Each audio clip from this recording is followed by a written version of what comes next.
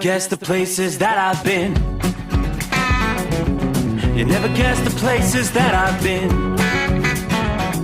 'Cause everything is like a dream, yeah, but only in that dream that I live in. I'm never gonna let the day begin. Never gonna let the day begin. 'Cause everything is like a dream, yeah, but only in that dream that I live in. Oh, don't wake me up before you go, and I'll just make this bed my home. Oh, darling, please just let me sleep. Give me my dreams.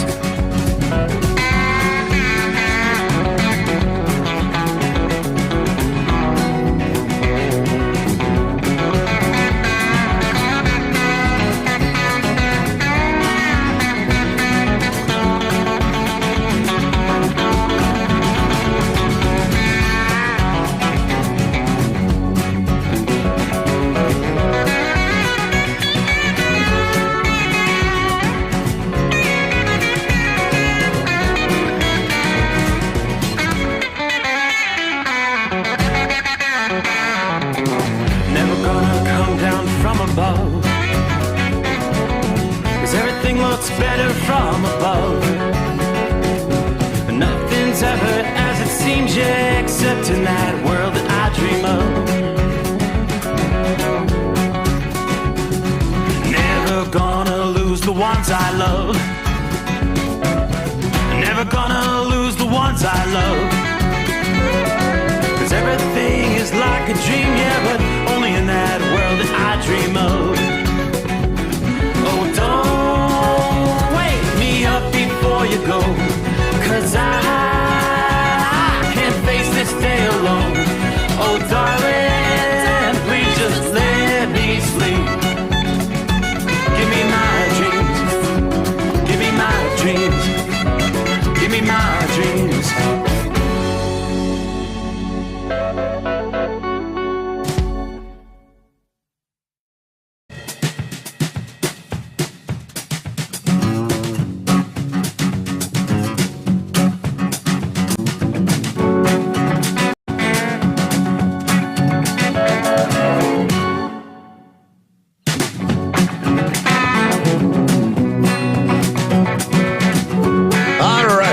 Done this in a couple days. See if I can remember how this works. Hey there! Happy Monday? Is there such a thing? Oh my, yeah, we closed out another weekend already. Yeah, close out the first full week of August. Make our way into the second week of August as we make our way into the 9th day of August. Here it is. Yeah, kind of feeling like the dog days of summer. After a very cool week the prior week. Water temperature in the pool was really going down with those overnight lows dropping down in the upper 50s, low 60s. Definitely saw a big warm up over the weekend. Hot, steamy air from the Midwest into the Northeast. And it's going to stick around. We've even got some weather issues tonight. Nothing widespread. It's a pretty good night for travel around the country. We start with the zoom into the largest area of showers and even some thunderstorms in the last hour or so. We've seen a few severe thunderstorms warning as this line moves through western Kentucky into the northwestern corner. Did I say eastern Kentucky? Western Kentucky, northwestern Tennessee. That line pushing through right now. Got some torrential rains from Evansville all the way down into Murray, Tennessee. That would be, it's Murray on the Kentucky or Tennessee line. It's right on the line there. And northwestern portions of Tennessee as well. Get some strong straight line winds, 60-mile-an-hour winds, and definitely torrential rains along I-24 there. Meanwhile, way out west, we've been talking about the monsoon season. We've seen some severe thunderstorm warnings popping up in parts of southeastern Arizona tonight. Yeah, the Weather Service office in Tucson, pretty busy. Now, realizing it doesn't take a lot of moisture in that part of the country to cause flooding. Some of these heavy rains stretching right along I-10. Yeah, from right about the New Mexico line all the way over to nearly I guess that would be State Highway 90 there in southeast Arizona. Some of these, Dragoon, Arizona. Forecasters say there's been 2 to 3 inches of rain falling with that torrential thunderstorm that has produced severe thunderstorm warnings. And for that part of the country, that's a lot of rain. Another ½ inch to an inch may fall there here in the next couple of hours. So, again, it's not a widespread area, but it just takes that one thunderstorm to cause some big-time flooding issues with some of the what would normally be dry washes, arroyos, and things of that nature. Meanwhile, there's another cluster of thunderstorms. This one had been producing a handful of tornado warnings and severe thunderstorm warnings. I'm not seeing the warnings coming in nearly as much since a little after 10 o'clock this last couple of hours. That was the last tornado warning, right about 2 hours ago. But still, definitely some torrential rains. North central and northeastern portions of Iowa tonight. So caution along the interstates there. From about Calamar all the way back to Greene and Rockford, Iowa, things going to begin clearing out there. Mason City, you're on the backside of the showers and thunderstorms there. So, like I said, a few areas of some definitely slowdowns with torrential rains.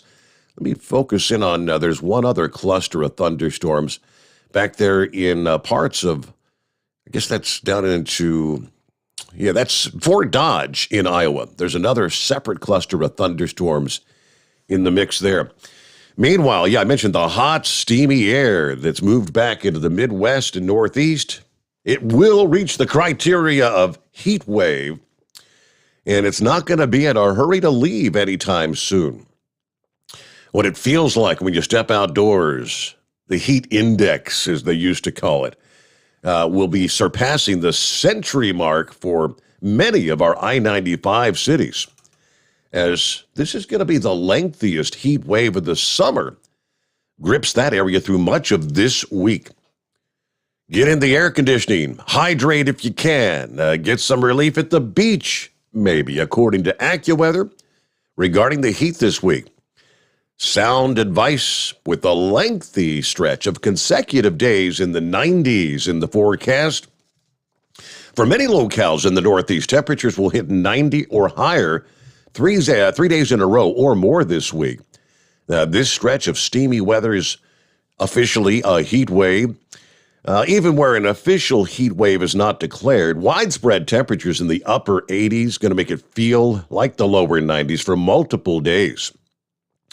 After many folks across the Northeast were able to give the AC units a break to start out the month of August, the dog days of summer are indeed set to return.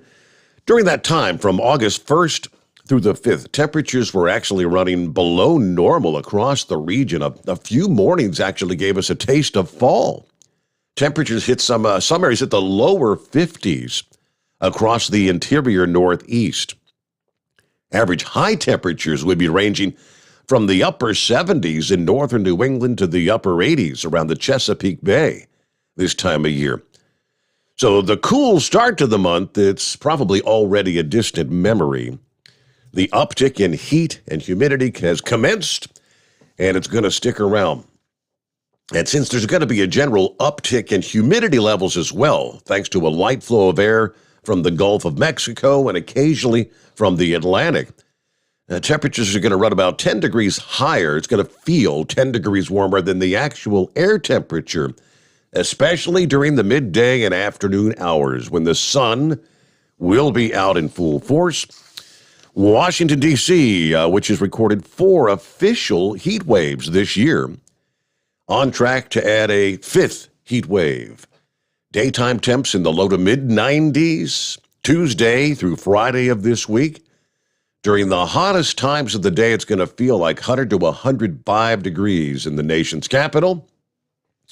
Further north along the 95 corridor, Philadelphia, similar temperatures through the week there. Feels like temperatures in the century mark. New York City may not reach official heat wave criteria, but you'll still expect steamy temperatures. It's going to feel like you're in the upper 90s at times. Boston will experience the peak of the heat during the latter portions of this week. Temperatures will be climbing into the upper 80s and lower 90s. Pittsburgh, you've got a chance to hit 90 for the first time since June the 29th. You may hit that mark today. Temperatures forecast to be in the middle and upper 80s for the rest of the week. The heat and humidity will extend even through the overnight hours there in the Northeast. The worst of the warmth along the urbanized stretches of the I-95 corridor. Overnight lows in the low to mid-70s, making it difficult to sleep, a little bit uncomfortable, especially if you don't have air conditioning. Steamy weather, ideal for taking a dip in the pool, the lake, or the ocean to cool off. And I will need to be kept to the sky due to the potential for showers and thunderstorms to bubble up with the daytime heating. With all this heat and humidity, that sets the stage for probably near daily rounds of showers and thunderstorms, which could pop up anywhere in the Northeast this week. There's going to be an additional boost of energy across the upper levels of the atmosphere about midweek. Some of those thunderstorms could turn strong or locally severe. Rounds of severe weather first taking aim at the middle of the country here as we start the week off. As is typical during this summer months, any thunderstorm could produce torrential downpours, gusty to locally damaging winds. Lightning strikes will endanger anyone caught outdoors. Find shelter at the first sound of thunder. The good news is no one day is going to be an entire washout. Alternative plans will want to be made in the event of a thunderstorm for outdoor activities, probably run you in for an hour or two, that sort of thing. There's likely a light at the end of the tunnel this upcoming weekend in the form of a cold front that'll knock down temperatures and humidity levels to more tolerable levels. Decrease in moisture in the air will lead to more drier days as well, compared to what we're going to see much of this week there in the Midwest and Northeast. Yeah, we definitely warmed up. Young Rowan had football games this weekend. First Saturday, 4 o'clock in the afternoon. I mean, like the hottest time of day. Boys were out there sweltering in the summer heat. Then he had a 2:30 game this past afternoon. Oh, by the way, they won both of their games. Good job to the fourth grade Coleraine Cardinals there. How about that? Meanwhile, in a totally separate scenario, hurricane season's been very quiet for the last several weeks after kind of a gangbuster start. This lengthy calm in the Atlantic may come to an end this week. Forecasters are keeping a close watch on several tropical features sweeping through the basin. Now, even if a tropical depression or named storm fails to come together, forecasters say the Lesser Antilles and other parts of the Caribbean will feel some of the effects. You've got to go all the way up to Hurricane Elsa's dissipation, which was literally 1 month ago today, July the 9th. It's been calm for an entire month in the Atlantic basin. A lot of dry air, dust particles, strong wind shear, all inhibiting the development of tropical systems. It's pretty typical that the Atlantic enters a lull in activity during July into the start of August. The basin achieved a feat that hadn't occurred since 2009. That was the last year a storm was not named between July 10th and August the 3rd. We have not seen that. Now, the current phase in the Atlantic since July is a sharp contrast to the month of June, of course, where we had 3 named tropical systems, tied the record for the most active June. The forecasters are monitoring several features, tropical waves as we call them, that have emerged off the coast of Africa. The showers and thunderstorms associated with those waves, that's where you have the potential to organize into a tropical depression or the next named storm under the right conditions. Two of these waves were well to the east of the Lesser Antilles as of Sunday morning. Another area of low pressure near the Cabo Verde Islands. Forecasters say some of the conditions are supportive for tropical development to be into play into this week. Water temperatures, pretty much supportive for development. Water temperatures around 80 degrees or higher is what you need for tropical storms to form. The water being sufficiently warm, not enough for a tropical storm to form. However, dry air, dust, and wind shear can deter and prevent tropical development in many cases. Those are the conditions that have been in place pretty much since the demise of Elsa a month ago. Now, they're currently given an area of low pressure to the south of Cabo Verde. Right now, a low chance of development. One or two tropical waves ahead of that feature are listed as medium chance of development through the middle of this week. Any development that does take place will be very slow to occur due to some of the inhibiting factors in the atmosphere. All right, if any of these features could somehow navigate these obstacles and reach tropical storm status, the next storm would be named Fred. After Fred, the next name on the list will be Grace. So Fred and Grace next in line. They do anticipate things becoming more active here in the month of August, which is pretty typical. August through the month of September and into early October is usually busiest time of year. Okay, I hope you had a good weekend around the country. As we're underway, our number 844-844-3388.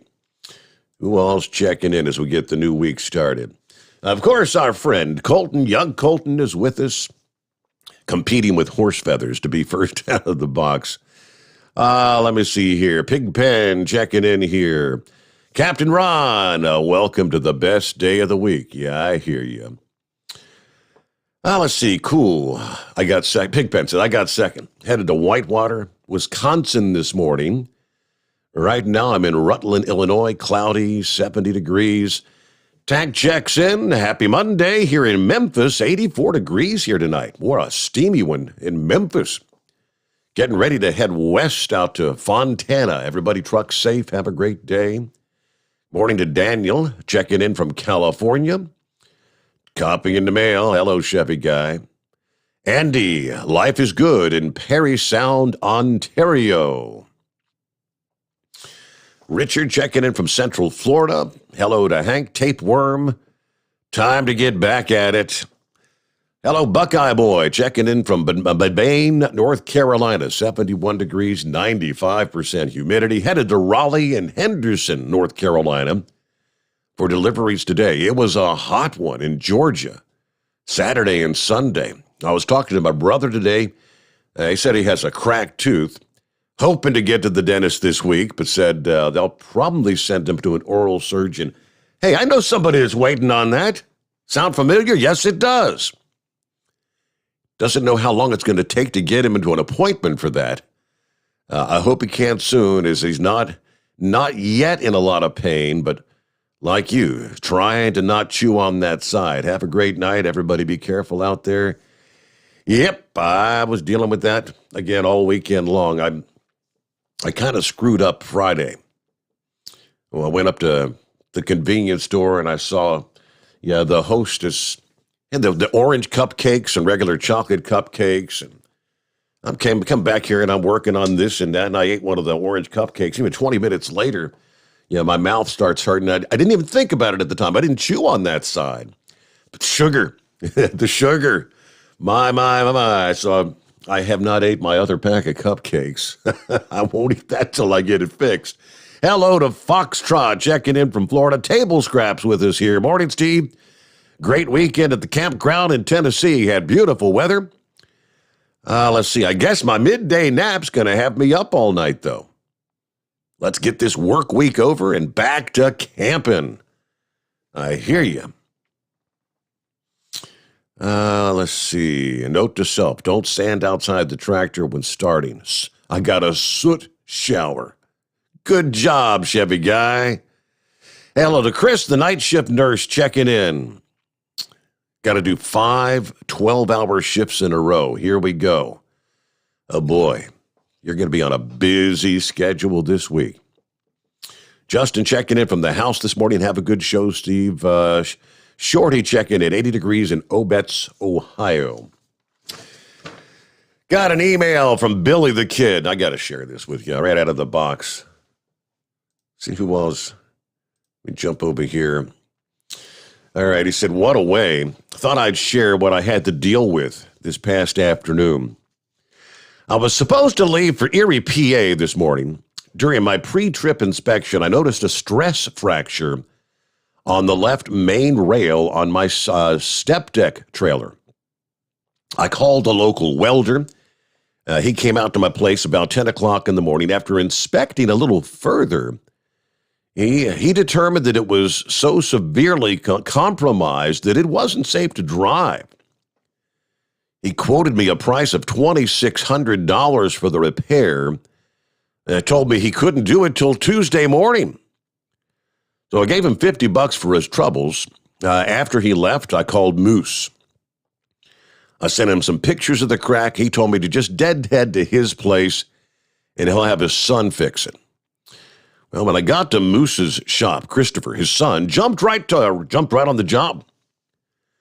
Well, while we're waiting, this guy that nobody knows shows up. He's obviously on some type of drugs. And he tells Moose he needs some money or somebody's going to get cut. I'm not going to lie, I was a bit scared. Moose kind of giggles and tells me to leave, or tells him to leave.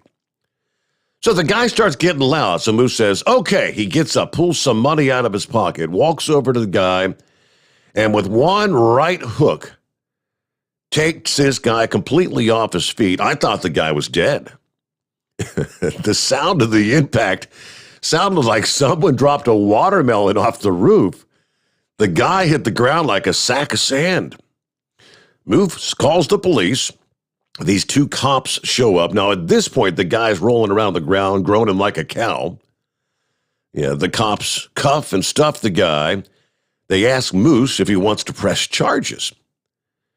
That's when I witnessed the most mature, diplomatic, and human reaction I've ever witnessed.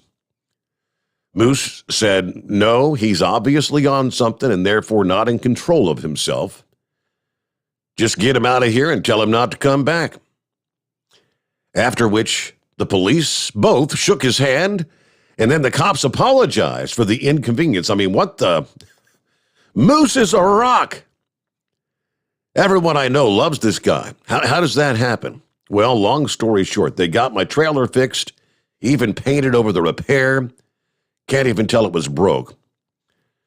I never had the fortune of a father figure in my life, and I guess I missed something, but I'm forever indebted to you and your show for allowing me to get to know Big Moose. I'm proud to call him my friend, and it's truly inspiring getting to see firsthand how he deals with our industry and his children and his friends. I hope I can pick up some good habits. I asked him how much I owed him. He wouldn't take any money. He said friends don't need money. He said he probably might need a favor one day, and I could repay it them, which I hope I get the chance. I just made my appointment, so I'm going to sack out, have a great show, and a wonderful evening. That's from Billy the Kid there. Okay. So some numbskull shows up at your place and is going to try to tell the guy that's damn near 7 foot tall, you got to give me some money or somebody's going to get cut. All right, what a way to wrap up the weekend. Our number, 844-844-3388. The Steve Sommers Overnight Drive live from the Hot Shot Secret Studios. You're listening to the Overnight Drive with Steve Sommers. PureFlow AirDog, your leader in fuel-air separation system technology. Our systems filter out water, particulates down to 2 micron, and remove all of the air out of your diesel fuel. This allows for nothing but pure, clean diesel fuel to reach the expensive injection system equipped in your vehicle. Not only do our fuel systems protect, they also come in a variety of flow rates to meet your performance needs. Our systems are compact and use OEM-style fittings for an easy installation. Learn more about our product at www.pureflowairdog.com and be sure to follow us on Facebook and Instagram. Protect your investment with PureFlow AirDog. Drivers, you demand that your equipment's reliable and dependable, and that also applies to your headset for communication. Well, our friends at Stellar Electronic have you covered. The Pluto Duo headset bundle is the best communication headset you can find in the industry. No matter the challenging environment you're driving in, the Pluto headset will make you sound crystal clear all the time thanks to their 99% noise cancellation. And the Duo's not only a stereo converter for the headset, but also a power bank so you can charge as you go. Learn more at StellarElectronic.com or visit them on Facebook. Some say their truck reflects who they are, dependable and reliable. That's why you trust Blue Def. Now the best just got better. Introducing Blue Def Platinum, a revolutionary innovation with advanced system shield technology to significantly reduce harmful deposits. To maintain fuel economy, save money on costly repairs, and sustain the life of your SCR system, there's only one DEF to choose. Blue Def Platinum. The best just got better. Because Channel 19's a little congested. Call Steve now at 844-844-3388. The Overnight Drive.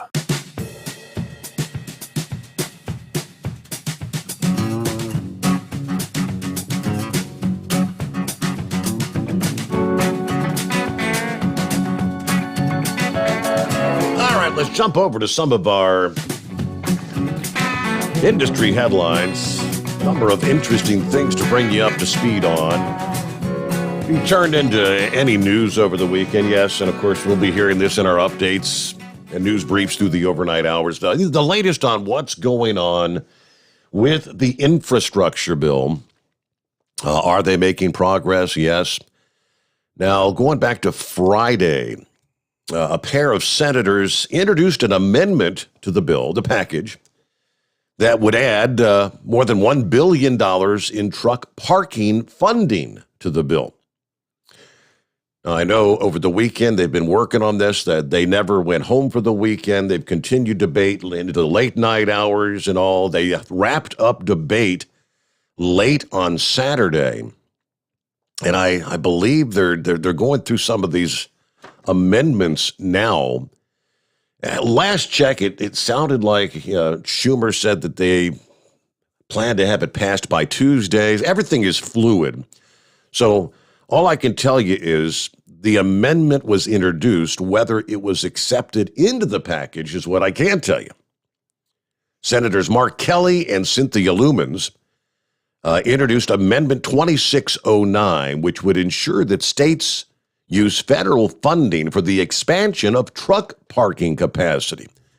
Specifically, the amendment would require that at least, now this was kind of confusing when I saw it, at least 0.7% of the funding from the National Highway Performance Program be used for truck parking projects.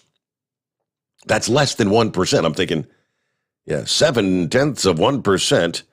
They say that amount would be more than $1 billion over the duration of the legislation.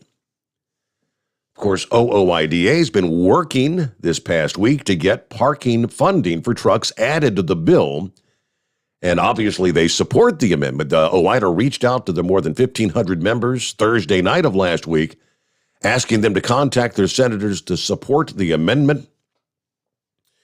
Colin Long, OOIDA's Director of Government Affairs, said the legislation is moving fast. There's no time to waste. This is it, now or never. We have bipartisan support. We need truckers to call their senators as soon as possible to get this over the finish line. Again, that was late Thursday into Friday morning. Otherwise, we're looking at probably 5 more years of the status quo when it comes to truck parking, which we find unacceptable. All right.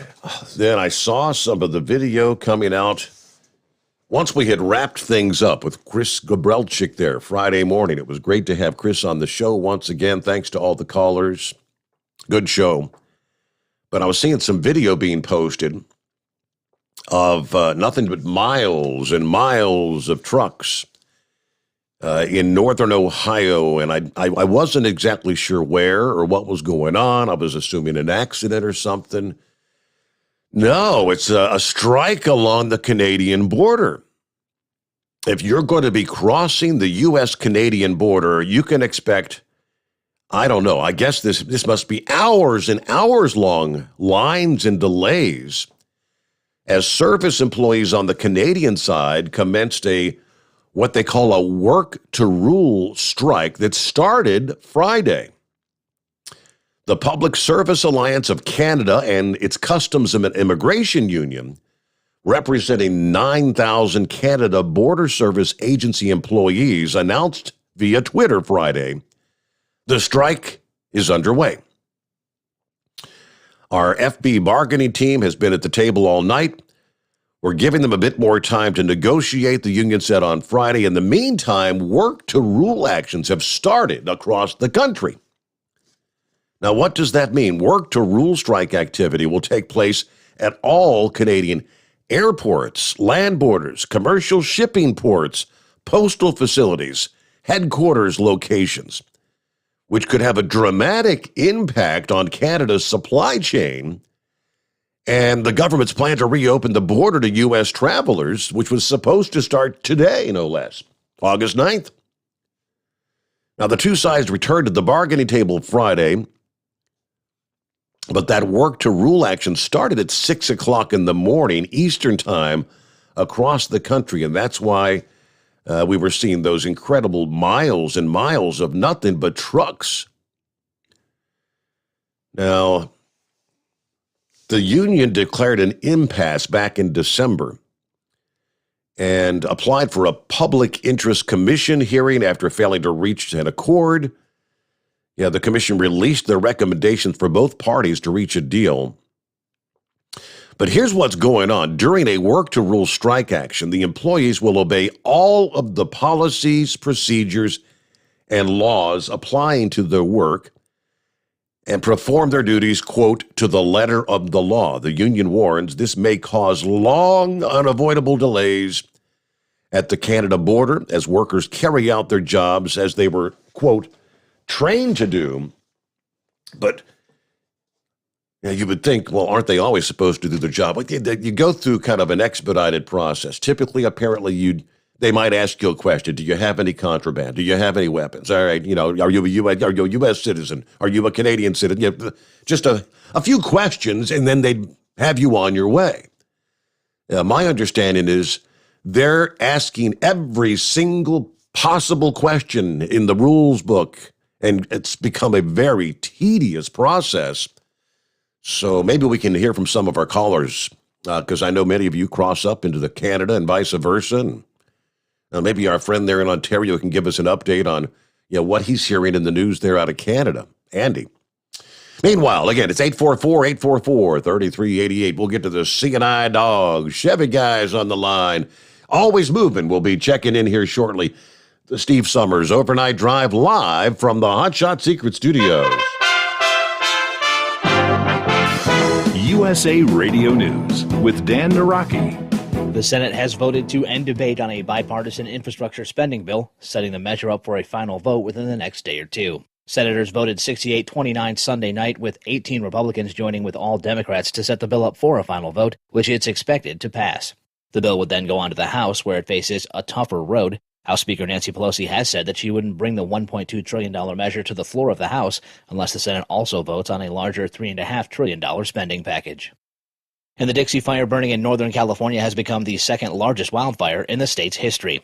The fire burning in 4 counties has scorched more than 463,000 acres and is about 21% contained. CAL FIRE says that 3 firefighters have been injured while battling the blaze since it began around July 13th. No fatalities have been reported, but the fire has destroyed more than 400 structures, with another 10,000 threatened. This is USA Radio News. Here's the message Fox News doesn't want you to hear. Hello, I'm Mike Lindell, and I'm coming to you with the most important commercial that I've ever done. All of you know what MyPillow and myself have gone through in the last 5 months in my efforts to bring the truth forward. Well, it's all come down to this.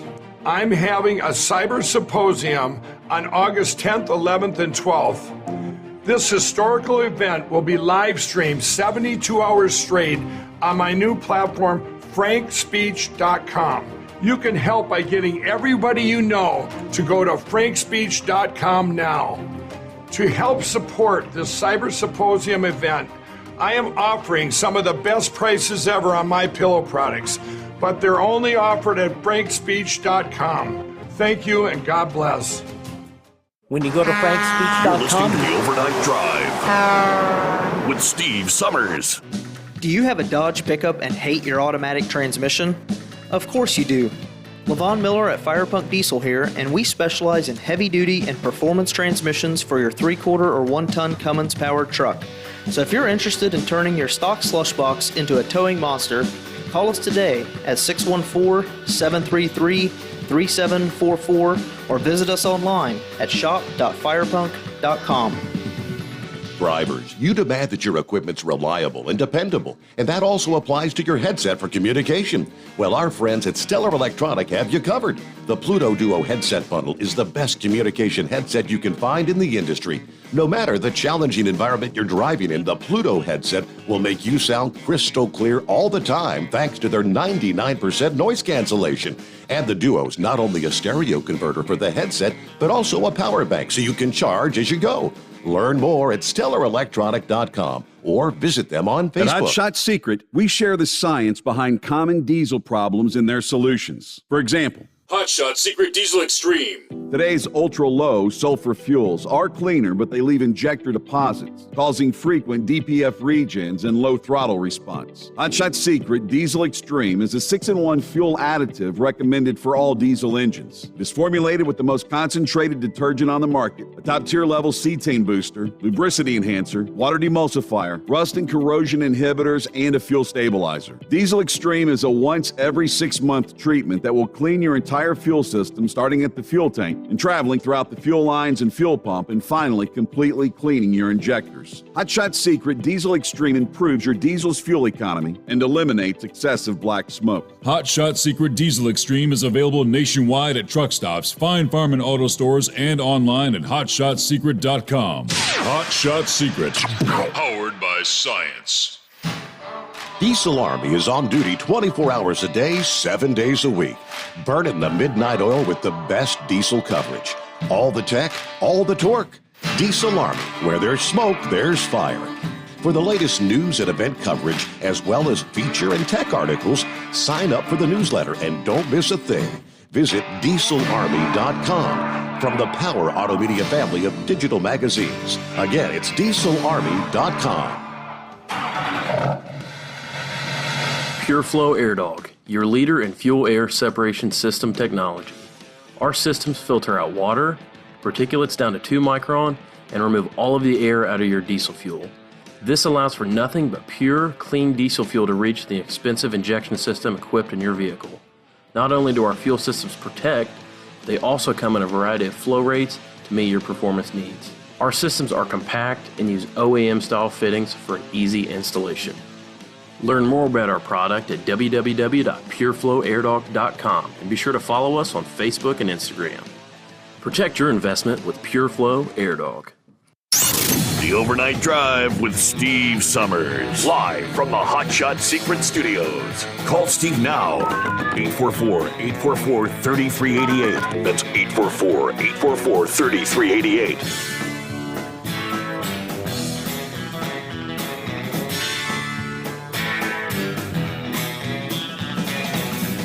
All right, did a quick search, found the, here was the scoop. CDL Life had the story.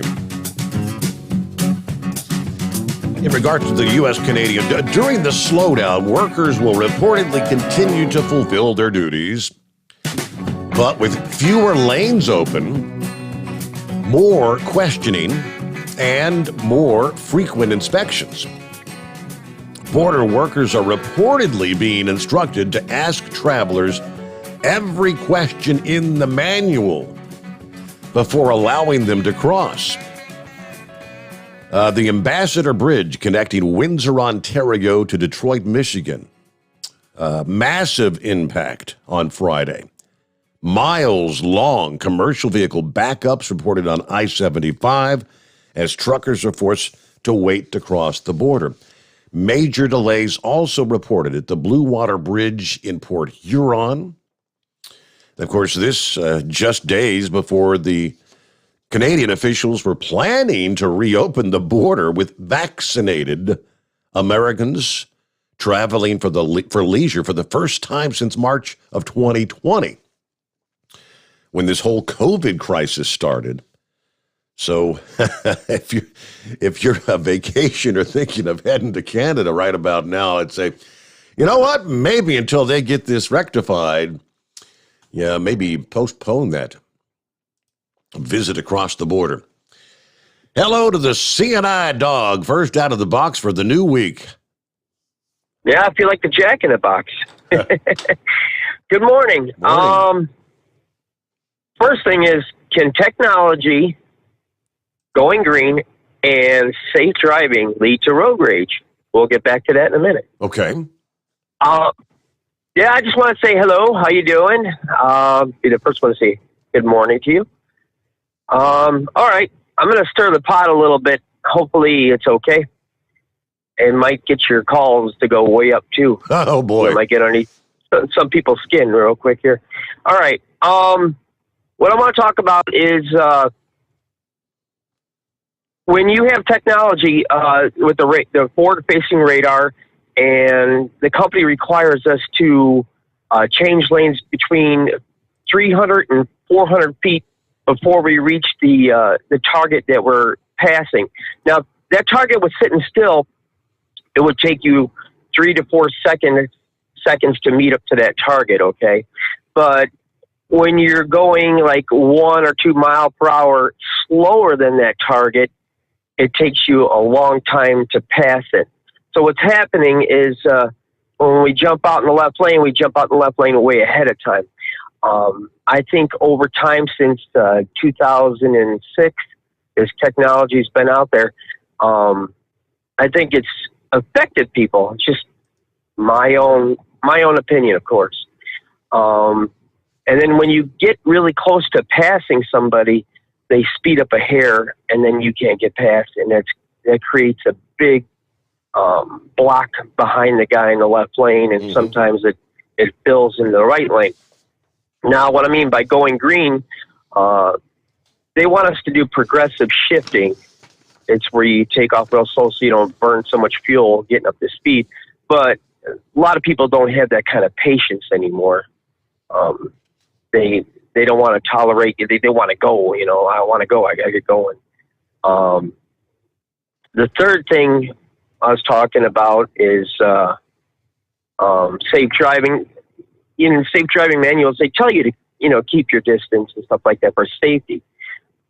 All right. What this causes when we change lanes ahead of time, because the cameras and the software require that, what's happening is the cars and the trucks are very impatient. So they race up on the right and they cut in between. Even if we're within less than 50 feet, they'll slice right in at the last minute. So what I think we need to do is, if law enforcement's listening, or even legislators, is to pass a law saying, slow down, let them get around. I know that's going to make people like Moose upset, because I heard what he says about company drivers, but it's not just me. This is a nationwide thing, and I think it's what's causing extreme road rage. As everybody has seen road rage go right through the roof, and the more cameras that are getting in trucks, the more people have to exercise the same driving habits I do. So also, I think if somebody passes on the right and they're involved in a wreck or a bad wreck, that they should be held accountable for their actions. I mean, if you want to pass on the right, I'm okay with that. But if you do cause an accident passing on the right, I think it should be your fault because it's just an unsafe act. A lot of trucks have on the back of it says passing side on the left of their trailer in the rear, and on the right it says suicide. So, what's your opinion on that? Like you said, you may ruffle a few feathers, but I don't know the whole prospect of you're saying you think the truckers should slow down to let them get around is. Well, back in the day, I've been driving since '84. Back in the day, truckers used to be real polite to each other and stuff like that. These days, it's like some of them, even know that you're going to eventually pass them, do a turtle race with you. They just lean into it as hard as they can, and instead of just backing out by 1 or 2, 3 miles per hour, which is an inevitability of passing, they just lean into it until you finally get around them. It would only take about 30 seconds for a vehicle to pass on the left if they would just let go a little bit. Because I mean, it's an inevitability that somebody's going to pass. And you got to ask yourself a question. How did that truck get in that position between 150 feet in the left lane? Because you got to remember, these cars want to do 80, 90 miles an hour and opposed to 70 or 75 miles an hour. And I don't have a problem with that. You know, that's between you and you know, the police. Whatever you want to do, you go for it. You know, if you want to hammer down, that's fine. But I think if we just exercise a little professionalism and just back out of it a little bit to you know, open up that left lane. Sure. I mean, in my opinion, I'm like anyone else, seeing eye dog. I get just as frustrated when I get caught up behind, like you say, the turtle race. That's you're saying the modern technology is the governed trucks, I'm guessing. And, you know, if you think it's bad now, if they do proceed with a mandate for all trucks to be governed, this is going to be minimal. It'll exponentially get worse out there. Yeah. And road rage will continue to grow. And hell, it's off the charts. I shared some of the numbers that someone gets shot or injured due to a road rage incident every 40 hours or something. It was just an off the chart number. Road rage is crazy out there. Yeah, I mean, what's the big deal if you're going to run side by side for 4 miles and all the traffic stacking up behind these people? Yeah, that pisses a lot of people off, and they don't understand what's going on. They don't realize that it's the governed trucks that are causing the issue. Well, I've seen it longer than 4 miles, actually. The guy in the right lane just speeds up enough.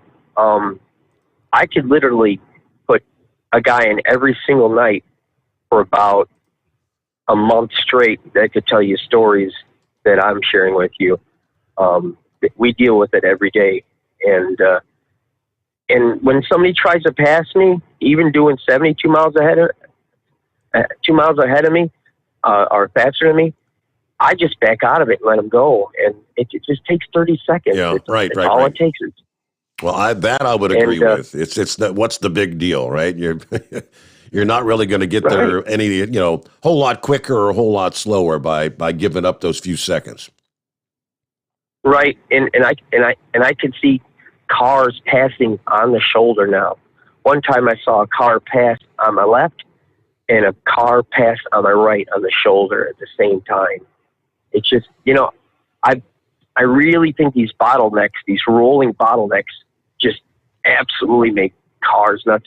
So I'm challenging any state out there, one state, go ahead and pass that law, slow down, let them get around, not the one comment that the other guy makes about emergency vehicles.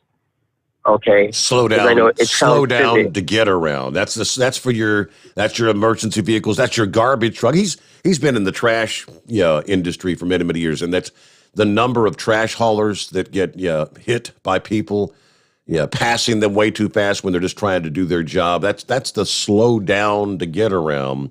So you're calling it the slow down to let them get around. I pulled up the numbers here because we shared this a few weeks ago. Road rage incidents. You want to know how bad it is out there? There are 42 deaths and injuries per month due to road rage. Those from June of 2020 to May of 2021. Now, back in 2016, it was 22 deaths and injuries per month. So you see things are just getting worse out there. And really, if you think about 2020 into 2021, there was a whole lot less traffic out there. Yet road rage continued to worsen. All right, more of your calls ahead. It's 844-844-3388. The Steve Sommers Overnight Drive live from the Hot Shot Secret Studios. Live from the Hot Shot Secret Studios, the Steve Sommers Overnight Drive. Are you having trouble sleeping? Are you tired all the time? Growing older is a fact of life. Our skin starts to wrinkle, muscles get weaker, and our energy levels plummet. If there was a product that may help you slow down these symptoms of aging, would you be interested? I want you to go to getonthegel.com. That is getonthegel.com. Watch this 4-minute video that explains more about this amazing product. Or call us at Youth Fountain HGH today at 513-472-0699 for more information. Diesel Army is on duty 24 hours a day, 7 days a week. Burning the midnight oil with the best diesel coverage. All the tech, all the torque. Diesel Army, where there's smoke, there's fire. For the latest news and event coverage, as well as feature and tech articles, sign up for the newsletter and don't miss a thing. Visit dieselarmy.com from the Power Auto Media family of digital magazines. Again, it's dieselarmy.com. Dean Michael, the tax doctor here. Are you tired of those tax problems following you around like a dark cloud, always in the back of your mind, losing sleep at night? Call me now and get your life back. 888-557-4020 or go to mytaxhelpmd.com. Pretending they're not there won't make them go away. The IRS isn't going to forget. They will levy your bank account and garnish your wages. Don't wait for that to happen. I'm not telling you these things to scare you. I'm telling you so you can benefit from my years of experience. Now is the time to act. 888-557-4020. Do you have a Dodge pickup and hate your automatic transmission? Of course you do. Levon Miller at Firepunk Diesel here, and we specialize in heavy-duty and performance transmissions for your 3-quarter or 1-ton Cummins-powered truck. So if you're interested in turning your stock slush box into a towing monster, call us today at 614-733-3744 or visit us online at shop.firepunk.com. And now, back to the Steve Sommers Overnight Drive, live from the Hot Shot Secret Studios.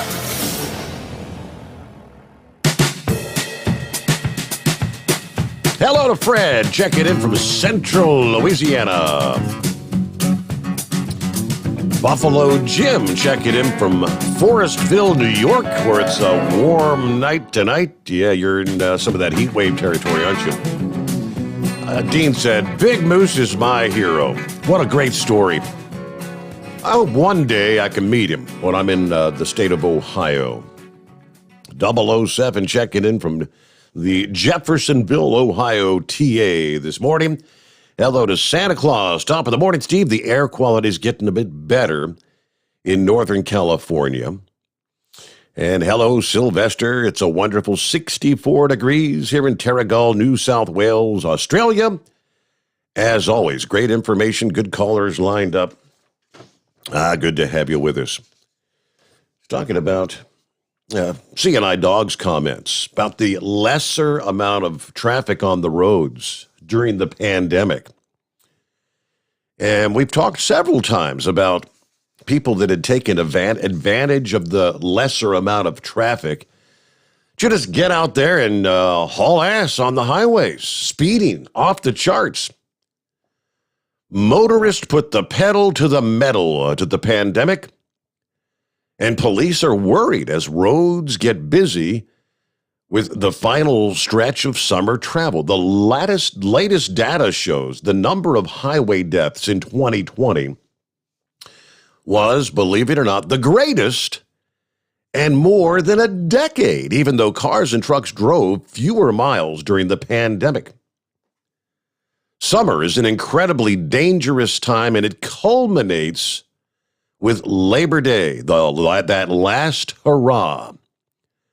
According to the Governor's Highway Safety Association, traffic data indicates the higher death toll related to higher average speeds in conjunction with more of those on the roads driving under the influence of drugs and alcohol, and a slight decline in seatbelt use.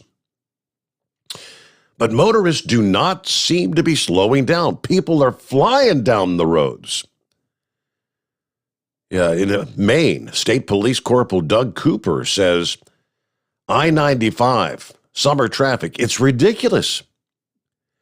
Tickets issued by the California Highway Patrol for speeding in excess of 100 miles per hour from January to June were nearly double the pre-pandemic levels. And the number of tickets for reckless driving citation grew as well. New York State, the percentage of fatalities which speed was the primary cause, and the total number of speeding tickets grew from January through June compared to the year before the pandemic. There is continued concern about the rise in speeding and aggressive driving as we enter the heart of the vacation travel season and increased traffic volumes on the highways. The extreme speeding dates to the early days of the pandemic. Police, distracted by civil disobedience last year, scaling back routine stops for safety, those lightly traveled roads quickly became the wild, wild west in many places. In New York City, supercars like Ferraris and Lamborghinis blazing down empty streets. Roaring engines disturbing residents trying to sleep. Motorists from coast to coast being ticketed at eye-watering speeds. Several lead-footed motorists took advantage to set new records on an illegal non-stop race from coast to coast, the Cannonball Run. Someone from Maine used a rental Ford Mustang GT with 130 gallons worth of fuel tanks to set a solo record racing from New York to Los Angeles in 25 hours, 55 minutes. There was a team that set a new record soon after his record-setting jaunt.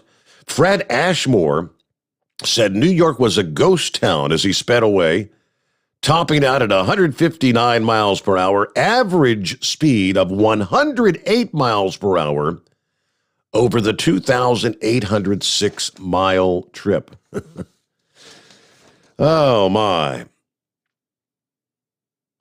He said, there's no person who's never sped. I just sped faster and longer. Okay, average speed, 108 miles per hour. Gotta love it. What's going on, Chevy guy? Or should I call you Spot, covered in soot? Yeah, I'll go by Spot tonight. Yep. I was wondering where all that stuff would come. I got this habit of flipping the switch on this Kenworth, and, before I get in it, let it warm up. And sure enough, I mean, I finally figured out where all that soot was coming from, They had some rain over the weekend while she was sitting in the yard, I guess. Is how I got it.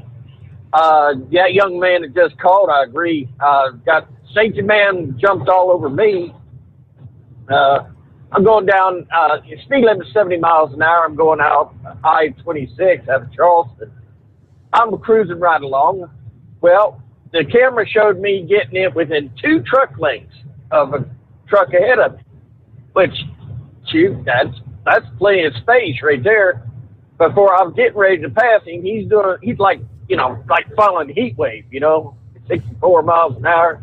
I had a 68-mile-an-hour truck. And he got on me about sitting up there like that. Safety man did. And I said, well, here's what you don't see. I see a line of cars. There's a couple cars coming right up beside me at 70, 75. I'm waiting for them to get past me so I can get over. And he said, well, what would happen if something would happen and he, a tire blowout? I said, well, for one thing, you can clearly see the man's loaded. He's going to take a lot more distance to stop than I would empty. And I have the shoulder option. I said, there's some things that you're judging me on that, you don't see. Now, earlier you mentioned the heat. Guys, this is common down here in South Carolina. I did 10 years in a tractor with no AC in it. Start drinking water now. Try to get that 2 liters in you before sunup. And I'm telling you, it'll make a world of difference. If you feel your lips getting chapped and heated, then you're suffering from dehydration. Now, I don't know how some of these drivers are going to do it because I've been informed they have safety procedures for a lot of drivers. You cannot eat or drink behind the wheel. I'm sorry. I drink coffee behind the wheel in the wintertime. I drink it now. I'm down to 1 cup. Normally I'm down, a pot of coffee a day in the cold weather. I've got, I drop my water. Now, how in the world you keep from out here, because I don't care if you sit in the air conditioning, you're going to get dehydrated in the air conditioning. I got air conditioning. I'm telling you, you got to understand why the thinking. Now, also, reason why I called, I'm sitting there last Friday, I had 17 tires with air and 1 without, about half of air. I back it into the shop, let the mechanic change the tire. We got a minister. He's a split image of minister. Same arguments, everything. He pulls his load of logs right across the front of my truck, and he comes walking up, and I've done turned him off the phone. I don't talk to him much at all. I said, if you got a problem and I can help, you call the supervisor and he'll call me, and then I'll unblock you, or I'll come and get you. But I said, no more. He's gone as far as offer some of my friends $50 for me to call after Biden become president. But man, he got right in my face. Oh, first off, he's cordial, and then he goes right into it, just like Minister used to do. And he got on me, what's this about Liz Cheney? Liz Cheney. What's this about Liz Cheney? What's going on with Liz Cheney? And I just, I said, I didn't vote for her. She's not in my district. And, what about Liz Cheney? He's being sarcastic. I just said, well, the only thing I can tell you is I've never voted for Lindsey Graham, and because he's pushing the red flag laws until the main election, and then I vote straight Republican ticket. So, but I've never voted for him in the primary. And he said, well, what about Liz Cheney? Liz Cheney kept on. He's just trying to intimidate. Finally, I go, well, what about the smartest man in America? And what do you mean? I said, well, he bought a mansion right on the ocean, and it's going to be underwater in 5 years, they say, right over his head. What about Liz Cheney? What about Liz? I just closed the door and let him go. So what about Liz? They're not going to hear what you have to say. They just want to kick you down. I'm sorry. He is a minister. He preaches. But I'm telling you, the only thing I can't judge. The Bible says, touch not my anointed, do my prophets no harm. But all I can tell you in my witness about what he does is he's preaching revenge. Anything in our structure, he blames it on the white race. And every single time it always comes into a racist thing. And I'm telling you, the only thing we can do is let this ride out. When they start getting hurt with the high gas prices, the taxes, they can't get loans because of the money situation. The banks won't loan you a loan for a rubber rowboat because the money ain't going to be worth nothing. Hey, I guess we've lived the good times, riding around in the bowl, according to Moose there, and I'm glad to hear Moose is all right, by the way. And sorry, Heat Wave, but you're the one with the 63 mile an hour truck. I had to use you as an example. Other than that, I'm going to sit back and copy the mail and try to rub these spots off my shirt. How about Have a good morning spot. Over and out. News update, top of the hour, 844-844-3388 on a Monday. The Steve Summers Overnight Drive live from the Hot Shot Secret Studios. USA Radio News with Dan Naraki. The Senate has inched toward passing a $1.2 trillion infrastructure bill, staying in session for the second straight weekend. A vote to limit debate on the spending package passed Saturday with a number of Republicans joining in the effort. Procedural votes to accelerate the process were expected on Sunday, but were held up by one Republican lawmaker who objected to the speed that the bill is being pushed through. Senator Bill Hagerty says Democrats were frustrated by the bill's low score from the CBO. The Tennessee Republican tells Fox News that his resistance frustrated their efforts to quickly push it to passage. They found out that they had a terrible budget score, over $250 billion in the hole. You recall, they've been saying all along that this infrastructure bill was going to be, quote, paid for. Well, indeed, it's not. And they didn't miss it by a little bit. They missed it by a long shot. $250 billion in the red. Other estimates could be even higher. I blocked this. This frustrated the plan to accelerate this to pass it in the middle of the night on Thursday night. And this is USA Radio News. Here's the message Fox News doesn't want you to hear. Hello, I'm Mike Lindell, and I'm coming to you with the most important commercial that I've ever done. All of you know what MyPillow and myself have gone through in the last 5 months in my efforts to bring the truth forward. Well, it's all come down to this. I'm having a cyber symposium on August 10th, 11th, and 12th. This historical event will be live streamed 72 hours straight on my new platform, frankspeech.com. You can help by getting everybody you know to go to frankspeech.com now. To help support this Cyber Symposium event, I am offering some of the best prices ever on my pillow products, but they're only offered at frankspeech.com. Thank you and God bless.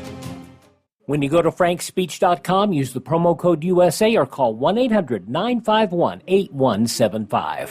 The Senate Minority Leader is asking the Biden administration to withdraw its nominee to head the ATF. Brad Bernards reports. Senate Minority Leader Mitch McConnell blasted Bureau of Alcohol, Tobacco, Firearms, and Explosives nominee David Chipman during remarks on the Senate floor, asking the Biden administration to stop flirting with this profoundly misguided nomination. Is a long record of hostility to lawful gun owners, a variety of complaints from those who worked with him in the past. How could it get worse? From the USA Radio News, West Texas Bureau, I'm Brad Bernards. And Vice President Kamala Harris will speak with Mexico's president on Monday to discuss COVID-19 vaccinations. Reuters reporting the two will have a phone call after comments from President Andrés Manuel López Obrador seemingly indicating that his country would be receiving more doses from the U.S. About 21% of Mexico's population is currently fully vaccinated, as cases are on the rise in the country, averaging about 20,000 new cases a day, according to the World Health Organization. This is USA Radio News. Lights out, everybody. Matt Dillon, United States Marshal. The first man they look for and the last they want to meet. Pleasant dreams.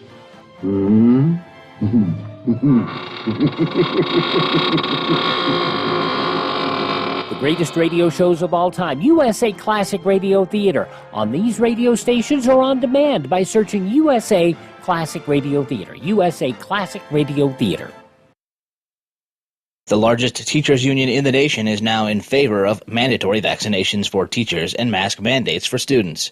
Tim Berg has more. The head of the American Federation of Teachers Union, President Randy Weingarten, is in favor of requiring vaccines for teachers.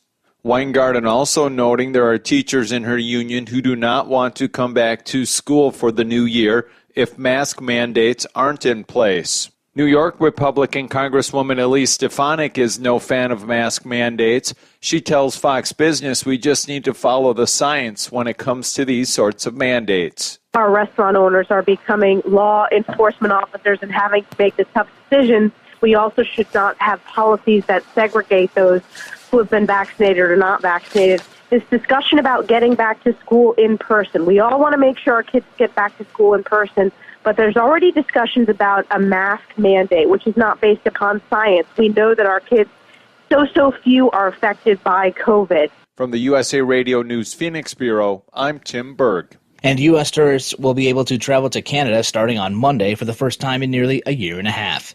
The Canadian border is being opened to fully vaccinated Americans who will be required to follow a checklist to enter the country that includes providing proof of vaccination ahead of traveling, showing no symptoms of COVID-19, and submitting to random COVID testing. For USA Radio News, I'm Dan Naraki. At Hot Shot Secret, we share the science behind common diesel problems and their solutions. For example, ultra-low sulfur fuels. The primary function of diesel fuel is combustibility. One of the little-known aspects of fuel is its role as a lubricant to metal-on-metal moving parts. The introduction of ultra-low sulfur fuels diminishes the fuel's ability to lubricate because sulfur, which has been mostly removed, has lubricating properties. Hot Shot Secret Everyday Diesel Treatment with LX4 delivers unmatched lubricity. Third-party testing confirms that it takes 3 times the amount of leading fuel treatment to match the lubrication benefit of 1 dose of Hot Shot Secret. Everyday Diesel Treatment is a fully formulated 6-in-1 premium fuel treatment for every fill-up, every time. Everyday Diesel Treatment is available at truck stops, Tractor Supply, O'Reilly's Auto Parts, and online at HotShotSecret.com. Hot Shot Secret, powered by science.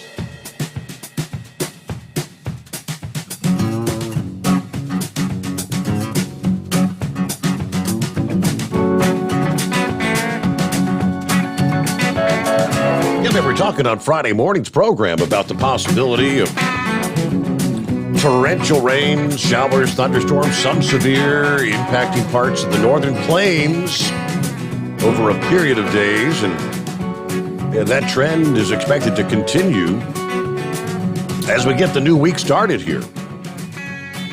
But over the weekend, wow, the flooding.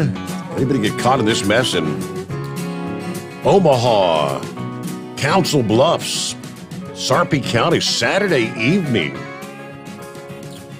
Yeah, Sunday was a cleanup day for the flooding. I mean, it was a flash flood emergency in downtown Omaha. Rapid runoff, leaving drivers stranded, knee-deep water at least. About 10:15 Saturday evening, the National Weather Service reported 6 rescues had already taken place. Drivers stranded in flooded vehicles in southeast Omaha. Cars reported to be floating near 11th and Leavenworth in downtown Omaha. Others stranded at Leavenworth and Saddle Creek. Social media filled with video of newly formed rivers downtown. Rain fell so fast and fierce, visibility was near zero for those who tried to drive on the streets at the height of the storm. Nickel to quarter-size hail fell along a path from Dodge to Harrison to the Missouri River. By 10 p.m., Omaha Public Power District reported more than 15,000 outages in Douglas, Sarpy, and Saunders County. By Sunday morning, the numbers had dropped to under 2,100. Law enforcement closed a lane of Interstate 480 near Creighton University when floodwaters overtook the roadway there. In Omaha's Old Market, runoff swept down Leavenworth and Jones Streets, damaging vehicles, impassable roads. Much of the floodwaters subsided almost as quickly as they appeared, leaving behind mud and debris in their wake. Some of the storm reports that had come in 9:24 p.m. Saturday night again. The National Weather Service said 2.08 inches of rain fell in the span of 30 minutes' time in the Millard area. By 9:33 p.m., another report in the area said 5 inches of rain had fallen. 10:17 p.m., a train spotter reported water as high as 4 feet over the roads, 2 miles northwest of Council Bluffs. National Weather Service reported significant street flooding and road closures just west of Offutt Air Force Base. Several vehicles in the area stranded in floodwaters. By 11 p.m., the significant rain in the metro had tapered off. The wind threat continued to push southeast across southeastern Nebraska and southwestern Iowa. Yeah, one of those pockets of just torrential rains. All right, let's get back to the calls here on a Monday. Hello, always moving. Good morning. Thanks for taking my call. That definitely is a frog strangler, what you were describing. Yes. That's a lot of water coming down. Several things to cover here real quick. First, on the transportation bill, and I've listened to this on the radio for several years now, but it's my understanding that Kentucky is the one that doesn't want to do the bridge because all of the businesses are established all along, and the road is the width that it is, and the businesses are there, and those businesses don't want to move. That was my understanding. So I don't know where all of the politicians keep saying we're going to get this money and build this bridge. Well, you're not going to make it any wider and all if Kentucky doesn't want to do anything on their side. So I don't understand where they're all using this bridge for political gain when Kentucky has flat out said no, they're not going to do anything about it. So that's on the transportation bill. I've heard that several times from Kentucky that where the businesses are and their locations, they're established. That's it. They don't want to do anything any different. And then I read an article also about a gentleman, 80 years old, got his vaccination back in whenever it was they started with him. And he did wind up getting COVID, and he did pass. He went to the hospital, and he did pass from it. So in another article, Jennifer Aniston, the actress, was saying that, she's had her vaccination, and she said, I'm not going to, I might get it, but I'm not going to go to a hospital, or I'm not going to die. So that's a falsehood. So she needs to rethink her thoughts on that one. And coming out of Columbus today, there was a sign to the right that said Ohio Department of Transportation CDL job fair.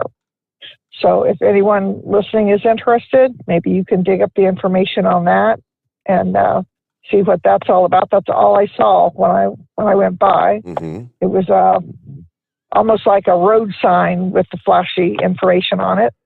And I was wondering about your nephew. I believe his name was Lucas.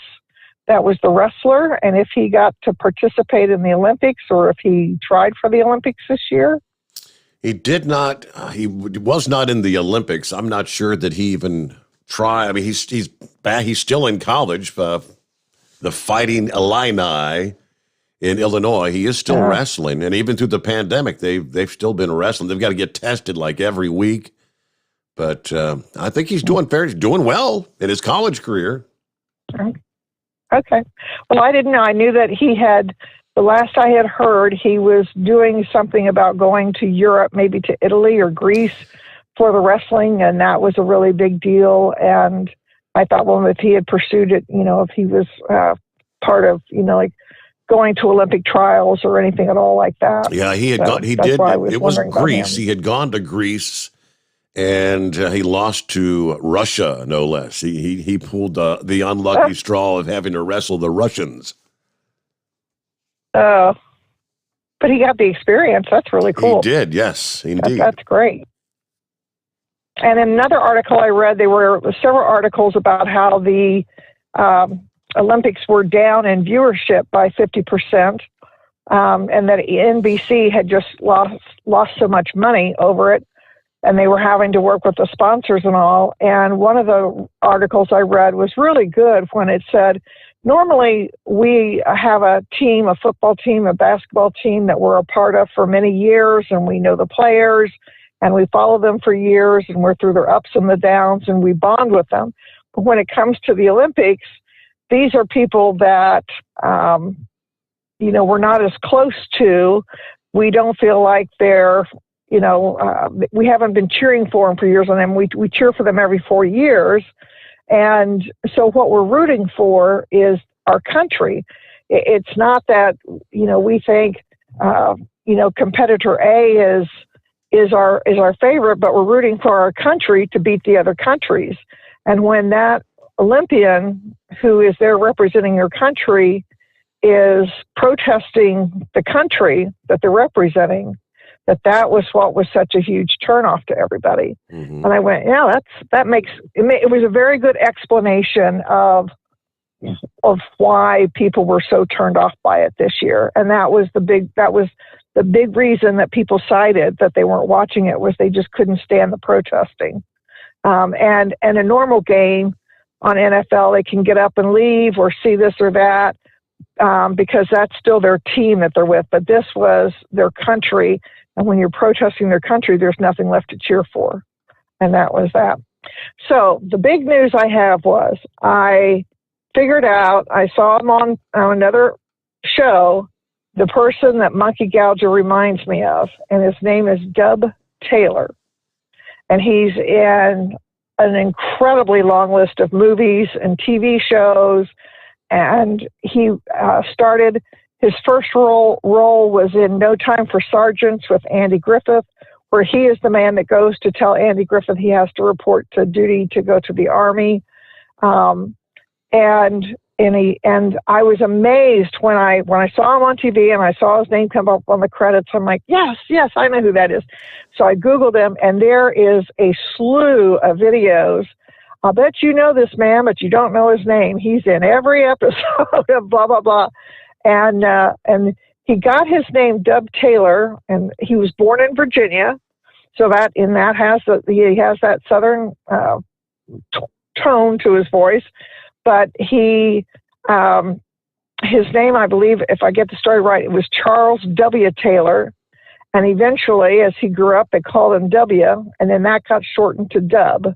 And that's how he was known, was Dub Taylor, through Hollywood. And he never once played a leading man, but he was one of the most recognized, versatile actors anywhere in Hollywood for tons and tons of years. And to look at his credits of movies and TV shows, and they said he played a lot of Westerns, and he was a sidekick for a long time in a show that I didn't recognize. I guess he was on that for 5 seasons or 5 years, something like that. But anyway, he played Cannonball, I think was the name of the guy.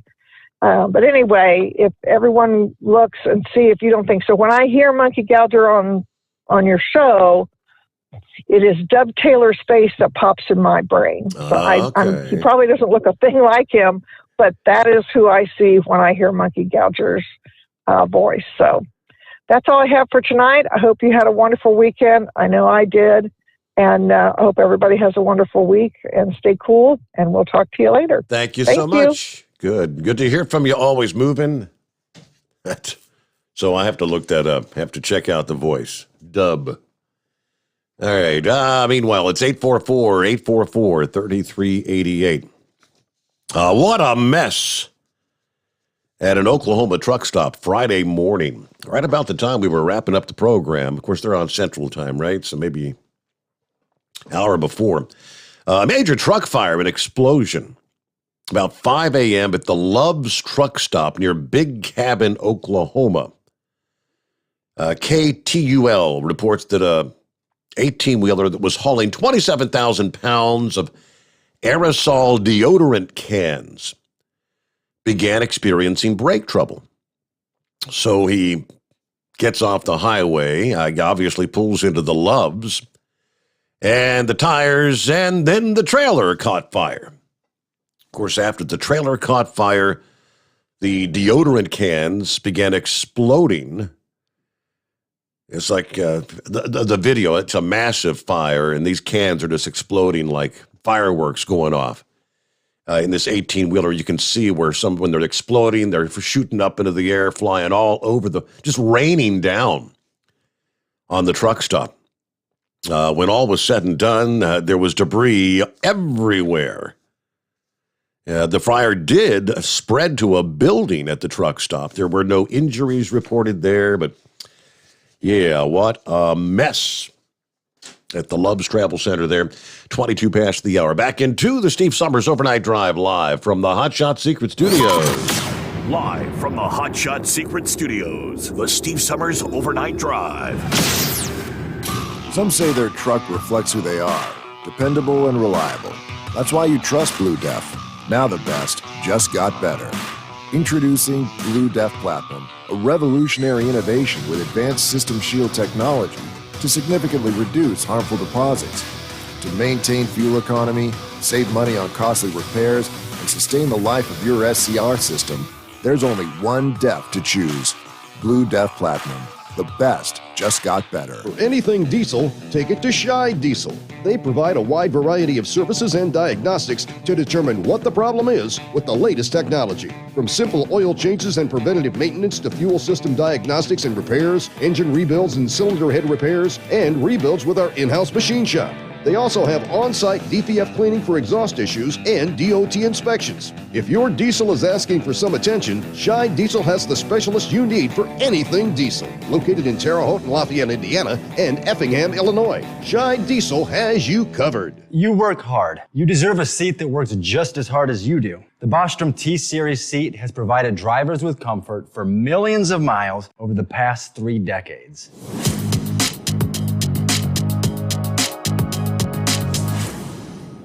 Each seat is built right here in the USA and has 4-position front cushion tilt and higher low-profile air suspension with isolator.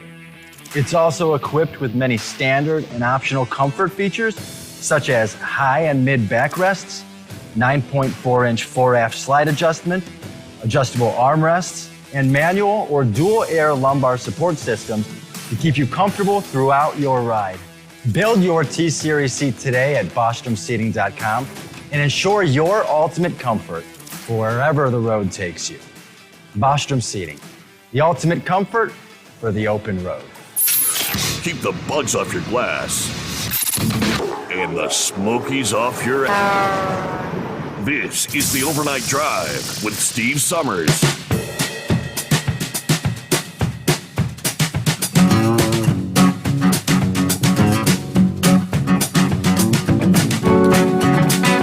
One other item we did not touch on Friday morning. Of course, Chris Gabrelchik was with us. Well, we did a few industry headlines, but obviously we talked primarily about what's going on with Hot Shot Secret, answering your questions about products and whatnot. Talked about some of the racing action, which looks like Kyle had a good weekend there out near Denver after he got settled in finally at a different hotel. That's comical. Let's see. The announcement that was made on Friday, though. President Biden announcing he wants half of all cars and trucks sold in this country to be electric vehicles by the year 2030. Less than 10 years from now.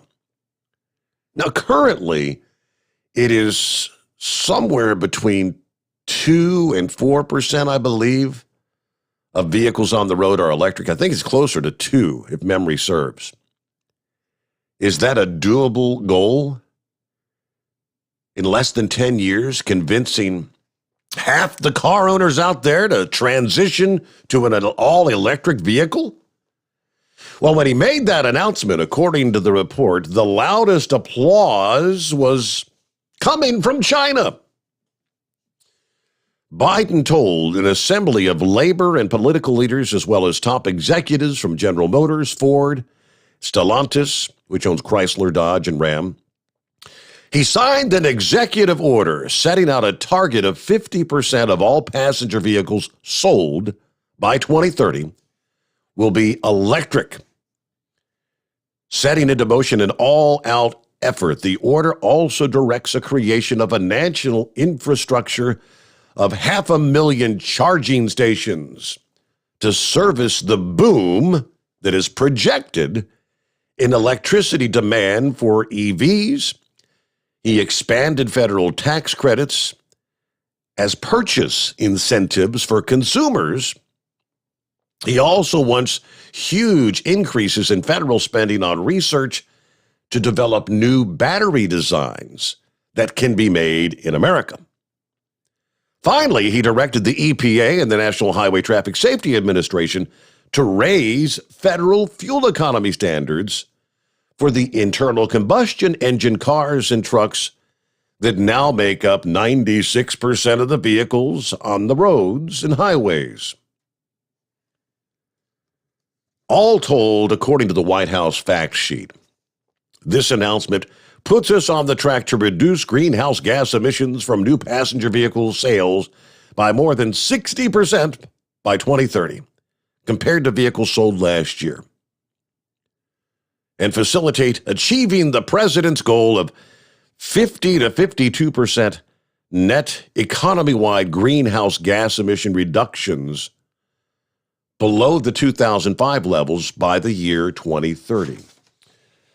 But yeah, definitely. At least it's in there to try to develop the technology to start making the batteries here. But right now, China, they're jumping for joy. It's going to be a boom for sales, a.k.a. China. All right, back to the phones here. Morning, Pigpen. How the heck are you? Oh, I'm doing pretty good. How are you doing? Well, doing all right. It's a Monday. Had a good weekend. Boy, they go by so fast, though. Oh, yeah, it sure does. Yeah, there's a couple things that kind of make my blood boil I've heard tonight. And we won't get on that Green New Deal stuff. Forget that. But Friday, oh, my goodness, that's when they started that strike stuff going into Canada. Mm-hmm. And I sat in line for 5 hours. I've never sat there that long going across the border. The worst I can remember in the last 8 years, probably about 2.5 hours. But man, and once I found out what it was, boy, that made my blood boil. So what time were you going through? Was it early on or midday Friday, or when were you trying to pass through? Yeah, it was about midday. Okay. And yeah, I was sitting there thinking, well, I'm going to get home at a decent time tonight. And I made it, but barely. I about ran out of hours trying to get home. And I was wanting to make a comment on that one guy was talking about the slow down to drive around or whatever. Yeah, I actually completely agree with him, because sometimes they get side by side there and you can't get around them or nothing. And it's like, somebody do something, you know. I mean, I could understand you go to pass them and you come up to a hill and the one passing's heavier or whatever. But I hate doing people like that. If that's me, I'll just back out of it or whatever I got to do. But, you know, I just wish more people would do that. You don't really lose a whole lot of time, do you? No, not at all. Yeah, actually, I remember that happening one time, and after a few minutes, I hollered at the guy on in the pasture lot, right lane there, and he said, "Well, why are you jumping on me for it?" I said, "I'm not jumping on you. I'm not saying it's your fault or anything. I just say, hey, I don't know with the situation before I got up here." I said, "You just barely back it off or whatever." It took me a few minutes to convince him. He finally backed it off and let the guy around. But it's like, we got to look out for each other out here. And I wish, I'm seeing less than that every day. So, well, I guess that's all I've got tonight, though. But thanks for taking my call and put up with me for a few minutes. Hey, good to hear from you. Thanks for listening in. Thanks for being a part of the show. That's what we're here for, especially on a Monday, all right? Okay, with that, it is 844-844-3388. Knucklebuster on the line. We'll get to Eagle checking in this morning, see what's on his mind as we wrap up the weekend. And room for you, the Steve Sommers Overnight Drive, live from the Hot Shot Secret Studios. USA Radio News with Dan Naraki. The Senate has voted to end debate on a bipartisan infrastructure spending bill, setting the measure up for a final vote within the next day or two. Senators voted 68-29 Sunday night, with 18 Republicans joining with all Democrats to set the bill up for that final vote, which it is expected to pass. The bill would then go on to the House, where it faces a tougher road. House Speaker Nancy Pelosi has said that she wouldn't bring the $1.2 trillion measure to the floor of the House unless the Senate also votes on a larger $3.5 trillion spending package. And the top aide to New York Governor Andrew Cuomo has resigned in the wake of an investigation into allegations of sexual harassment and possible criminal activity by the governor. The New York Times reporting that Melissa DeRosa offered her resignation in a statement where she called the last 2 years, quote, emotionally and mentally trying. DeRosa was mentioned in a report from an independent investigation into the allegations against Cuomo, where she was accused of leading retaliatory efforts against one of the governor's accusers. This is USA Radio News.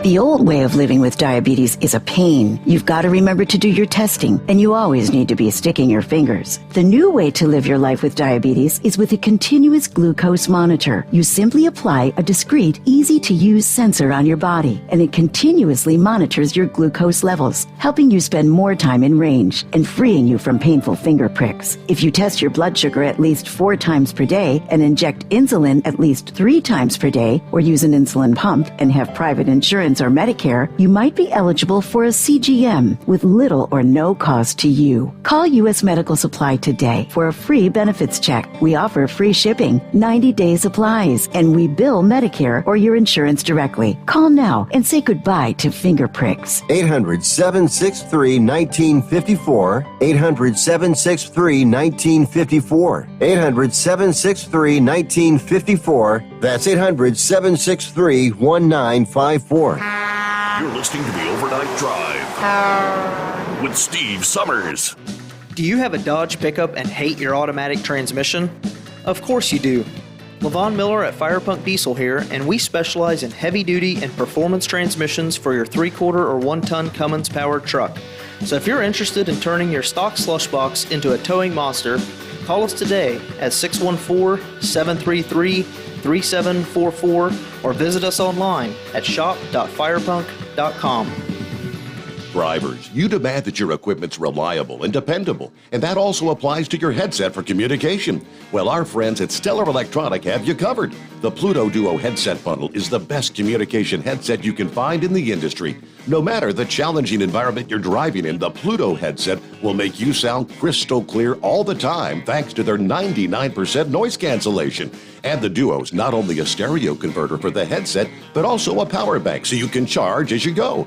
Learn more at StellarElectronic.com or visit them on Facebook. At Hotshot Secret, we share the science behind common diesel problems and their solutions. For example, Hotshot Secret Diesel Extreme. Today's ultra-low sulfur fuels are cleaner, but they leave injector deposits, causing frequent DPF regens and low throttle response. Hotshot Secret Diesel Extreme is a 6-in-1 fuel additive recommended for all diesel engines. It is formulated with the most concentrated detergent on the market, a top-tier level cetane booster, lubricity enhancer, water demulsifier, rust and corrosion inhibitors, and a fuel stabilizer. Diesel Extreme is a once every 6-month treatment that will clean your entire fuel system, starting at the fuel tank and traveling throughout the fuel lines and fuel pump, and finally completely cleaning your injectors. Hotshot Secret Diesel Extreme improves your diesel's fuel economy and eliminates excessive black smoke. Hotshot Secret Diesel Extreme is available nationwide at truck stops, Fine Farm and auto stores, and online at hotshotsecret.com. Hotshot Secret,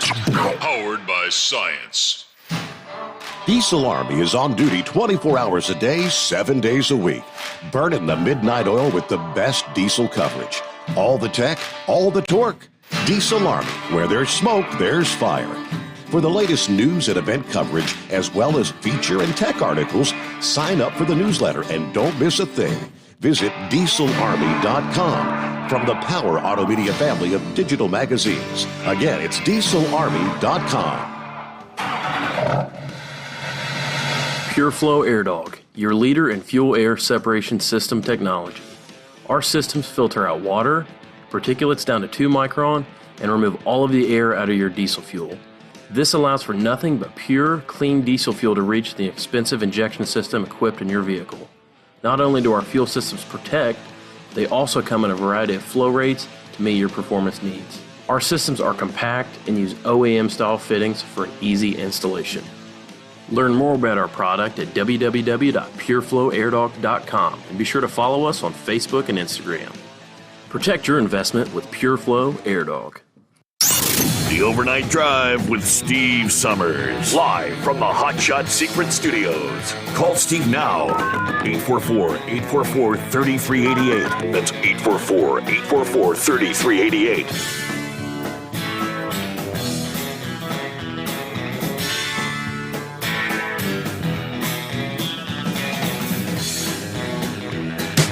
All right, a lot of interesting things to cover here on a Back to Work Monday. As we close out the weekend, time zone to time zone, working our way into the 9th day of August.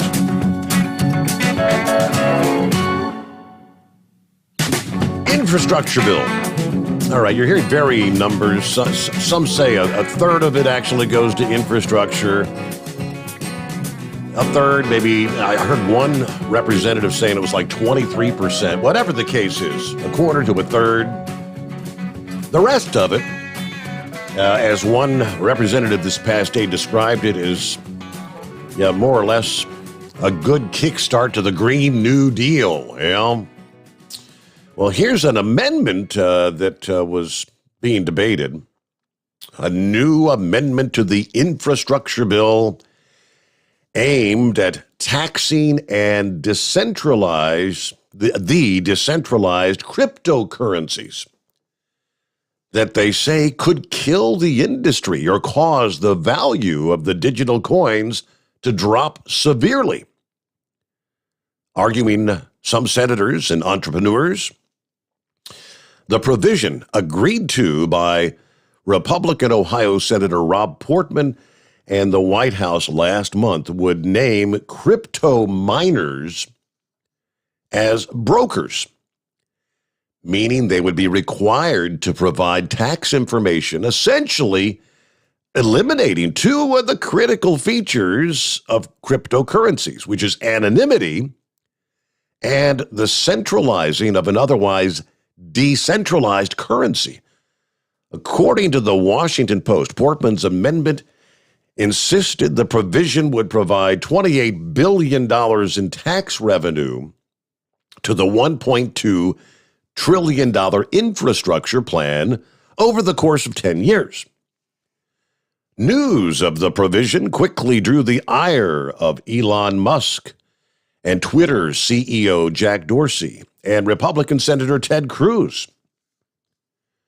Cruz says the Senate is on the verge of passing legislation that would be terrible for cryptocurrency. The infrastructure bill contains dangerous provisions that would devastate crypto and blockchain innovation, he says. Senate Finance Committee Chairman Ron Wyden and Republican Senators Patrick Toomey and Cynthia Lumens last week announced their disapproval of the current provision. They then co-sponsored another amendment detailing limits on Portman's provision by changing what it means to be a broker. What kind of bug was that? That's right in my mouth.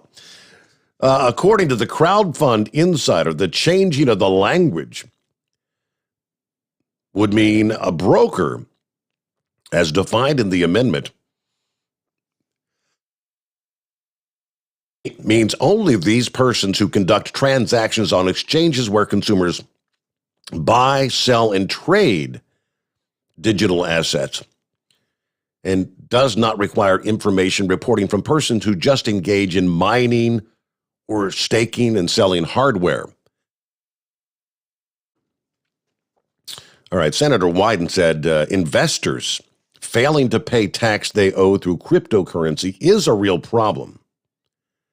I strongly support third-party reporting by exchanges where cryptocurrency is bought, sold, and traded.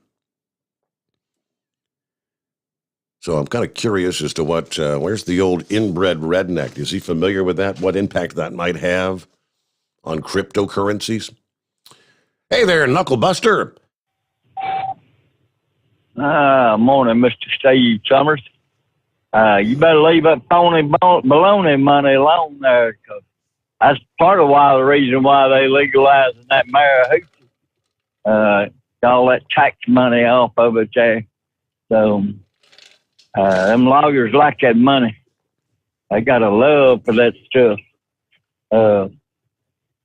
Old Davis Magoo on them electric vehicles, he can wish in one hand and poop in the other one and see which one comes first, right? Mm-hmm. He didn't make his COVID vaccine deadline either. So, and Monkey Gouger, he just reminds me of a Honore truck driver, pretty damn set in his ways. What about you thinking about that? That's about right. Yeah. Yeah. I want to congratulate Mr. Peyton Manning on making the NFL Hall of Fame up in Canton, Ohio. I'll wait for old TB12 to get in there next. That truck stop out there in Oklahoma, as long as nobody got hurt, it really wasn't no loss there, Steve. That driver's probably saying, don't sweat it, we got antiperspirant here, right? I read with them Texas Democrats there who fled the state are suing Governor Abbott for trying to bring them back. So they felt discomfort and embarrassment. Yes. Well, they ought to be, Steve. Trying to turn the tables Yeah. on. Yeah. Yeah, you ought to be embarrassed. You're a damn public servant. Do your damn job. Do what you're paid to do there, right? Mm-hmm. And I read with the Border Patrol agents down there in the Rio Grande Valley sector have apprehended 2 MS-13 gang members. One of them was even a convicted child molester. So that's not a good thing, man. And I read where old Leonard Skinner had to cancel 4 of their shows there. Old Ricky Medlock, he tested positive for that coronavirus there. And at Bobblehead Fossey, he was slamming them people for going out there to Sturgis, but he didn't have much say over Obama having his party up there. Right? Mm-hmm. Something about that don't sound right. And this is what happens when you think and act with your little brain instead of your big brain, Steve. Old Governor Como, they're pretty much fixing to lay into his butt. And once they impeach him there, he ain't going to have nowhere to live, Steve. He's going to be homeless. He's using old Slick Willie's playbook, but that worked for Slick Willie, but it ain't going to work for the Love Gov there. And I read where State Senator Tony Navarrete, 35, he was charged this week with sexually abusing a boy for years and attempting to abuse another. Well, they done called for his resignation too. So I really think we all just practice that line, that Charlie Daniels song, "Simple Man." You know, you just take them rascals out in the swamp, put them on their knees, and tie them to a stump. Let the rattlers and the bugs and the alligators do the rest. And that's all of my baloney for this go-around there, Mr. Steve Sommers. Have a great day. All right. Happy Monday, Knucklebuster. Let me see here from the email bag, Steve at hotshotsecret.com. Going back to the whole turtle race discussion that the CNI dog brought up, Santa Claus says, I've been on both sides as an owner-operator / company driver paid by the mile versus a federal government / union driver getting paid by the hour. It doesn't matter how a driver gets paid. Do the right thing and back off. Let the truck trying to pass you pass. Do the appropriate truck posted speed and stay right. Don't obstruct the hammer down vehicles.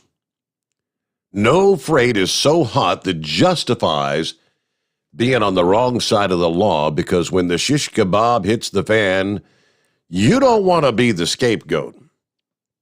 That's the sentiment of Santa Claus. Let's see. Quicksilver checking in tonight, listening from Cornfield County, Northwest Ohio. Enjoying how the Democrats in New York are going after that fraud Cuomo. Had a good weekend, but we sure could use some rain here. Keep up the freedom of speech. That's what we're trying to do. Let's see. Hey, Steve, I'm going to send an email. Probably not going to be able to stay up late tonight. 42 years on the road, you know what I mean? Biggest problem I really have these days is these bright-ass LED headlights. Not so much trucks coming from the factory with them, although they are very darn bright. It's the guys with the light bar on front or have 4 LED off-road lights on the Moose Guard or Deer Guard.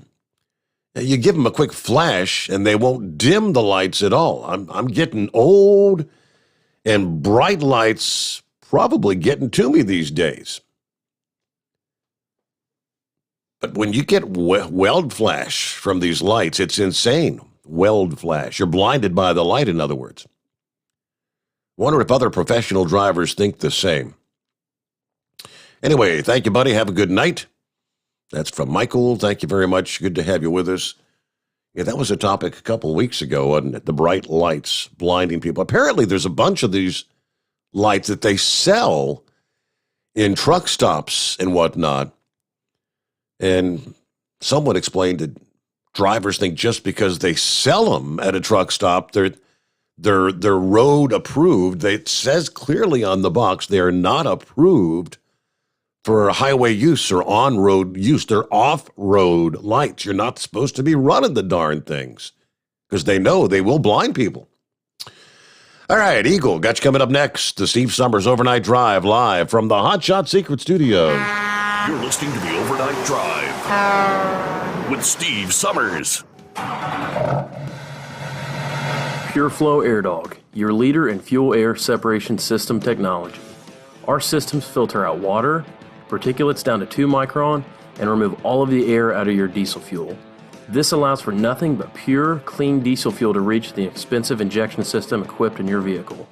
Not only do our fuel systems protect, they also come in a variety of flow rates to meet your performance needs. Our systems are compact and use OEM-style fittings for an easy installation.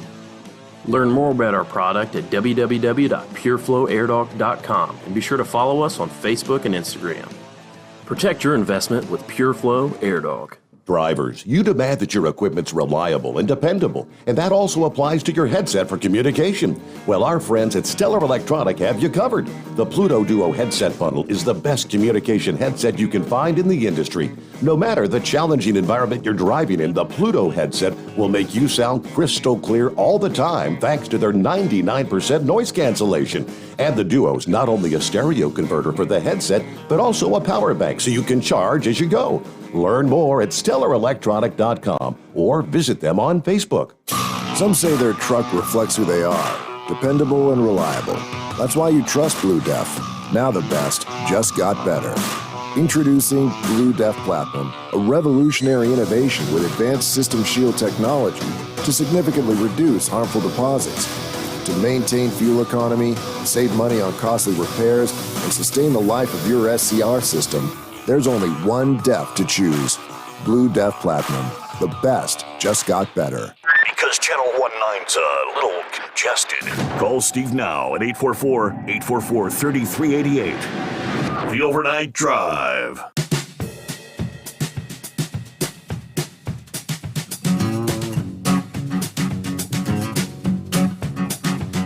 Hey, by the way, just a quick reminder.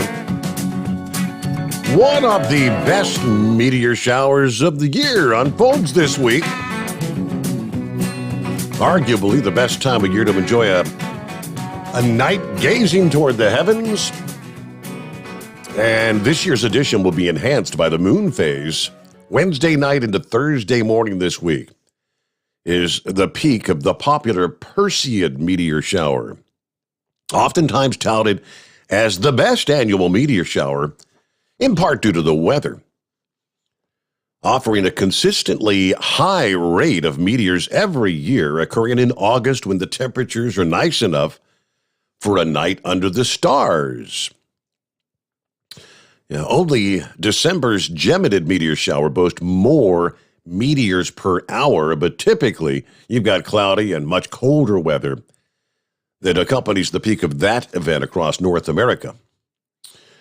But meteors begin to streak across the sky shortly after nightfall, hourly rates gradually increasing throughout the night. Around 60 per hour are expected in dark areas. You got to get away from the light pollution of the city and whatnot. 60 per hour between 2 and 5 a.m. local time around the country, according to the American Meteor Society. There could be a brief period where hourly rates approach 100 meteors per hour in those remote areas where you don't have the light pollution. This year is a superb year for viewing the Perseids, as the shower actually peaks on a moonless night.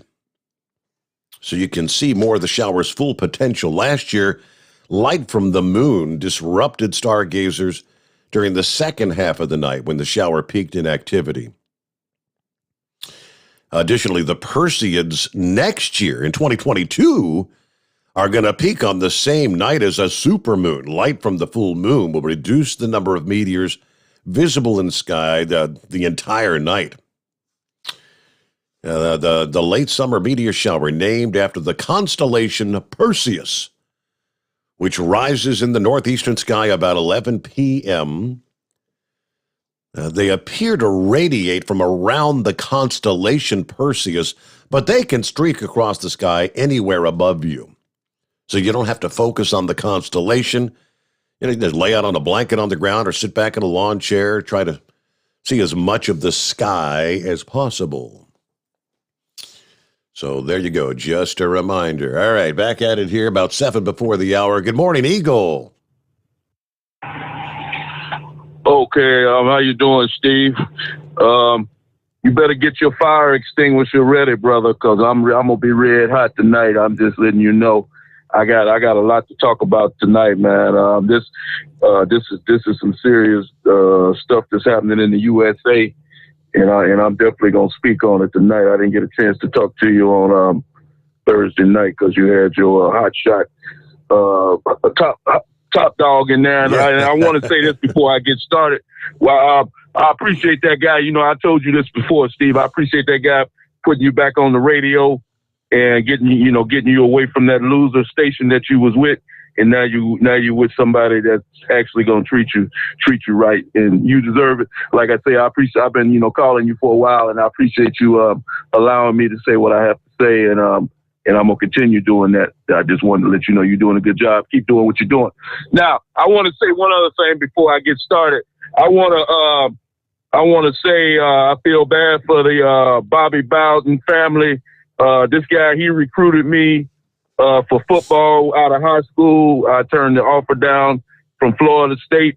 I met the man, shook his hand and everything. He passed away today. He died today.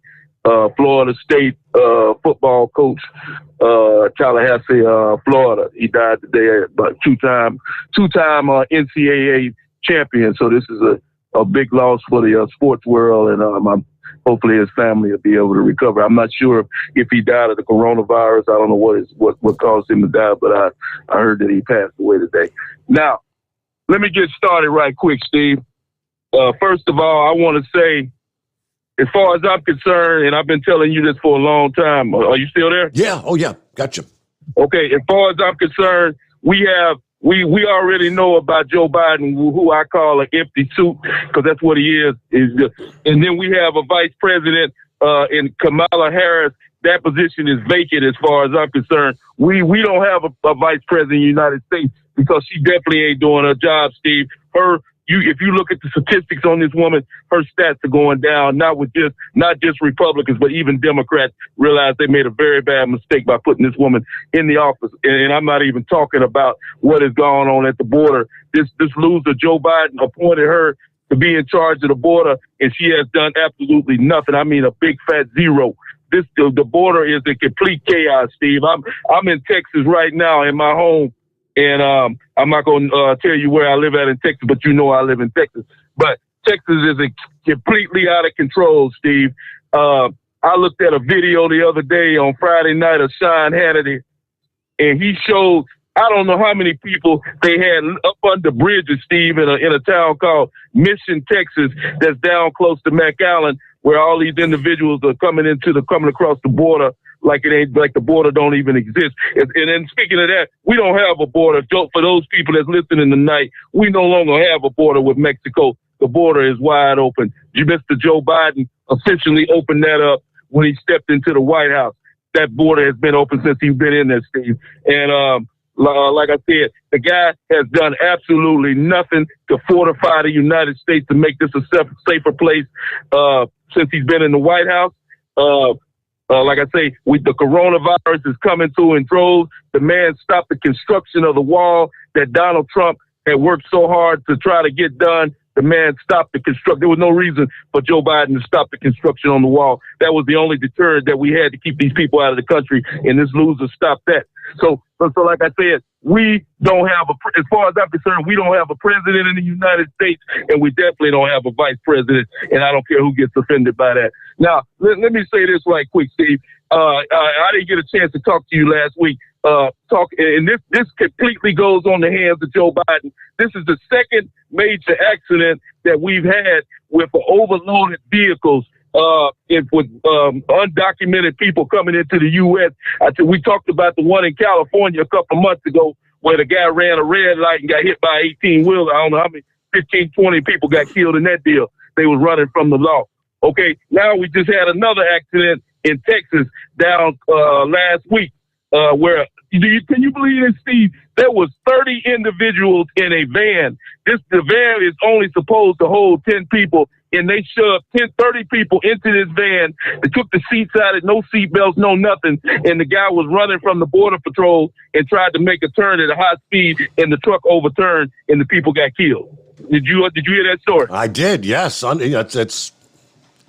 It was top heavy. The van was top heavy for all the weight. That's what I'm saying. There was 30 individuals in a truck, in a van, or whatever you want to call it. And it's all because of Biden. There's no reason for these people to be transporting that many individuals in a vehicle in the United States of America. We're supposed to be the most civilized country in the world, and yet you got vehicles traveling with 30 people in there. And this goes right back to what I was talking about last week, Steve, where they tried to didn't listen to the governor of Texas, Greg Abbott. He tried to pass a law in the state of Texas saying that a state trooper could pull over any vehicle that was seen to maybe thought to be having undocumented people in there, and they wouldn't allow him to do that. And no sooner did he did that, a couple of days later, that van overturned. So it blew up in their face again, showing that these people are going the wrong way. We have a bad situation, Steve, and here's what really making me pissed off. And I talked to you about this last week. When I see this loser Joe Biden come on my television set every night trying to blame the American people that haven't been vaccinated for the spread of this virus, when everybody know you can watch Sean Hannity, Mark Levin, all the leading talk show hosts in the daytime. Everybody knows that the reason why this spiking virus is coming from across that border because most of the people that's coming in the USA haven't been tested, and if they have been tested, they tested positive. And for Joe Biden to get away with what he's doing, Steve, is not right. But for him to allow these people into this country and spiking this virus that's going on, man, it's disgusting what's going on. Donald Trump tried to tell the American people, and I tried to tell people for months before the election, do not put Biden in the White House because I knew this was going to happen. It's even worse than I could imagine. Steve, that's the sad part about it. I knew Biden was going to be a disaster, but I didn't think he was going to be this much of a disaster. This is pathetic what's happening in the USA, Steve. We have people, hospitals are filling up in the state of Texas right now. They got so many people that's sick with this new Delta virus that the hospitals, they can't even put a person in a bed. Now, let me say this right quick, and I got another name for this guy, Dr. Fauci. His name now is Dr. Doom. That's what we're going to call him from now on, Dr. Doom, because he never has no good news. Every time you see this guy on your television set, it's bad news. Never heard a guy say nothing good since his ugly face appeared on my TV over a year ago with the virus. Everything this guy says is bad, bad, bad. So the latest news from this loser is that we could have another virus that's worse than this so-called Delta virus. It could morph into something even worse, and that people could start dropping even faster than what they're dropping now. This guy never has no good news whatsoever. It's always bad news with this guy. He never has a positive outlook. That's the reason why Donald Trump didn't get along with him, and that's the reason why Donald Trump should have got rid of him a long time ago. And, you know, it amazes me, Steve, how, you know, that just shows you how stupid Joe Biden is. The guy was a disaster with Donald Trump, and who does he hire? Who does he hire as soon as he gets the job as president? Good old Dr. Doom. And now Dr. Doom is doing the same thing he did with Donald Trump, and that's nothing but spreading bad news. So like I said, all I can tell the American people is tune out this guy and find your news from somebody else, because Dr. Doom is not going to tell you nothing good. If you listen to this guy, it's the end of the world, Steve. You got to wear a mask. You gotta get vaccinated. Now he's talking about getting double and triple vaccinated to stop this virus. Like I said, you listen to that guy here. Next thing you know, he'll tell you not to leave your house, and it's shut down the whole United. That's gonna be their next step, is to shut down the whole United States. So, like I said, my advice to everybody out there right now is listening to me. Don't listen to Dr. Doom and keep doing what you're doing. You've been doing it so far, and everything's been okay. Just stop listening to that loser, because I promise you I'm not listening to him. And I thank you for taking my call tonight. All righty. I've got the story here, what Dr. Doom had to say over the weekend, and he goes right. Yeah, Dr. Doom says, just get ready. Something along the lines, and I'll give you the full story, but we got to get a news update right now. Something along the lines that full FDA approval of the vaccine is going to be coming here. Probably the Pfizer vaccine first. I think they topped the list. Well, yeah, I'm not sure which, but whichever one. And when it is, as soon as they get full FDA approval, you just wait and see who all will be mandated to get the vaccine. This is just the beginning. Meanwhile, all right, wide open lines here on a Monday, underway, 844-844-3388. The Steve Sommers Overnight Drive, live from the Hot Shot Secret Studios. USA Radio News with Dan Naraki. The Senate has voted to end debate on a bipartisan infrastructure spending bill, setting the measure up for a final vote within the next day or two. Senators voted 68-29 Sunday night, with 18 Republicans joining with all Democrats to set the bill up for that final vote, which it is expected to pass. The bill would then go on to the House, where it faces a tougher road. House Speaker Nancy Pelosi has said that she wouldn't bring the $1.2 trillion measure to the floor of the House unless the Senate also votes on a larger $3.5 trillion spending package. And the top aide to New York Governor Andrew Cuomo has resigned in the wake of an investigation into allegations of sexual harassment and possible criminal activity by the governor. The New York Times reporting that Melissa DeRosa offered her resignation in a statement where she called the last 2 years, quote, emotionally and mentally trying. DeRosa was mentioned in a report from an independent investigation into the allegations against Cuomo, where she was accused of leading retaliatory efforts against one of the governor's accusers. This is USA Radio News. The best companion a pillow has ever had. You've heard me talking about Mike Lindell's Giza Dreams bed sheets now for a couple of years. They're the perfect companion to the MyPillow. Made with the world's best cotton called Giza, grown only in a region between the Sahara Desert, the Mediterranean Sea, and the Nile River. Its long staple cotton makes it ultra soft and breathable. And just like the MyPillow, there's a 60-day money-back guarantee, 10-year warranty. Try it for yourself. Mike Lindell and I promise you'll sleep better, or you get your money back. Go to MyPillow.com, click on the radio listener special, use my promo code USA. You'll get 2-for-1 pricing plus free shipping, but only by using my promo code USA, or call 1-800-951-8175 and ask for the Giza Dream Sheets special. And the promo code USA gets you up to 66% off the entire line of MyPillow products. Sleep better with the Giza Dreams bed sheets and save at MyPillow.com. Promo code USA. As Louisiana deals with one of the largest increases in COVID cases and hospitalizations in the country, one of the state's senators is urging residents to get vaccinated. The rapid spread being attributed to the Delta variant of the virus prompted Governor John Bel Edwards to reimpose a mask mandate for all indoor locations. Senator Bill Cassidy, who's also a doctor, says the fastest way out of a surge is to get people vaccinated. He tells CNN's State of the Union that increased vaccination rates would eliminate the need for masks. If you have a large percentage of your population which is not vaccinated and your infection rate is going up, you got one of two choices. If you're inside, either you're vaccinated or you have to wear a mask. Otherwise, you're at too great a risk to further spread infection, to further pack those emergency rooms, to further prevent people who have terrible accidents from getting cared for. because the hospital is full of COVID. And there is a choice. On the other hand, if we don't want mask mandates, get vaccinated, the infection rate goes down, and you don't have a mandate. This is USA Radio News. Bingo lovers, you have to try Bingo Treasure, the bingo game you play anywhere. Go to BingoRadioUSA.com from your smartphone, your tablet, or your computer and play Bingo Treasure for free. Play one card, play more. Work your way through the maze of bingo fun. Bingo Treasure is bingo at the next level. Go right now to BingoRadioUSA.com for your free account and free play. Join the bingo revolution. It's free at BingoRadioUSA.com. That's BingoRadioUSA.com. The largest teachers union in the nation is now in favor of mandatory vaccinations for teachers and mask mandates for students. Tim Berg has more. The head of the American Federation of Teachers Union, President Randy Weingarten, is in favor of requiring vaccines for teachers. Weingarten also noting there are teachers in her union who do not want to come back to school for the new year if mask mandates aren't in place. New York Republican Congresswoman Elise Stefanik is no fan of mask mandates. She tells Fox Business we just need to follow the science when it comes to these sorts of mandates. Our restaurant owners are becoming law enforcement officers and having to make the tough decisions. We also should not have policies that segregate those who have been vaccinated or not vaccinated.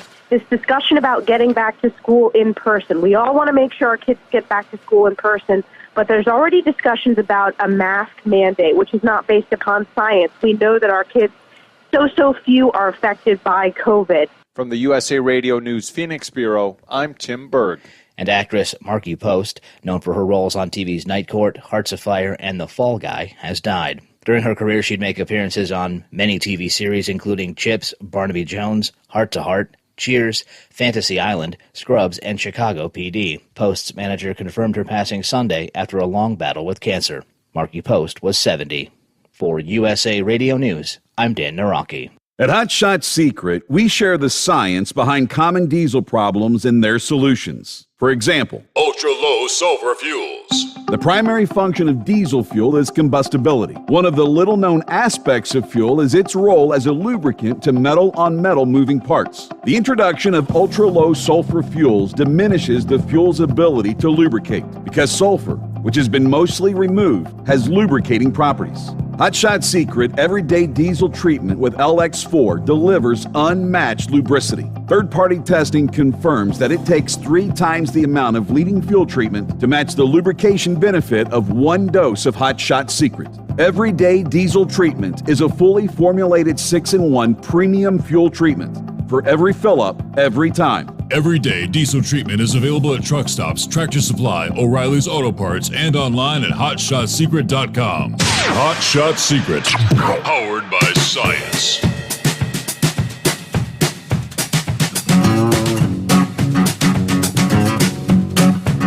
All right, where shall we begin this hour, Russ? Start with Fauci, right? We left off there.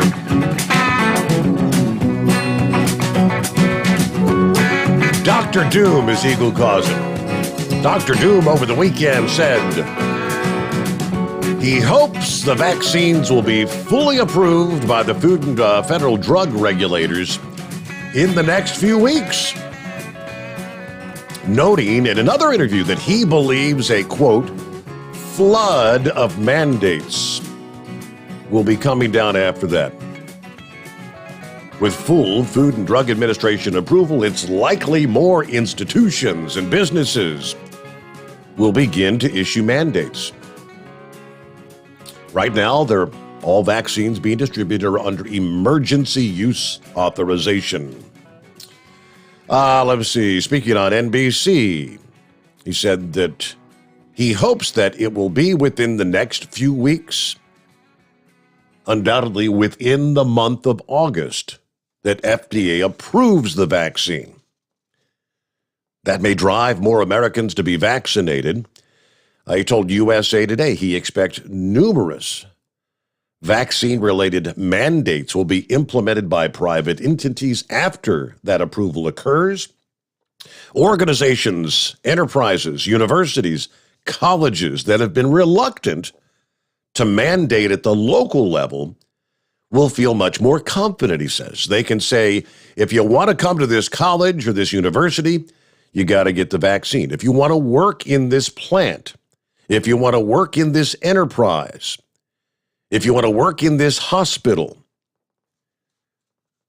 Fauci also suggested more lockdowns will be needed. There you go, Dr. Doom.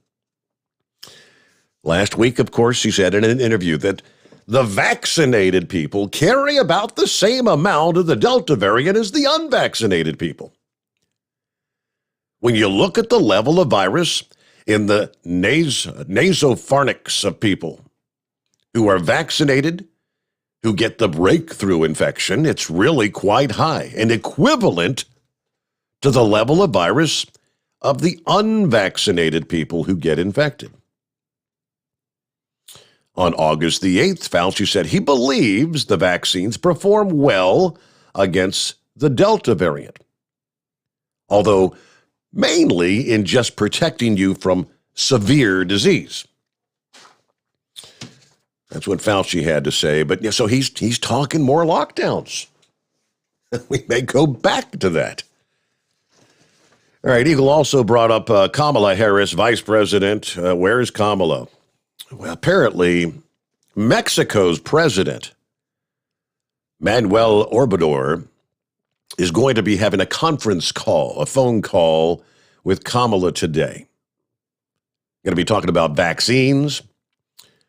Recent caseload spikes are also occurring in Mexico.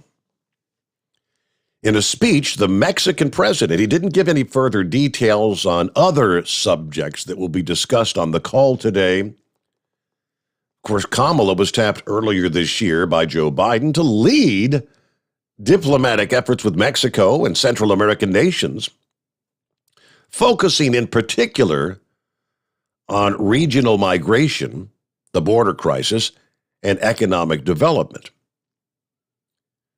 Apparently, Mexico's president appeared to preview additional U.S. vaccine donations. There are commitments for us to have more vaccines provided by the U.S. government, he said.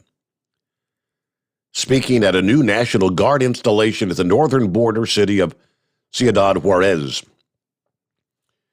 He also praised U.S.-Mexico relation under Biden's 6-month-old administration, describing them as based on respect for our sovereignty and development cooperation.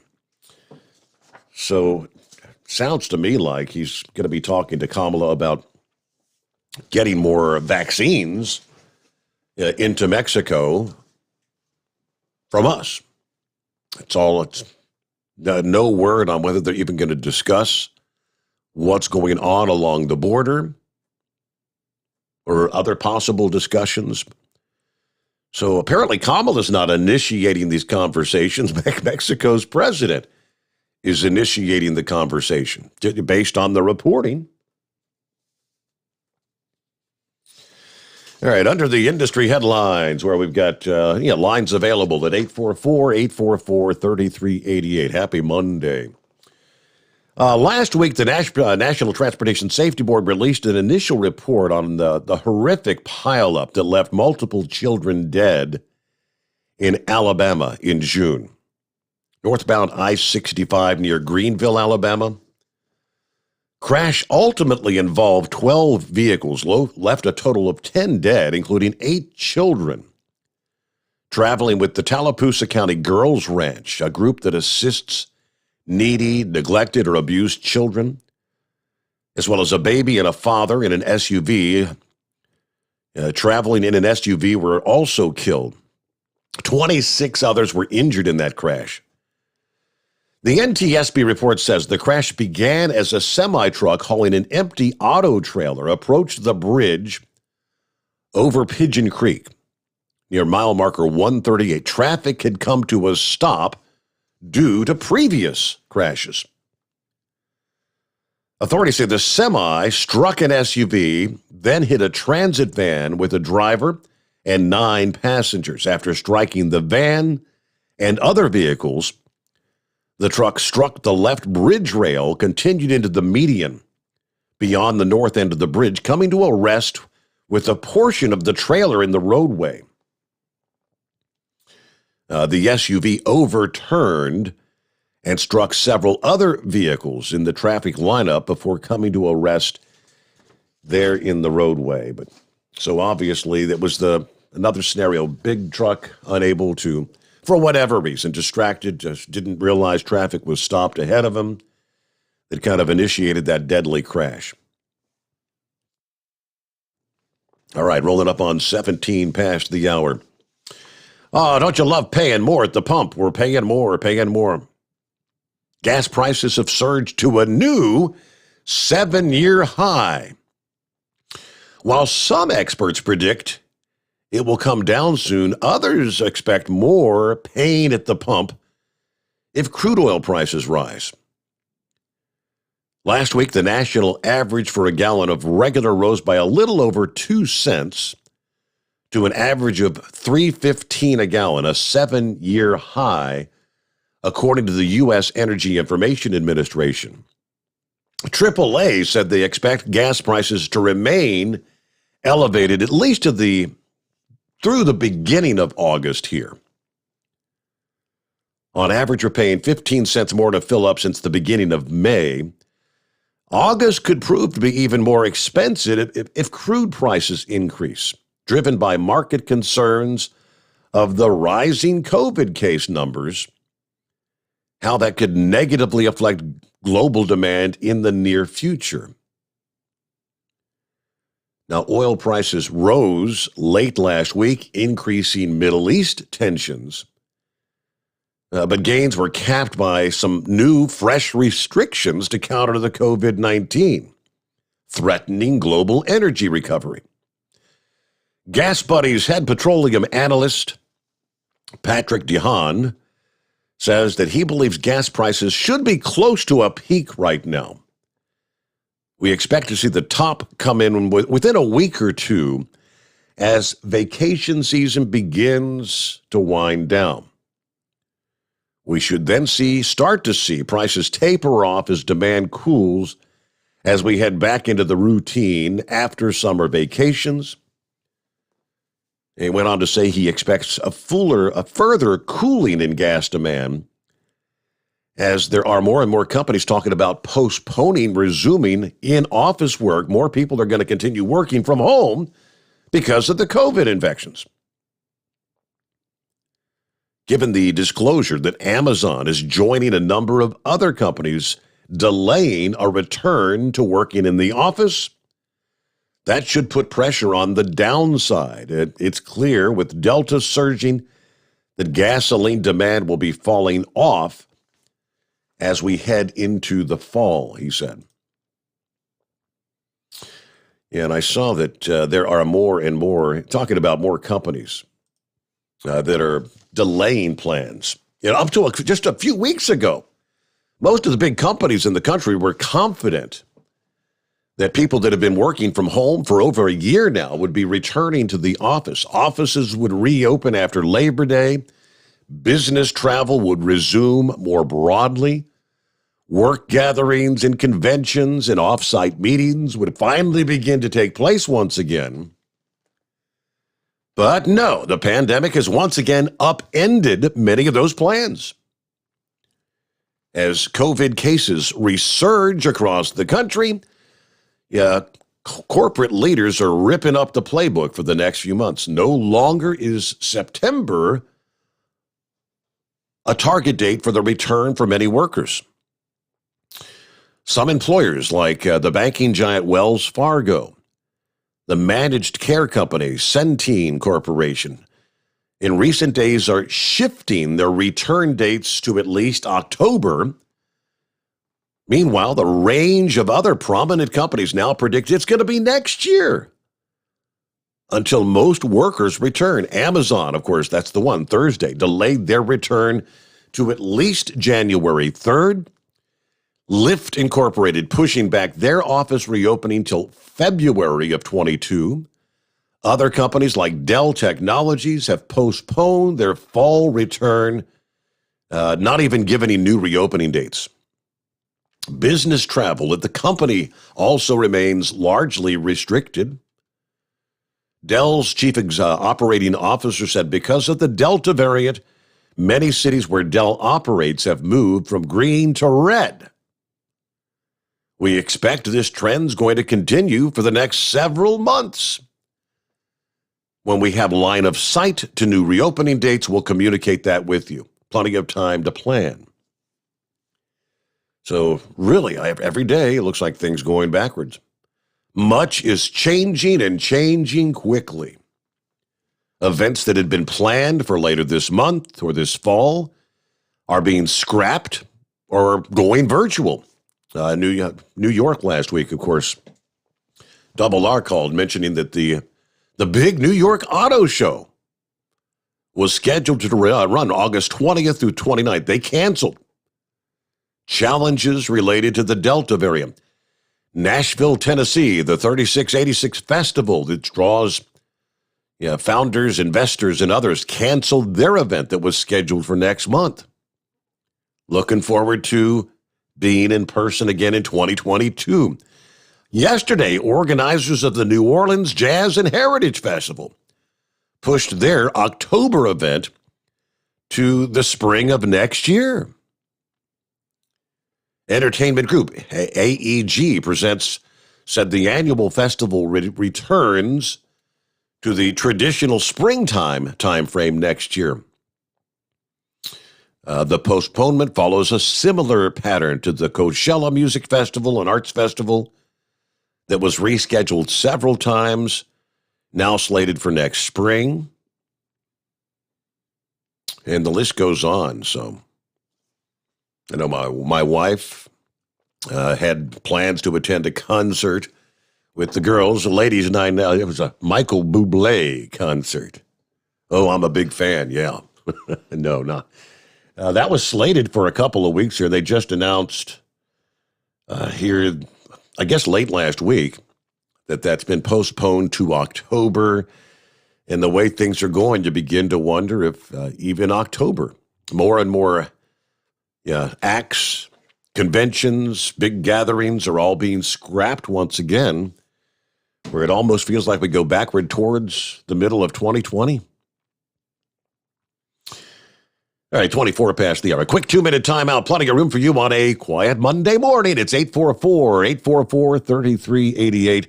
The Steve Sommers Overnight Drive live from the Hot Shot Secret Studios. Live from the Hot Shot Secret Studios, the Steve Sommers Overnight Drive. Are you having trouble sleeping? Are you tired all the time? Growing older is a fact of life. Our skin starts to wrinkle, muscles get weaker, and our energy levels plummet. If there was a product that may help you slow down these symptoms of aging, would you be interested? I want you to go to getonthegel.com. That is getonthegel.com. Watch this 4-minute video that explains more about this amazing product. Or call us at Youth Fountain HGH today at 513-472-0699 for more information. Diesel Army is on duty 24 hours a day, 7 days a week. Burning the midnight oil with the best diesel coverage. All the tech, all the torque. Diesel Army, where there's smoke, there's fire. For the latest news and event coverage, as well as feature and tech articles, sign up for the newsletter and don't miss a thing. Visit dieselarmy.com from the Power Auto Media family of digital magazines. Again, it's dieselarmy.com.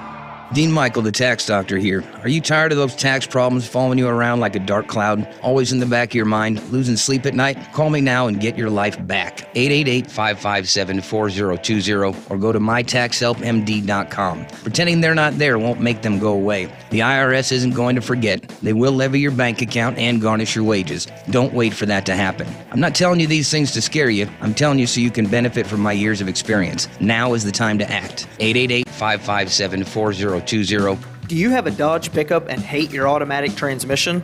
Of course you do. Levon Miller at Firepunk Diesel here, and we specialize in heavy-duty and performance transmissions for your 3-quarter or 1-ton Cummins-powered truck.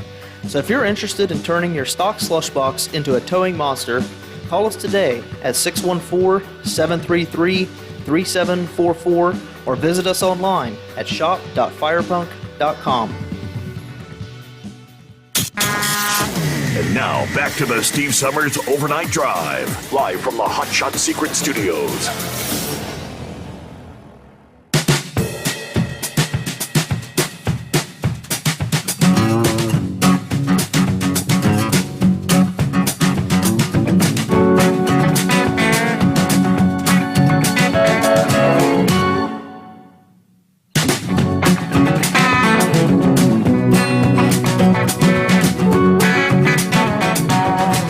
All right, 27 past the hour, and it is 844-844-3388. Good morning to Vic. What's happening? How was your weekend? Oh, it was pretty good, Steve.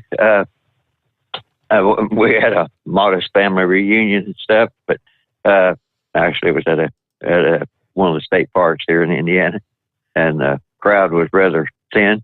But before I get off on that, I heard Eagle there talking about Dr. Fauci, and I'm wondering why Biden didn't fire him. I believe Dr. Fauci is a merit employee, what's called a general schedule, GS. And if he's the highest paid GS employee, I guess he's at the top number, whatever it is anymore, 21, 22, 23, and at the top of the level thing because you have different steps. It's literally takes an act of Congress to get rid of a person like that, and you have to find some sort of a gross malfeasance, and that won't be easy. But when Dr. Fauci is talking about all these mandates and all the other things, that his job is really not to have all these mandates and all that. His job is really to research how this came about and exactly what it is. And we put up with him for a year, claiming that he didn't know anything about the Wuhan Institute of Biology, and he did. And he keeps saying they weren't working on gain of function research, but the last I know, he really never said what they were working with the Wuhan lab on. And he's talking about all these mandates. Remember, Trump had Title 42? Yeah, Title 42, which kept anybody coming in across any of our borders, east, west, north, or south. And Biden and Kamala Harris have opened the floodgates. So that should be the first mandate that's put back in place is Title 42. And if we have the vaccine, whether it's Canada or Mexico or Africa, if they need the vaccine, that is pretty much a done deal through a lot of our aid programs. So there are a lot of things that needs to be done, and I don't think that, they say in their wheelhouse, I don't think passing mandates is in Fauci's mandate. That goes back to the CDC, the Centers for Disease Control, and the Department of Homeland Security. This, long story short, this has turned into a political weapon, purely and simply. And Dr. Fauci is part of a political procedure. And as a merit employee, you can't engage in that according to the Hatch Act. Not that this administration or this Congress will do anything about it, but if he is approaching his job from a political viewpoint and rather from a health standpoint, he can be dismissed for that. And the other thing too is not fully cooperating with congressional investigations and other people, because number one, we need to find out everything we can about this virus, and it should be a joint task force, really, because I'm convinced the more I learn about this, if China is producing something that can't be genetically traced, I don't know how they did it, but we definitely need to understand that technology, because, you see all this DNA stuff all the time on TV within humans and the same within animals, and you can trace their ancestry. Well, a virus is a living organism, which means it also has DNA, and that should be able to be traced. And, years ago, when I took a genetic course, they always used fruit flies. And the fruit flies were supposed to have certain mutations as they went through different stages, and that was one of our lab projects. I happened to get one in which something went wrong, and nobody could figure it out. And this sounds odd, Steve, but female fruit flies can save sperm until they get the male they want. And they reject other males. And they actually store that sperm.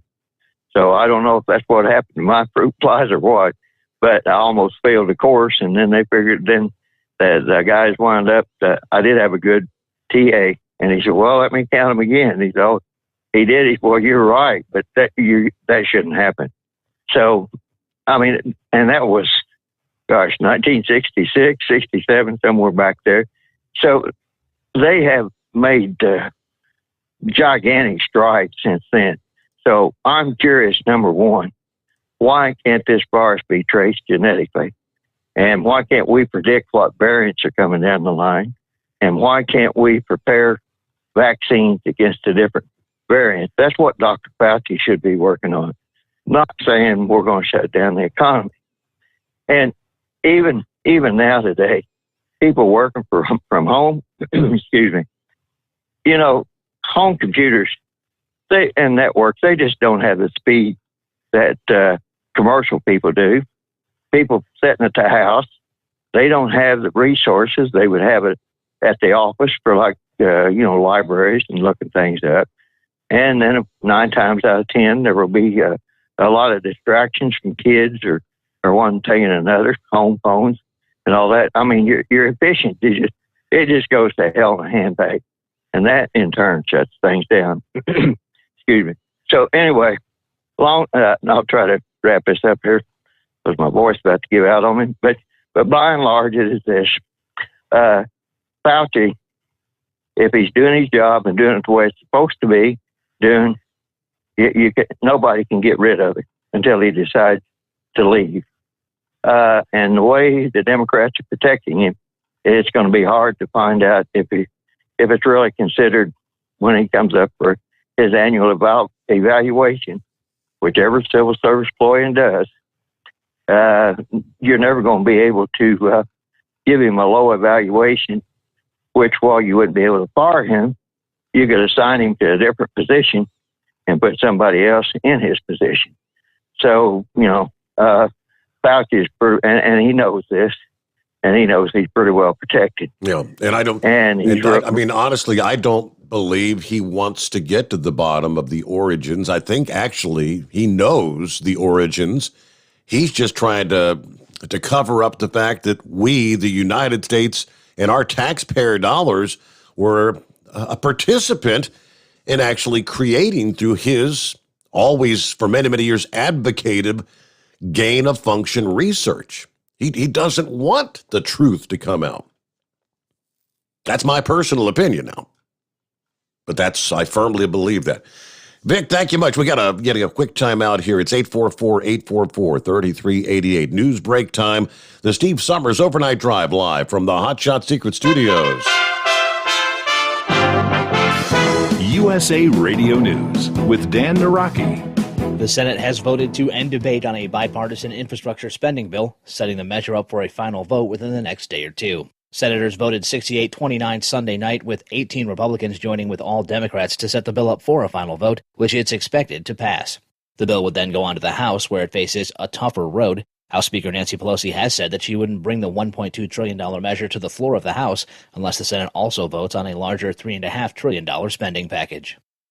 And the Dixie Fire burning in Northern California has become the second largest wildfire in the state's history. The fire burning in 4 counties has scorched more than 463,000 acres and is about 21% contained. CAL FIRE says that 3 firefighters have been injured while battling the blaze since it began around July 13th. No fatalities have been reported, but the fire has destroyed more than 400 structures, with another 10,000 threatened. This is USA Radio News.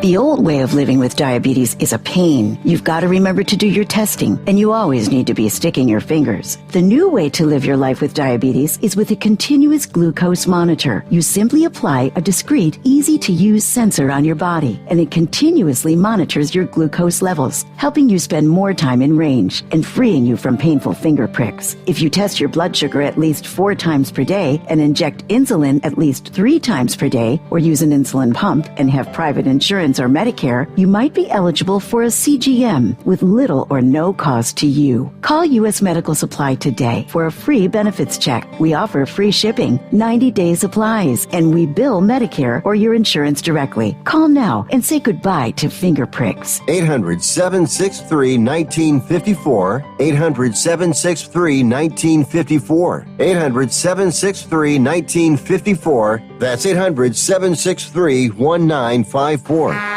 You're listening to the Overnight Drive with Steve Sommers. Do you have a Dodge pickup and hate your automatic transmission?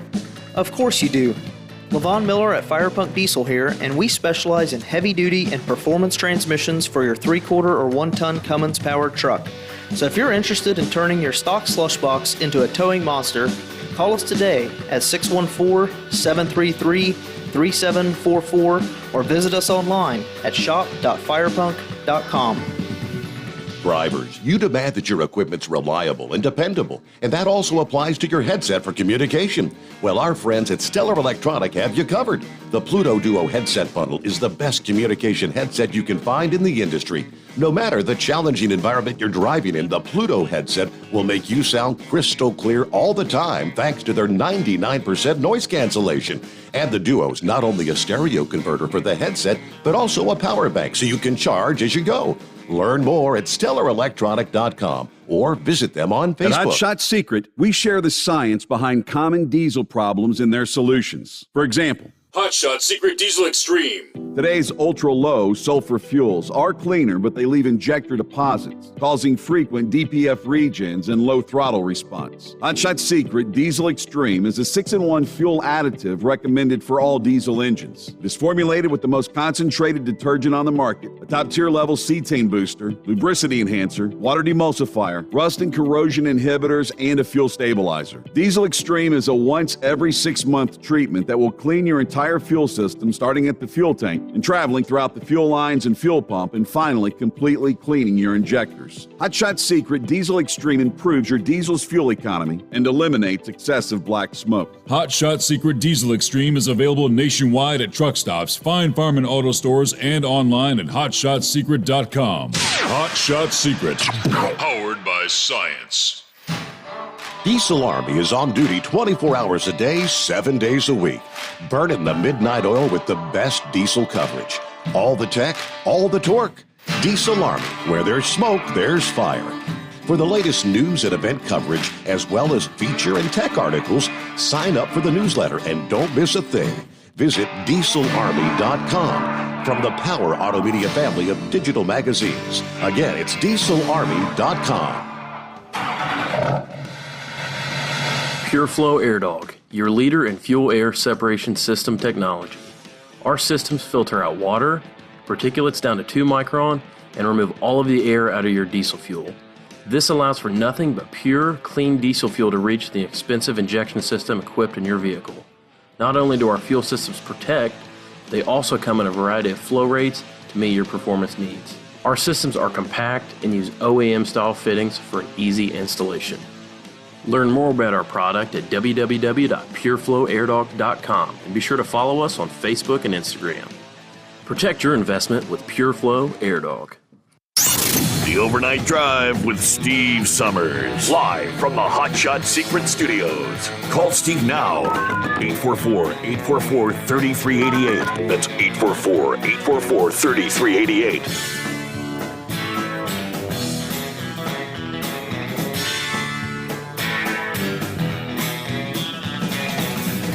All right, lots to cover here on a Monday. Welcome back. Good to have you with us.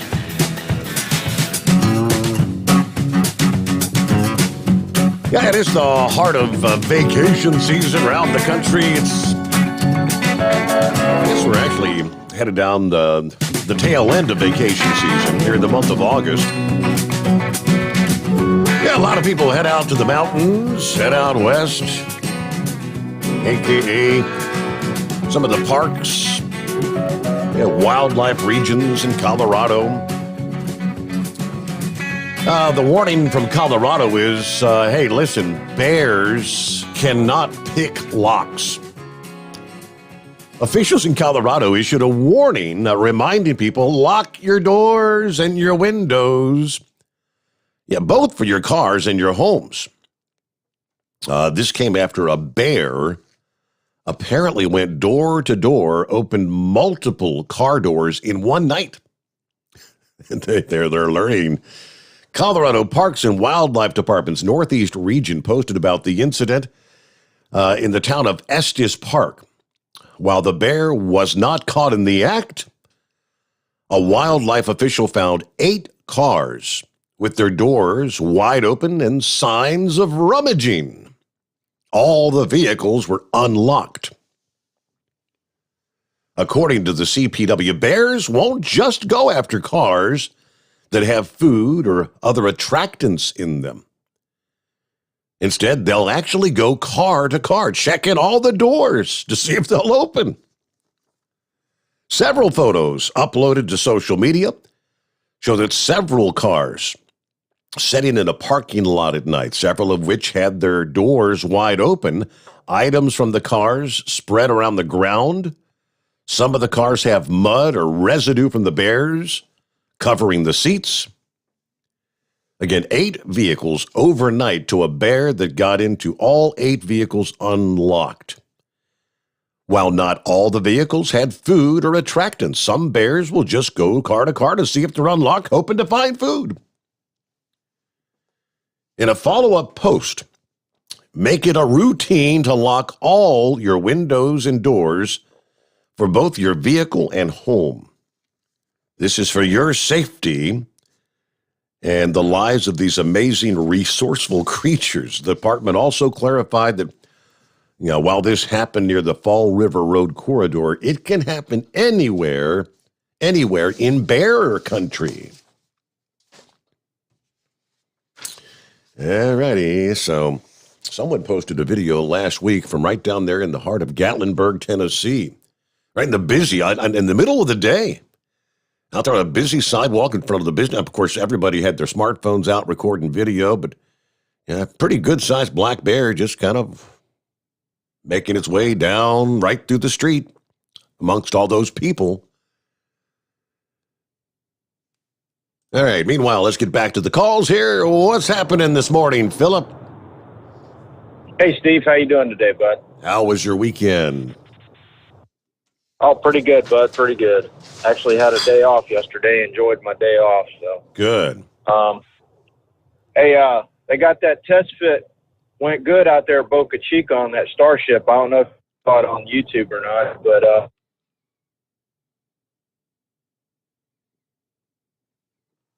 and I think you're in between cells at the moment, Philip. Maybe he'll come back in a second here. We got you there still?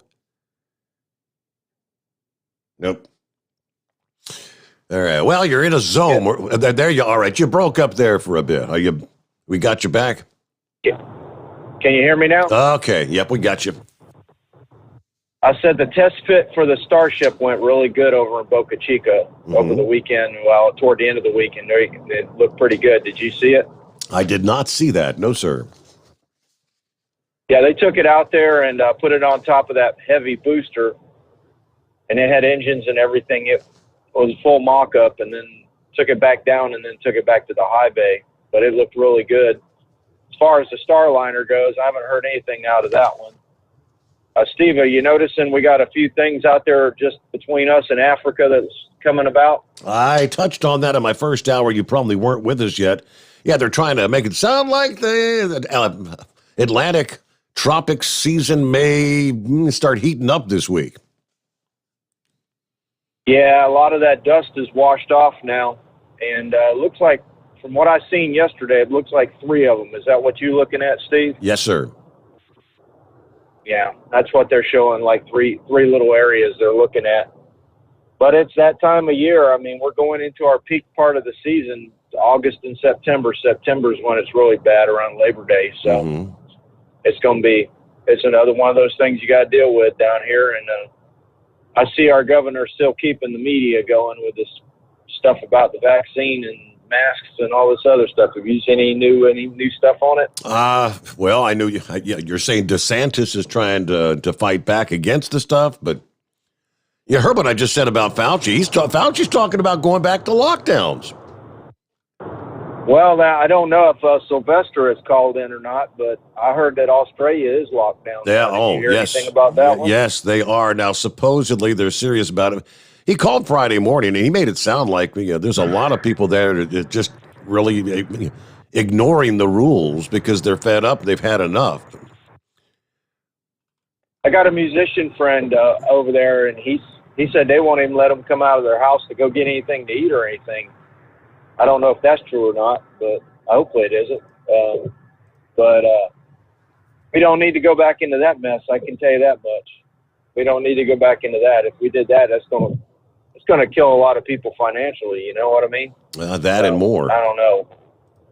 Oh yeah. I don't know. Have you heard any more about this military maneuvers that we've been doing over there to show our military off?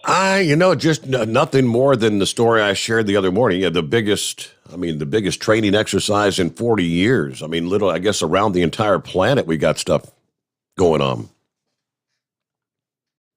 Yeah. I want to thank Chevy guy. I did a little bit of research on that USS the Indianapolis that was, I don't know, did you ever hear the story about that ship?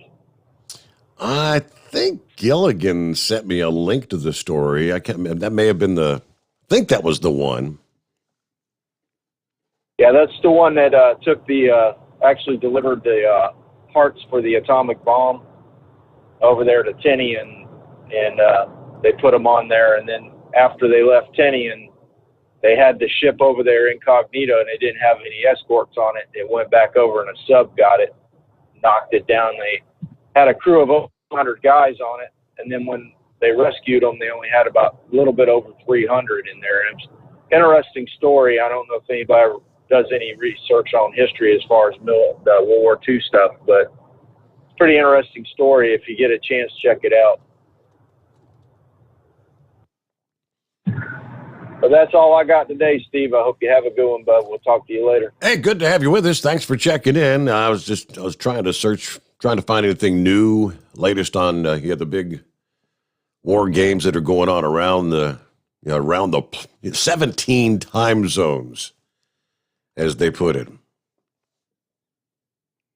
Okay, if I can find anything more on that. I mean, the headline we shared like last week or last Friday was, biggest U.S. Navy war games in 40 years to prepare essentially for what would be a World War III across 17 time zone amid tensions with Russia and China. And I think one of the big concerns was Sommers saying that it's almost inevitable that China is going to take Taiwan back. And what happens? How quickly do things spiral out of control? And we need to be prepared for any possibilities. All right, let's get a quick 2-minute timeout here, and we'll come back with more at 844-844-3388. The Steve Sommers Overnight Drive live from the Hot Shot Secret Studios. Live from the Hot Shot Secret Studios, the Steve Sommers Overnight Drive. Are you having trouble sleeping? Are you tired all the time? Growing older is a fact of life. Our skin starts to wrinkle, muscles get weaker, and our energy levels plummet. If there was a product that may help you slow down these symptoms of aging, would you be interested? I want you to go to getonthegel.com. That is getonthegel.com. Watch this 4-minute video that explains more about this amazing product. Or call us at Youth Fountain HGH today at 513-472-0699 for more information.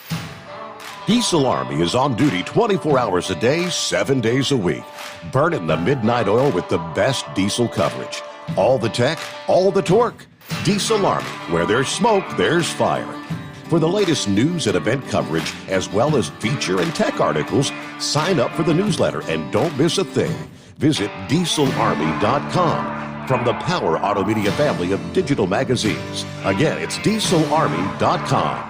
Dean Michael, the tax doctor here. Are you tired of those tax problems following you around like a dark cloud, always in the back of your mind, losing sleep at night? Call me now and get your life back. 888-557-4020 or go to mytaxhelpmd.com. Pretending they're not there won't make them go away. The IRS isn't going to forget. They will levy your bank account and garnish your wages. Don't wait for that to happen. I'm not telling you these things to scare you. I'm telling you so you can benefit from my years of experience. Now is the time to act. 888-557-4020. Do you have a Dodge pickup and hate your automatic transmission? Of course you do. Levon Miller at Firepunk Diesel here, and we specialize in heavy-duty and performance transmissions for your 3/4 or 1-ton Cummins-powered truck. So if you're interested in turning your stock slush box into a towing monster, call us today at 614-733-3744 or visit us online at shop.firepunk.com. And now, back to the Steve Sommers Overnight Drive, live from the Hot Shot Secret Studios.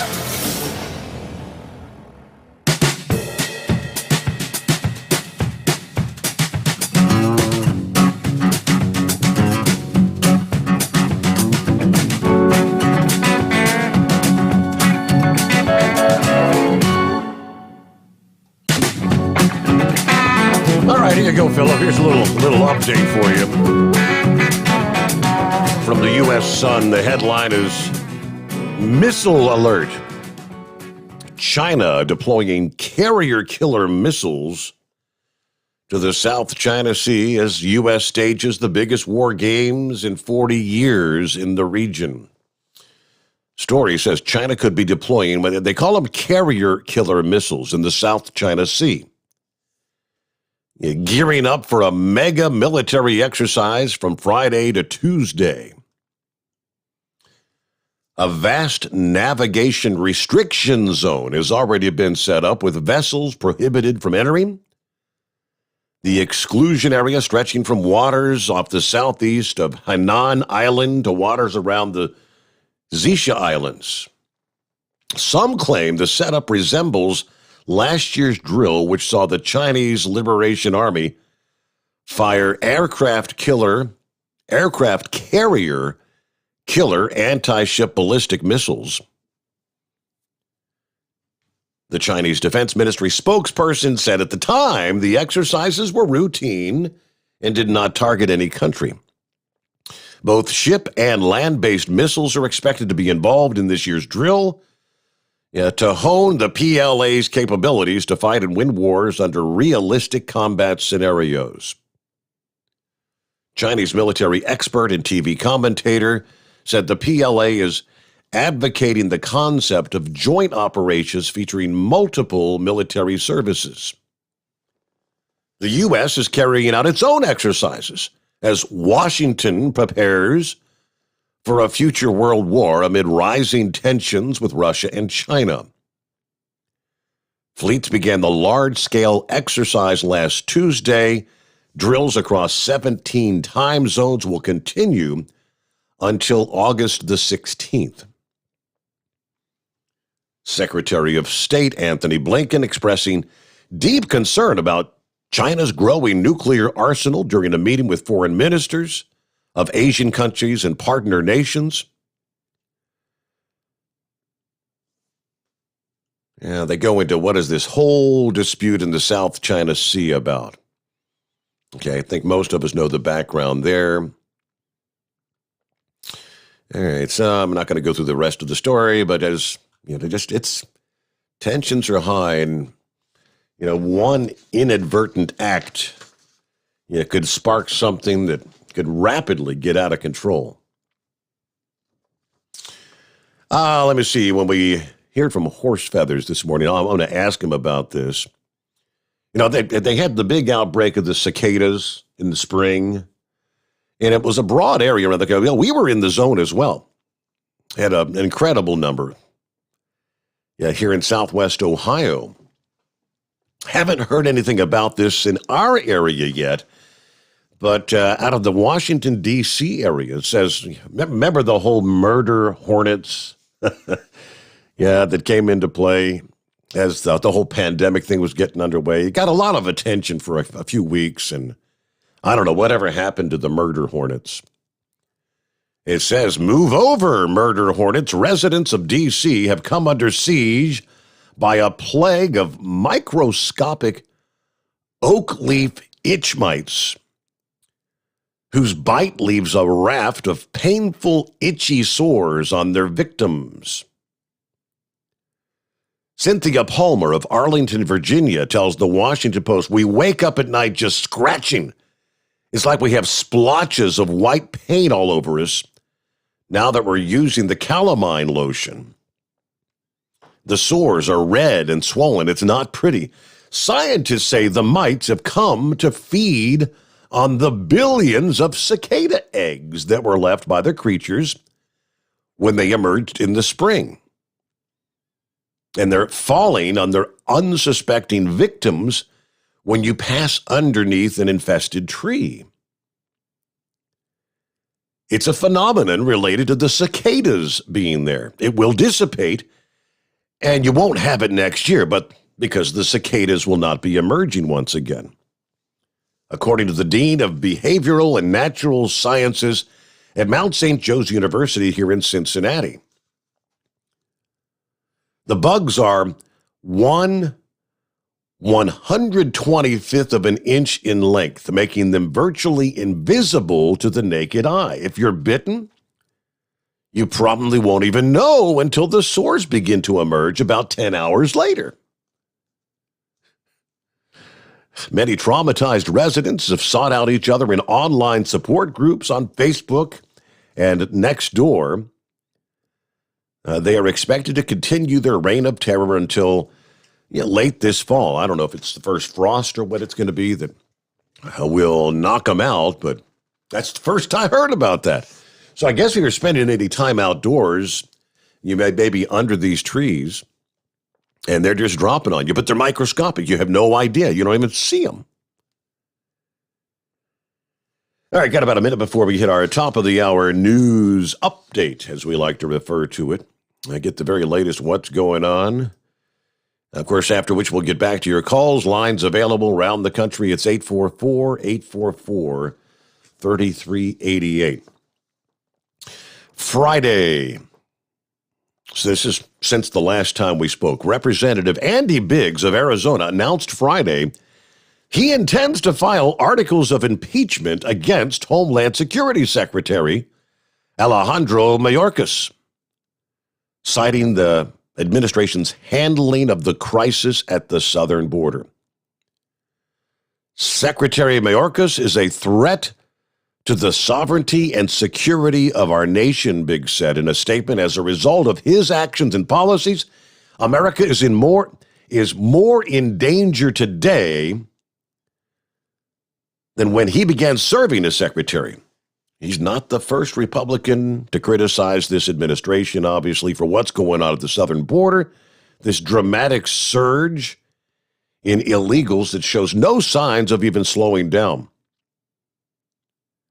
But introducing articles of impeachment would be taken into the next level, an escalation of that criticism. Critics of the administration policies have blamed the rollback of the Trump-era policies, the migrant protection protocols, the ending of the border wall construction, limited application of the Title 42 public health protections, all fueling this surge. Meanwhile, the administration tries to place the blame on, as remember Kamala Harris using those words, we're looking for the root cause is poverty and violence and climate change in Central America. That's the reason they're coming. So no idea where that may go. I guess he'll be introducing that since he just announced it Friday, maybe today, tomorrow. Probably not going to go anywhere. with a Democrat-controlled House, right? It'll be more of a symbolic thing than anything else. But all right, we'll be back following a news update here, rolling into a Monday, the Steve Sommers Overnight Drive live from the Hot Shot Secret Studios. USA Radio News with Dan Naraki. The Senate has voted to end debate on a bipartisan infrastructure spending bill, setting the measure up for a final vote within the next day or two. Senators voted 68-29 Sunday night, with 18 Republicans joining with all Democrats to set the bill up for a final vote, which it's expected to pass. The bill would then go on to the House, where it faces a tougher road. House Speaker Nancy Pelosi has said that she wouldn't bring the $1.2 trillion measure to the floor of the House unless the Senate also votes on a larger $3.5 trillion spending package.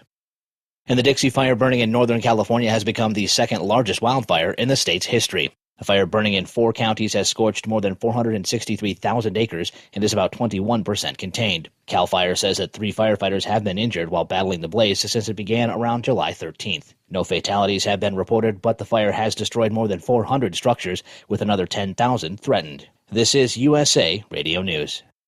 The best companion a pillow has ever had. You've heard me talking about Mike Lindell's Giza Dreams bed sheets now for a couple of years. They're the perfect companion to the MyPillow. Made with the world's best cotton called Giza, grown only in a region between the Sahara Desert, the Mediterranean Sea, and the Nile River. Its long staple cotton makes it ultra soft and breathable. And just like the MyPillow, there's a 60-day money-back guarantee, 10-year warranty. Try it for yourself. Mike Lindell and I promise you'll sleep better, or you get your money back. Go to MyPillow.com, click on the radio listener special, use my promo code USA.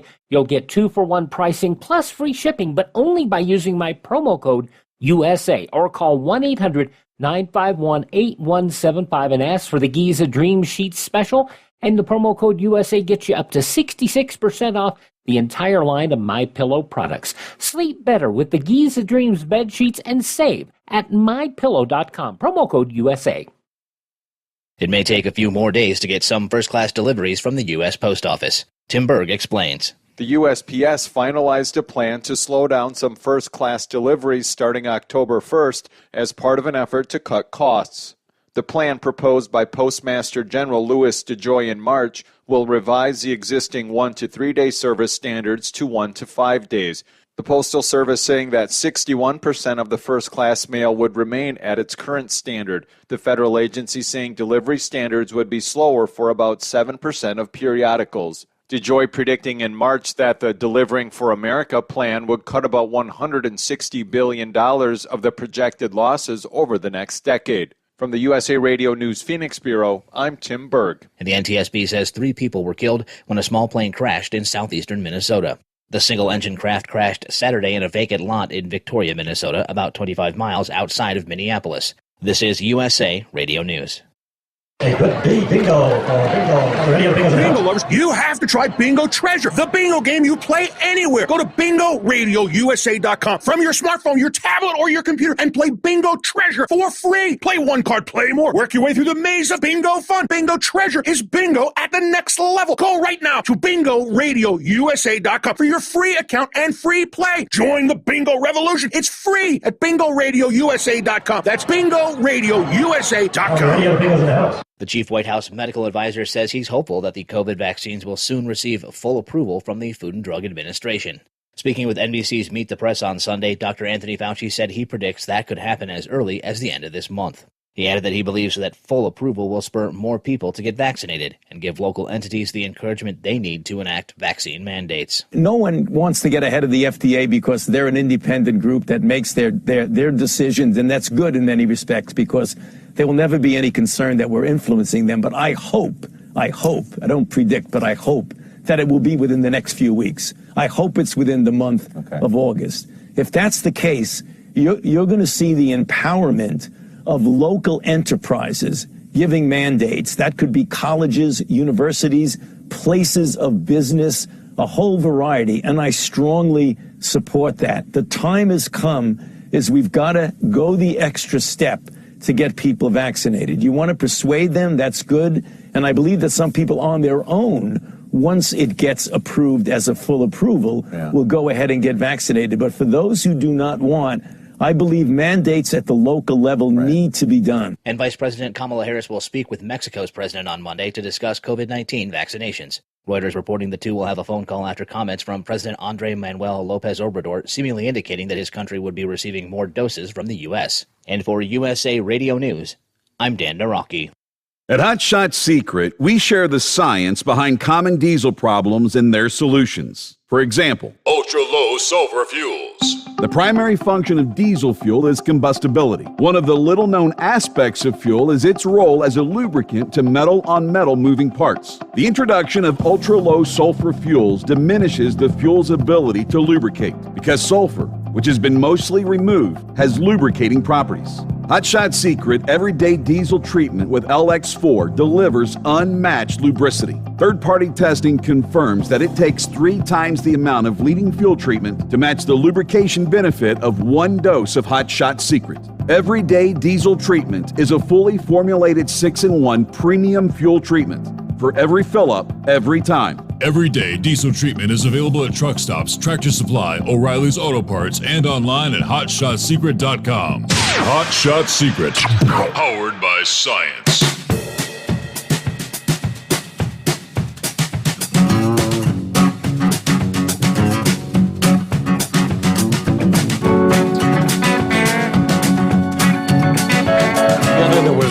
The story out of Chicago, of course, another weekend of violence in the streets.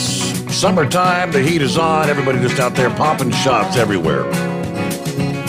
All I know is as of 9 o'clock Sunday morning,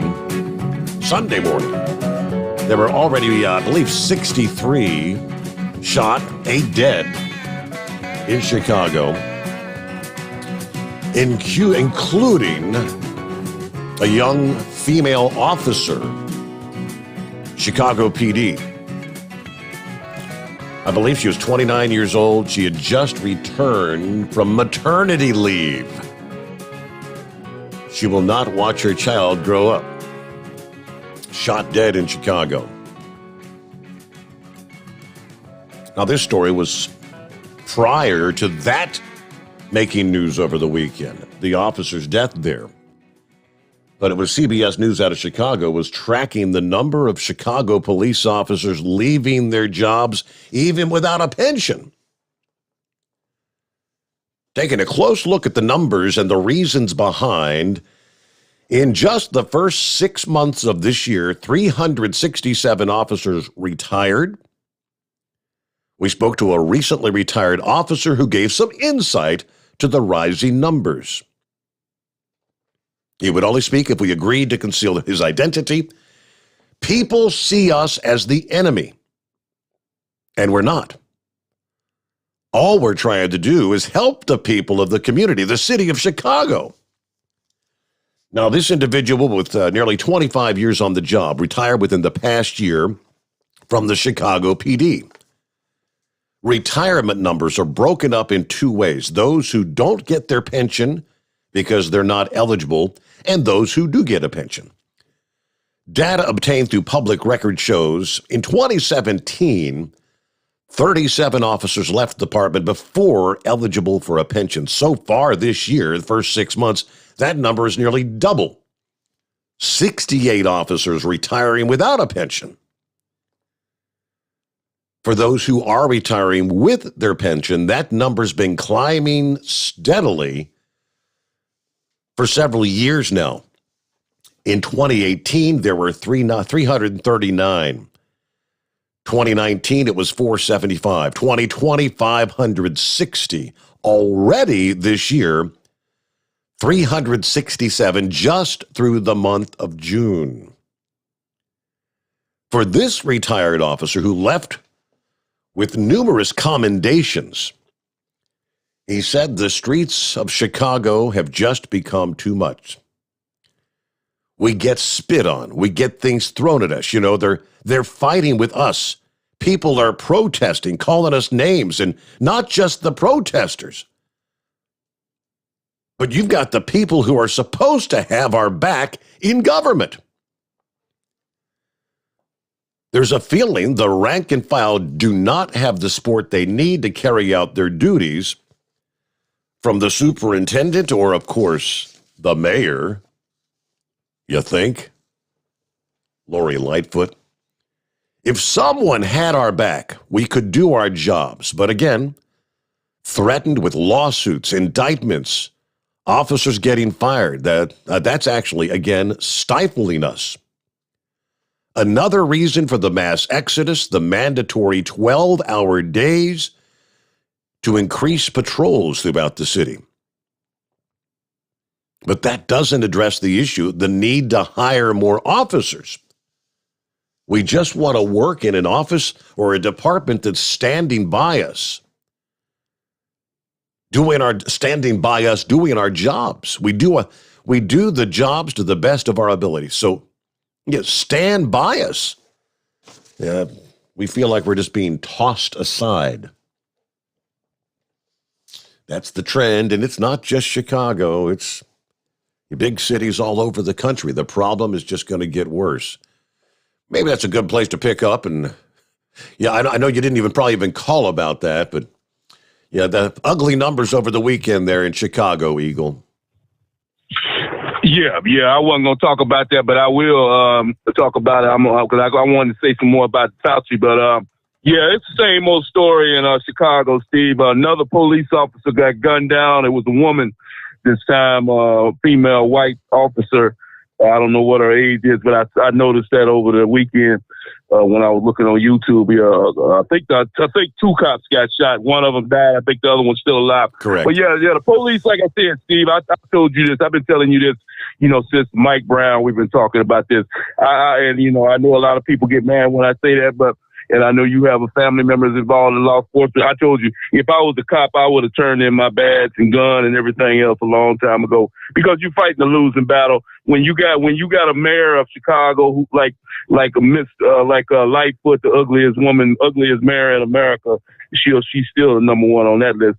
But when you work for somebody like her, it's impossible to do your job, Steve. I think they basically told the cops I don't even know why they carry a gun in Chicago, because they basically can't use the thing. Like I say, the criminals have more lenience than the police do, because you already know what's gonna happen if one of those cops shoot a black man, a white cop. Whether the guy he could point a gun right at the police officer, Steve. And that white cop would shoot that guy, and he would be the biggest racist in the world. So they fighting the losing battle. Like I said, anybody in Chicago, if you're a police officer, you can hear my voice right now. Either I will quit the Chicago Police Department and go work for another city, or I would quit altogether. That's basically what it don't boil down to in Chicago. Chicago is a lost cause. See, I've been talking to you about Chicago for so long. I'm tired of talking about it, because there ain't gonna be no changes. Like I said, until Lightfoot leaves town.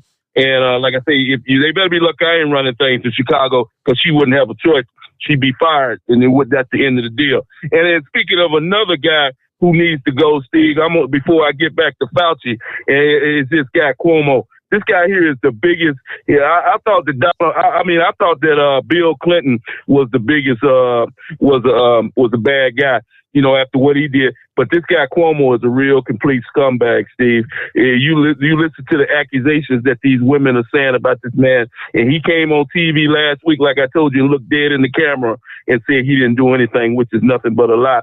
This guy here, he needs to be impeached out of office as the governor of New York State, and he needs to be placed in jail. From what I understand, I've seen on the news today that some of these charges, that there's another woman that's come out and she's had some serious things to say.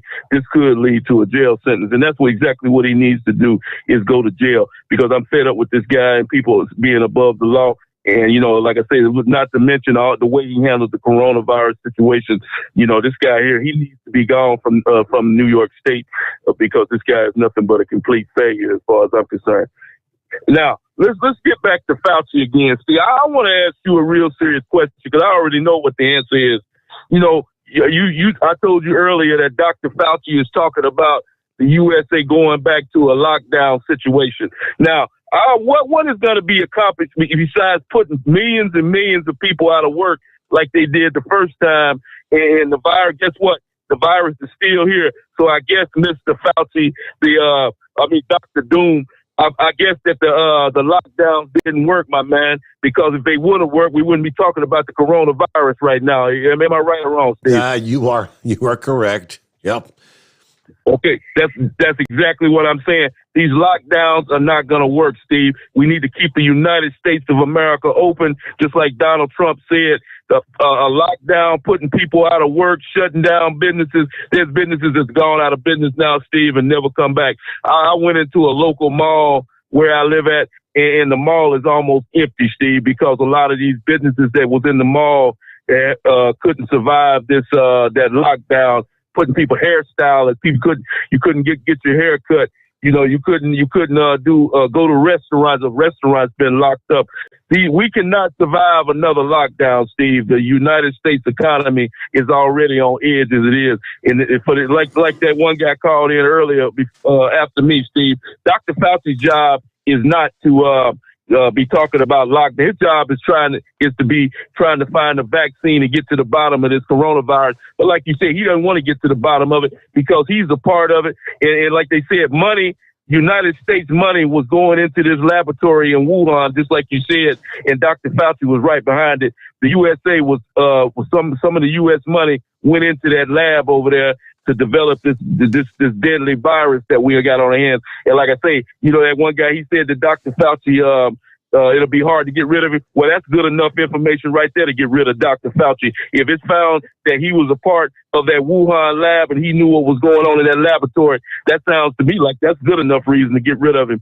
So, like I said before, this guy here, he doesn't speak for me. He has nothing that he wants to say to me about the virus, because the guy has nothing but bad news. All he speaks is doom, doom, doom. There's no bright light. If you listen to Dr. Fauci, like I told you the first time, you would think this is going to be the last day on earth the way this guy is talking. He makes you seem like there's a virus that's coming down the line that's worse than the one we got right now, instead of being positive about the situation and trying to tell the American people that there's a bright light at the end of the deal. All he sees is a doom and gloom and locking down the country again. And that's not going to do nothing but put millions and millions of people out of work. And guess what? The virus is still going to be here, Dr. Doom. And I thank you for taking my call tonight, Steve. All right, Eagle, good to have you with us on a Monday. Back to the old grind, Dr. Doom. Yes, sir. It is 844-844-3388. Back into the Steve Sommers Overnight Drive live from the Hot Shot Secret Studios. Live from the Hot Shot Secret Studios, the Steve Sommers Overnight Drive. Some say their truck reflects who they are, dependable and reliable. That's why you trust Blue Def.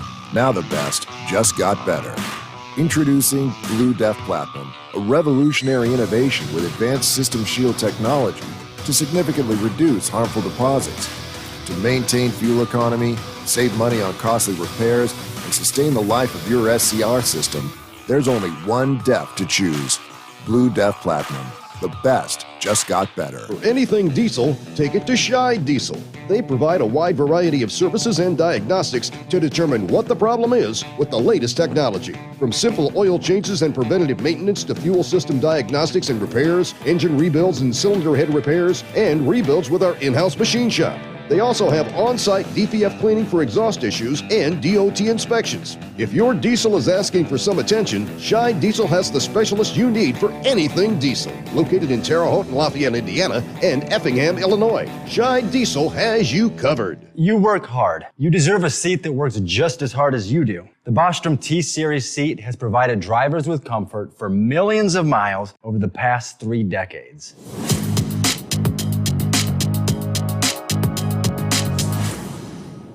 Each seat is built right here in the USA and has 4-position front cushion tilt and higher low-profile air suspension with isolator.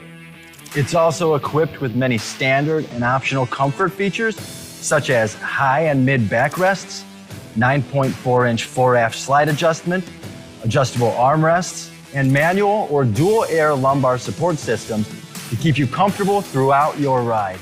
Build your T-Series seat today at BostromSeating.com and ensure your ultimate comfort for wherever the road takes you. Bostrom Seating, the ultimate comfort for the open road. Keep the bugs off your glass and the Smokies off your ass. This is the Overnight Drive with Steve Sommers.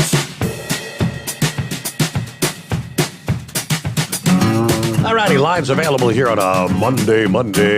Back to the old grind. It is 844-844-3388. What's going on, Pappy? What's happening, Steve? Monday. You love Mondays, you know? Yeah, man. I got some inside scoop, Steve. Oh, yeah? Yes, sir. I got some information, right, that the Forest Service has been capturing and relocating bears from Chicago to Yellowstone. Reference all them car break-ins. Oh, right? boy. Yeah. Just like they're taking all the illegals coming across their border and flooding them into Florida and Texas, you know, same theory behind all that, right? Mm-hmm. 29-year-old female, Steve, just gave birth. Yep. Just came back from maternity leave. Her and her partner make a traffic stop on this car, and these scums of the city gun them down. Gun her down, gun her partner down. Her partner's fighting for life, for his life. And like you said, this child is going to grow up without her mother now, you know, so. And we had a 14-year-old kid killed here or shot, Steve, here in Cincinnati. Not a word, you know, from the Black Lives Matters people out sharpening, none of them, they don't care. Hey, the USS Indianapolis, Steve, that was kind of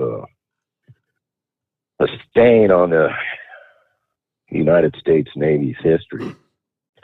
You already heard the story how it delivered the main fusing mechanism for one of the atomic bombs. It was on after it dropped it off. It was on its way back and it got hit by a torpedo. Well, due to the secrecy of that mission, Steve, there was no distress signal put out when that ship went down.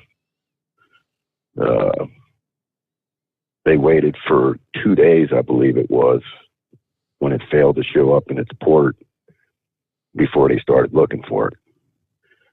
And there were several hundred men floating around in the shark-infested waters, yet eaten alive before they were rescued. They ended up court-martialing that captain, made him the scapegoat for it. But anyway, yeah, I don't know if you remember the movie Jaws, Robert Shaw, when they're all sitting around at that table drinking. And Robert Shaw told that story that he was on the USS Indianapolis when it went down. He gave a pretty good description of how that went down. But hey, man, It's pretty wild that you had mentioned that. I was just reading through some of the comments here, and one of our listening friends, it's almost like you were reading it for me. He says, I got that movie, USS Indianapolis. I bet you didn't know this. In the first Jaws movie, Robert Shaw, who played Quint, said he served on the Indianapolis during World War II, and he talked about the sharks that killed many of the crew. Yep. Yeah, that's when he said he'd never put on a life jacket again. If he ever goes down. It's that scene where they were singing, show me the way to go home. I'm tired and I want to go to bed. Remember that? Mm-hmm. It's a good scene. And Robert Shaw was hammered in that scene. I've seen a documentary on the making of Jaws, and they were waiting for him and wait, and he finally shows up on set drunk as hell. Oh. Yeah, but another carrier group left Pearl, Steve. I think I sent you an email a couple days ago with some amphibious ships Left Pearl 4 or 5 days ago, I want to say. So I don't know, man. If China, we're in yeah, that's what trouble. I'm saying. I was going to ask if China, actually moves on Taiwan, which I get. Most of them say it's a matter of not if, but when. When they do, how quickly do things spiral out of control, and how ugly is it going to get? Oh, fast. You talk about bomb sled going downhill. I told you about them 2 factories over there, Steve, that produce the microchips. We're going to be in a world of hurt. I'm telling you, when that goes down, put your seatbelt on. Man, you know what? I'm tired of hearing about these so-called experts, Steve. All these scientists that are the experts. I mean, Eagle hit it on the head. These guys aren't but buffoons, Steve. They have no idea what the hell they're doing. My personal opinion is they're just out to destroy this country, man, and they got to destroy the middle class to do it. And that's shutting this country down is going to destroy this middle class, middle and upper middle class. I don't know. Time will tell. Yeah. That's all we get, from Dr. Doom. You do as we say, or we're going to have to shut this country down. You will take these vaccines, or this will happen. I mean, it's just unbelievable, man. Unbelievable. But hey, I work tomorrow night and Tuesday, and I am off Wednesday, Steve, for that meteor shower. Oh, you can sit on the back. If we've got clear skies anyway, you'll be on the back deck with your night vision goggles, sir. won't you? Yes, sir. And don't forget what's coming up this Wednesday, too. Michael Lindell's little, the Cyber Symposium, Tuesday, Wednesday, Thursday, 10th, 11th, 12th. So it starts Tuesday. Yes, the symposium. I wanted to say, what is it? WFrench.com or something is a website you go to watch this thing live. Frank Speech, isn't it? FrankSpeech.com? Yeah. Yeah, that sounds right. Yeah. I have to go check that out on Wednesday. Hey, shout out to Eagle. Great call tonight. Man, Steve, your callers. Vic, come on, man. This man, I love his calls. This man knows what he's talking about. He's very, very intelligent. All your callers are extremely intelligent. Philip down there, when we start talking about all this space stuff, man, this man knows what he's talking about, Steve. The passion in Steve's voice when he calls. We're heading down some bad, bad times here, Steve. Thank God we got you to listen to, man. Yeah. All right. Yeah, it is. Man, that's all I got, my brother. All right, I pulled it up. Yeah, it is Frank Speech, SPEECH.com. FrankSpeech.com.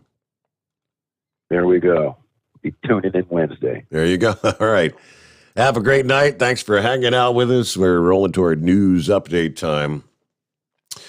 Yes, indeed. I saw that story this past day. Someone had shared it this past afternoon. Another, what would you call? I don't know, conservative per se, but I guess he was a talk show host by the name of Dick Farrell. Known and beloved by fans for his over-the-top, okay, there it is, right-wing opinions. Apparently died last week from COVID. Farrell advocated against getting the vaccine. He was skeptical of Dr. Fauci and his recommendations. After contracting the virus, he began to change his point of view. I guess he was sending out some text before he actually succumbed to COVID that he's changed his mind, advising his friends, get the shot. Go ahead and get the shot. Don't know if he had underlying conditions of any sort that may have contributed. It looks like he was a pretty big guy. Let's see. Interviews with a bunch of other personalities that knew him, a radio person. I guess he was a well-known name with WFLN there in Florida. All right, so and I have no idea, haven't heard an update as far as Phil Valentine, and the other conservative host who had spoke out against the vaccine. My understanding was he was questionable about the vaccine, much like me. I'm not telling anyone don't get it. Absolutely not. I'm just concerned about the possible negative side effects, because I don't think we get the truth on how much of that is actually going on, but that's just my opinion. So, like most of you have already called and said you've done, make your decisions based on your heart. I know many of you've got it, and if you haven't yet and you think it might be the thing to do, go get it. All right, we'll be back following news break. The Steve Sommers Overnight Drive live from the Hot Shot Secret Studios. USA Radio News with Dan Naraki. The Senate has voted to end debate on a bipartisan infrastructure spending bill, setting the measure up for a final vote within the next day or two. Senators voted 68-29 Sunday night, with 18 Republicans joining with all Democrats to set the bill up for a final vote, which it's expected to pass. The bill would then go on to the House, where it faces a tougher road. House Speaker Nancy Pelosi has said that she wouldn't bring the $1.2 trillion measure to the floor of the House unless the Senate also votes on a larger $3.5 trillion spending package. And the Dixie Fire burning in Northern California has become the second largest wildfire in the state's history. The fire burning in 4 counties has scorched more than 463,000 acres and is about 21% contained. CAL FIRE says that 3 firefighters have been injured while battling the blaze since it began around July 13th. No fatalities have been reported, but the fire has destroyed more than 400 structures, with another 10,000 threatened. This is USA Radio News.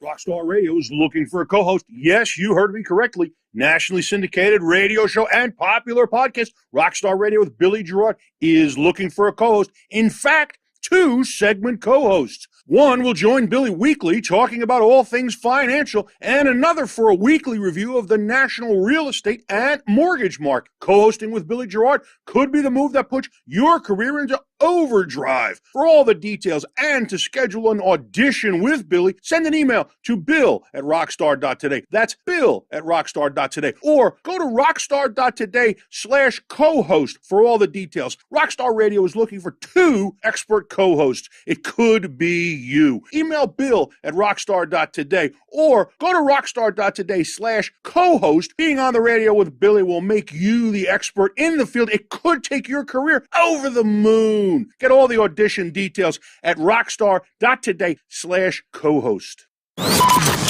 Live from the Hot Shot Secret Studios, the Steve Sommers Overnight Drive. You work hard. You deserve a seat that works just as hard as you do. The Bostrom T-Series seat has provided drivers with comfort for millions of miles over the past 3 decades.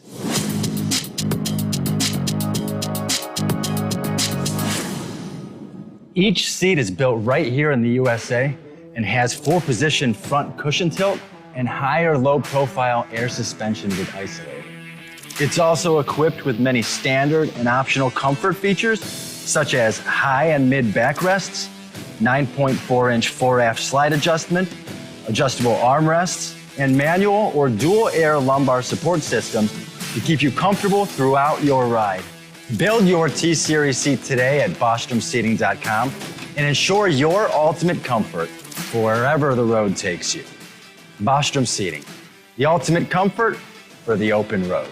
Whether you're a diesel pickup performance enthusiast or just looking for a small upgrade, when selecting common rail fuel system components, look no further than Exergy Performance. At Exergy, you'll find injectors, pumps, and more, engineered like no others on the market using state-of-the-art equipment run by people that have been in the business for decades.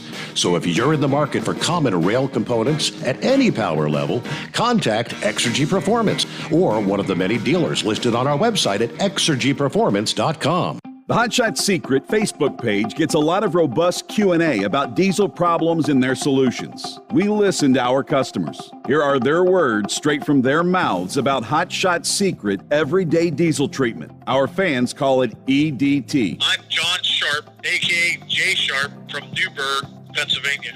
Using EDT, my local fuel mileage went to average of 22 to 23, and my highway MPG went to 26 to 28. Hi, I'm Danny. I'm from Arizona. I drive a 02 Ford Excursion. I use EDT at every fill-up, and my mileage went from 12.5 miles to gallon to 14 miles per gallon. I highly recommend it. Everyday diesel treatment delivers a 6-in-1 premium fuel treatment for every fill-up, every time. Everyday diesel treatment is available at truck stops, Tractor Supply, O'Reilly's Auto Parts, and online at HotShotSecret.com. Hot Shot Secret, powered by science. Are you having trouble sleeping? Are you tired all the time? Growing older is a fact of life. Our skin starts to wrinkle, muscles get weaker, and our energy levels plummet. If there was a product that may help you slow down these symptoms of aging, would you be interested? I want you to go to getonthegel.com. That is getonthegel.com. Watch this 4-minute video that explains more about this amazing product. Or call us at Youth Fountain HGH today at 513-472-0699 for more information. Dean Michael, the tax doctor, here with Tax Help MD. As many of you know from Steve Sommers' show, I've been helping professional drivers solve their tax problems. I can help you too. If you've been struggling with back tax debt, call me now at 888-557-4020. Let's face it, these problems aren't going away all on their own. You need professional help so you can sleep better at night knowing you're in good hands. It's like I always say, keep your eyes on the road, I'll keep my eyes on the IRS. 888-557-4020. For anything diesel, take it to Shy Diesel. They provide a wide variety of services and diagnostics to determine what the problem is with the latest technology. From simple oil changes and preventative maintenance to fuel system diagnostics and repairs, engine rebuilds and cylinder head repairs, and rebuilds with our in-house machine shop. They also have on-site DPF cleaning for exhaust issues and DOT inspections. If your diesel is asking for some attention, Shy Diesel has the specialist you need for anything diesel. Located in Terre Haute and Lafayette, Indiana, and Effingham, Illinois, Shy Diesel has you covered. The Overnight Drive with Steve Sommers. Live from the Hot Shot Secret Studios. Call Steve now. 844-844-3388. That's 844-844-3388. And welcome back. It is 844-844-3388. I know we're all just totally exhausted with the talk about vaccines. But I feel inclined to delve a little more into that. Just bear with me for a few minutes. How far is this going to go? Reading some of the latest, you almost, for those who have religious backgrounds and believe in Revelation and the mark of the beast, I'm not saying that this per se would be the mark of the beast, but it sure as hell is leading to what could be. Almost like we're preparing society with everything that this is becoming to be ready when the time comes. You're going to take all this talk about chips, mandatory chips, and the same thing many believe is going to be coming down the pike in the future. Yeah, we've got this vaccine right now. In the name of the better good, you got to take it. It's not about you. It's not about you, you selfish bastard. It's about the rest of society and the greater good. You have to do this. Prepare yourself. for the future, what may ultimately be the mark, which will unfold in an identical scenario. Now, let me share this piece, because with each passing day, we're taking it the next step. Early last year, the proposition of COVID countermeasures coming to forced vaccination and vaccine passports segregated society, where only those who participate in the injection will have any rights. That was all conspiracy theory. It's not even worth talking about. That was then. But this is now. August of 21. Forbes announcing no vax, no service. Bars and restaurants requiring proof of vaccination. In other words, no jab, no dine. You start with the likes of Shake Shack and Union Square Hospitality, requiring staff and indoor diners in New York and D.C. to prove you've got the shot, starting September the 7th of this year. Mayor de Blasio applauding that decision. Everybody else needs to follow suit, and they did. De Blasio himself the next day announcing proof of vaccine will be mandatory for all indoor dining, visiting gyms, going to theaters in the city. It's miraculous. If you're vaccinated, it's all open to you. But if you're not, unfortunately, you're not going to be able to participate in many things. Several New York City eateries are already checking vaccine status. Last week, the San Francisco Bar Owners Alliance urged their members, there's 300 of them, to require proof of injection for patrons wanting to have drinks indoors. Several LA restaurants and bars, comedy clubs, all following suit. More than 60 establishments in Seattle, vaccinated-only restaurants, have popped up. It's happening in Oakland, Philadelphia, Boston, Atlanta, St. Louis, Boulder, Colorado, New Orleans. Like I said, it's incremental. No jab, no job. A growing number of companies requiring workers to essentially participate in a medical experiment or lose their job. Facebook, Google, Twitter, Lyft, Uber, Saks Fifth Avenue, The Washington Post, BlackRock, Ascension Health, Netflix, Walmart, Disney. Now, as mentioned, Florida prohibits businesses from requiring customers provide proof of vaccination, but it does not bar companies from mandating vaccines for their employees. For the moment, Disney's mandate only pertains to salaried and non-union hourly employees. Philip explained that last week.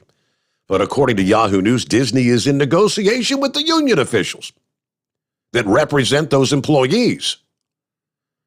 The goal is to extend that mandate to union employees as well. May of this year, the Employment Opportunity Commission decreed it is legal for companies to require you get the COVID shot, even though they're only authorized for emergency use. They're not even licensed yet. Testing not expected to conclude for another 2 years. We move on. No jab, no business. Private companies also have the right to not mandate shots, but standing up for workers' right to choose might hamper their ability to conduct business at all. PayPal is now vowing to block transactions and cancel accounts by extremists. Now you're an extremist. And anyone endangering at-risk communities, which could include just about anything at this point. The White House promoting the idea that people who question the safety of the shot are killing people. Business owners and self-employed entrepreneurs who speak out against other narratives will face the same risks. When I helped create PayPal in 1999, this is obviously the guy that's one of the founders. It was in furtherance of a revolutionary idea. No longer would ordinary people be dependent on large financial institutions to start a business. Now PayPal is turning its back on the original mission, leading the charge to restrict participation. If you are deemed unworthy, we're talking about shutting down people and organizations that express views that are entirely lawful. If history is a guide, other companies will be following suit. When your name lands on a no-buy list created by a consortium of companies, who are you going to appeal to? As for the notion of building your own PayPal or Facebook, well, due to their gigantic network effects, there's no viable alternative when the whole industry works together to deny you access. No jab, no food. Some are promoting even more severe punishment for the unvaccinated. It's not enough for the thought leaders that unvaccinated can't enter a bar or restaurant or might lose their ability to send or receive money for goods and services using PayPal and maybe other digital transaction services. For example, CNN's beloved Don Lemon suggested unvaccinated people should be barred from buying food and have their driver's license taken away. That's where it gets mighty damn scary to me. I'm not the biggest guy on religion, but I was educated from a young age about what the mark is all about. You're not going to be able to buy, sell, trade. You can't do anything if you don't take it, right? That's getting to that point. Little thought experiment. Think this through.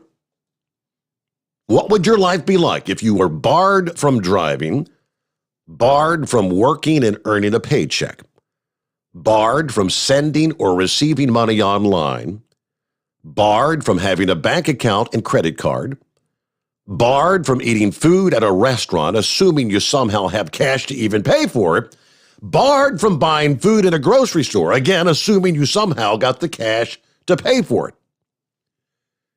Lemon and countless others actually saying it's acceptable to make half the U.S. population homeless and starve them to death in order to theoretically prevent the spread of an infection that has a 99.74% survival rate.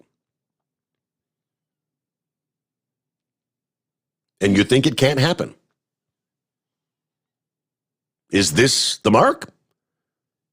Is this the next step? And I'm thinking this is the next step to prepare the population. We've been through this before. Look, it all worked in 2020 and 21 when we finally convinced all these people to just take the shot. We're going down a new path. We're going to now, in order to conduct transactions in the name of stopping fraud and those terrorists that are infiltrating the digital computer systems at our banks and businesses. You don't have to worry about it anymore because you're going to have this little chip. Nobody can steal your chip. Nobody can hack your chip. Your chip is you. We're all being prepared, in my mind. That's all I'll say. But had you yet heard that suggested? You're not allowed to buy food. You're not allowed to drive your car. You've got to do this in the name of the better good. Because it's not about you. You selfish individual. Aren't you concerned about your neighbors? Aren't you concerned about your neighbor's grandfather? You know, go on and on about it. Aren't you concerned about your kids? And we'll be back. The Steve Sommers Overnight Drive, live from the Hot Shot Secret Studios. Live from the Hot Shot Secret Studios, the Steve Sommers Overnight Drive. Are you having trouble sleeping? Are you tired all the time? Growing older is a fact of life. Our skin starts to wrinkle, muscles get weaker, and our energy levels plummet. If there was a product that may help you slow down these symptoms of aging, would you be interested? I want you to go to getonthegel.com. That is getonthegel.com. Watch this 4-minute video that explains more about this amazing product. Or call us at Youth Fountain HGH today at 513-472-0699 for more information. Diesel Army is on duty 24 hours a day, 7 days a week.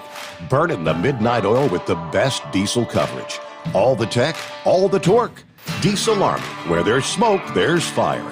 For the latest news and event coverage, as well as feature and tech articles, sign up for the newsletter and don't miss a thing.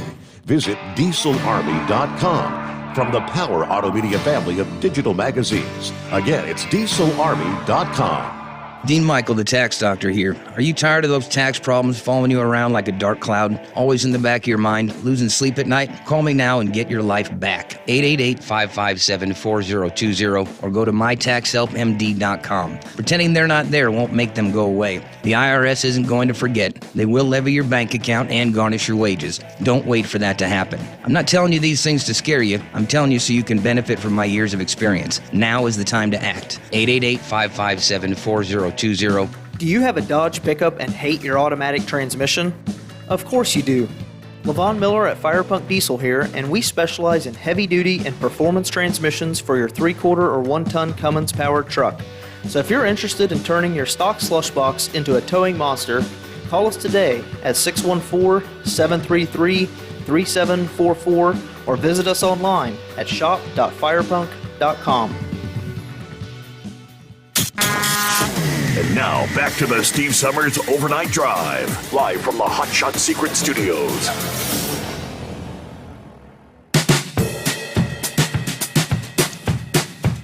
All right, now that I went all bat crap crazy and religious on you, just saying. I'm one man, I'm one opinion, and that's my own opinion. Doesn't have to be yours, but I just want you to ponder what your life would be like without all those things stripped away from you. Meanwhile, heat wave last week sent me some photographs. Lake Oroville, there in California. Second largest reservoir in California. It looks like a shell of its typical self. As the drought continues to toast the region, the reservoir has hit its record low level, according to the East Bay Times. Drone footage shows the exposed shoreline surrounding the lake and dam, revealing how far this reservoir has dropped from its usual height. The dry, dusty hues of the dirt surrounding what remains of the reservoir makes it look more like a river canyon. When the reservoir is at full capacity, the lake's surface stands at 900 feet above sea level. In recent years, the closest the lake was to full capacity was slightly over 2 years ago. It was at 98% capacity, 896 feet. Not bad.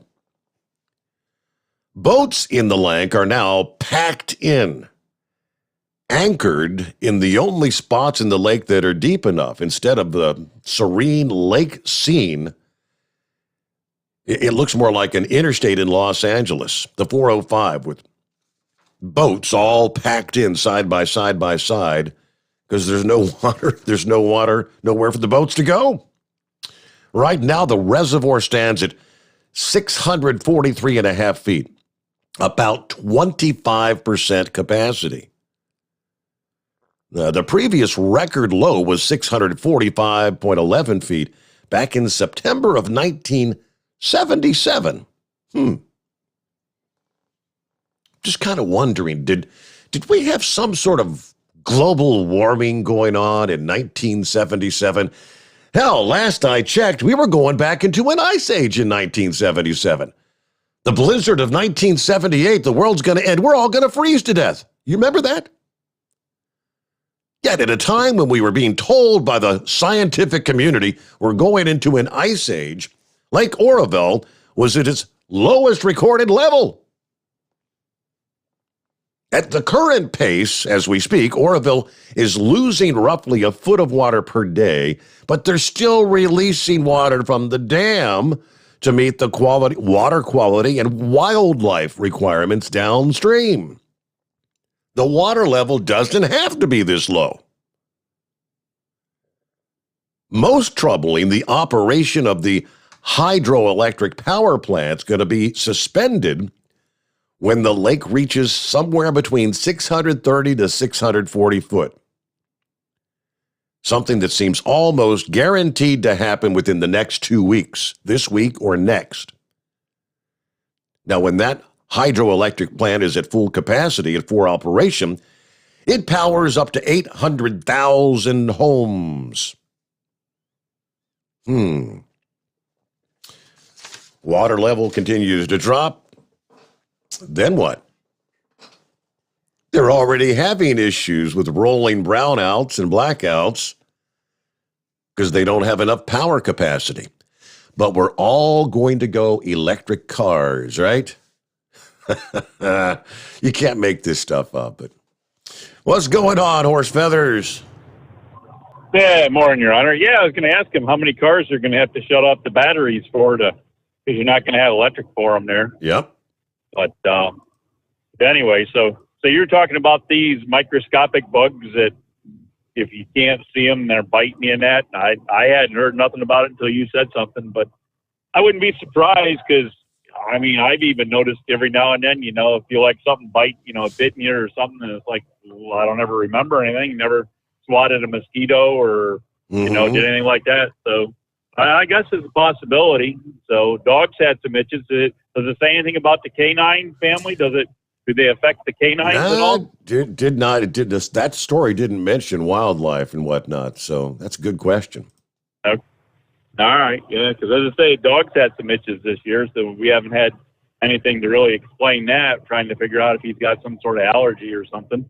So maybe you'll see what happens when it comes fall. Maybe it'll all go away. We'll see. I don't know. Maybe it'll be like COVID. Maybe it'll be here forever. Maybe they'll be here forever.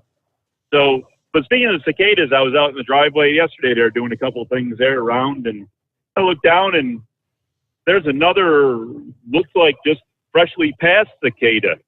I don't know if it's still the one from this whole group that we had or whether there was another one, because this one actually looked more kind of, body looked kind of green, where the other one's body seemed to be kind of orange. So I don't know. I don't know if this is another one or just an odd colored one out of the whole bunch that just kind of hung around late. What happened? I don't know. But I haven't heard, I haven't been hearing them in the trees or any of that stuff anymore. They're pretty well gone that way, and still some carcasses falling out. But the biggest thing now is, like I told you before, there is they've got all the ends of the tree branches there. They're all yep. The leaves are all dying on them and falling to the ground, and supposedly bringing the eggs to the surface of the ground, and so they can hatch or whatever and dig themselves in the dirt for another 17 years. Yep. Do it all over again. So I guess when I was out there going around my yard picking up all those blotches of the little skinny ends of branches, about a foot long, and they just they crack off and fall to the ground. If I'm picking all those up and putting them in the trash, I guess I'm throwing all the cicada eggs in the trash. Yep, and they'll all be in the landfill this year instead of that. So probably 17 years, they'll be too deep to come out by then. They'll never dig their way out. Nope. So I haven't heard much about the murder hornets, but the one thing we do have is we have these cicada killing wasps. Have you heard about these cicada killing wasps? Seems like I saw something on Facebook about that a week or two ago. They're about the size of your thumb. They look like a yellow jacket on steroids, and they're about the size of your thumb there, and they're all swarming around there. I guess at this point they're going after the eggs too, and the larvae that's hatching from the eggs. But yeah, we got swarms and swarms of these cicada killing wasps, and they don't seem to bother people. You can walk right through them there. They just move right around you, kind of like honeybees and that. Don't have any concern for you whatsoever. But I'll tell you what, you see one flying at you there, you think you got like an F-14 or something coming at you. It's pretty impressive looking there. So, but I don't know. So, I sent you a bunch of things over the weekend in emails and stuff, and I don't even remember what they all are, so I don't know if you're putting them in your show prep or not. But I think one thing that I did remember I sent you there was saw something in the last couple of days that they've used the Hubble telescope to take some pictures. Did you hear anything about that, or catch anything, or Philip said anything about that? Matter of fact, this past morning I was watching the video that you had shared about the Hubble. I mean, it's fascinating that there are, as she put it, millions, if not billions, of other galaxies out there, like our own Milky Way. Yeah, but the last I remember, Philip was talking that they were having a software issue and the Hubble had shut down, and they weren't even sure if they were able to get it going again. So I guess I don't know if it's up and going permanently or not, but it looks like it's up and running again. So that's a good thing, I guess. Extend its life a little more, but yeah, 31 years of service that's been up there. 1990 that went up with the space shuttle program and was put into orbit, and hard to believe that, and everything that it's had and what it's done. But I guess what they said that pictures they were taking, that I forget how many exposures they had to take, but it was like 11 orbits of the Earth. They were taking pictures of what looks like a black spot in space to get the photos of all those galaxies and the slower exposure time that they had to have. It's pretty amazing what all that was. So that was fascinating. Anyways, I don't know. It's not a whole lot other than that going on.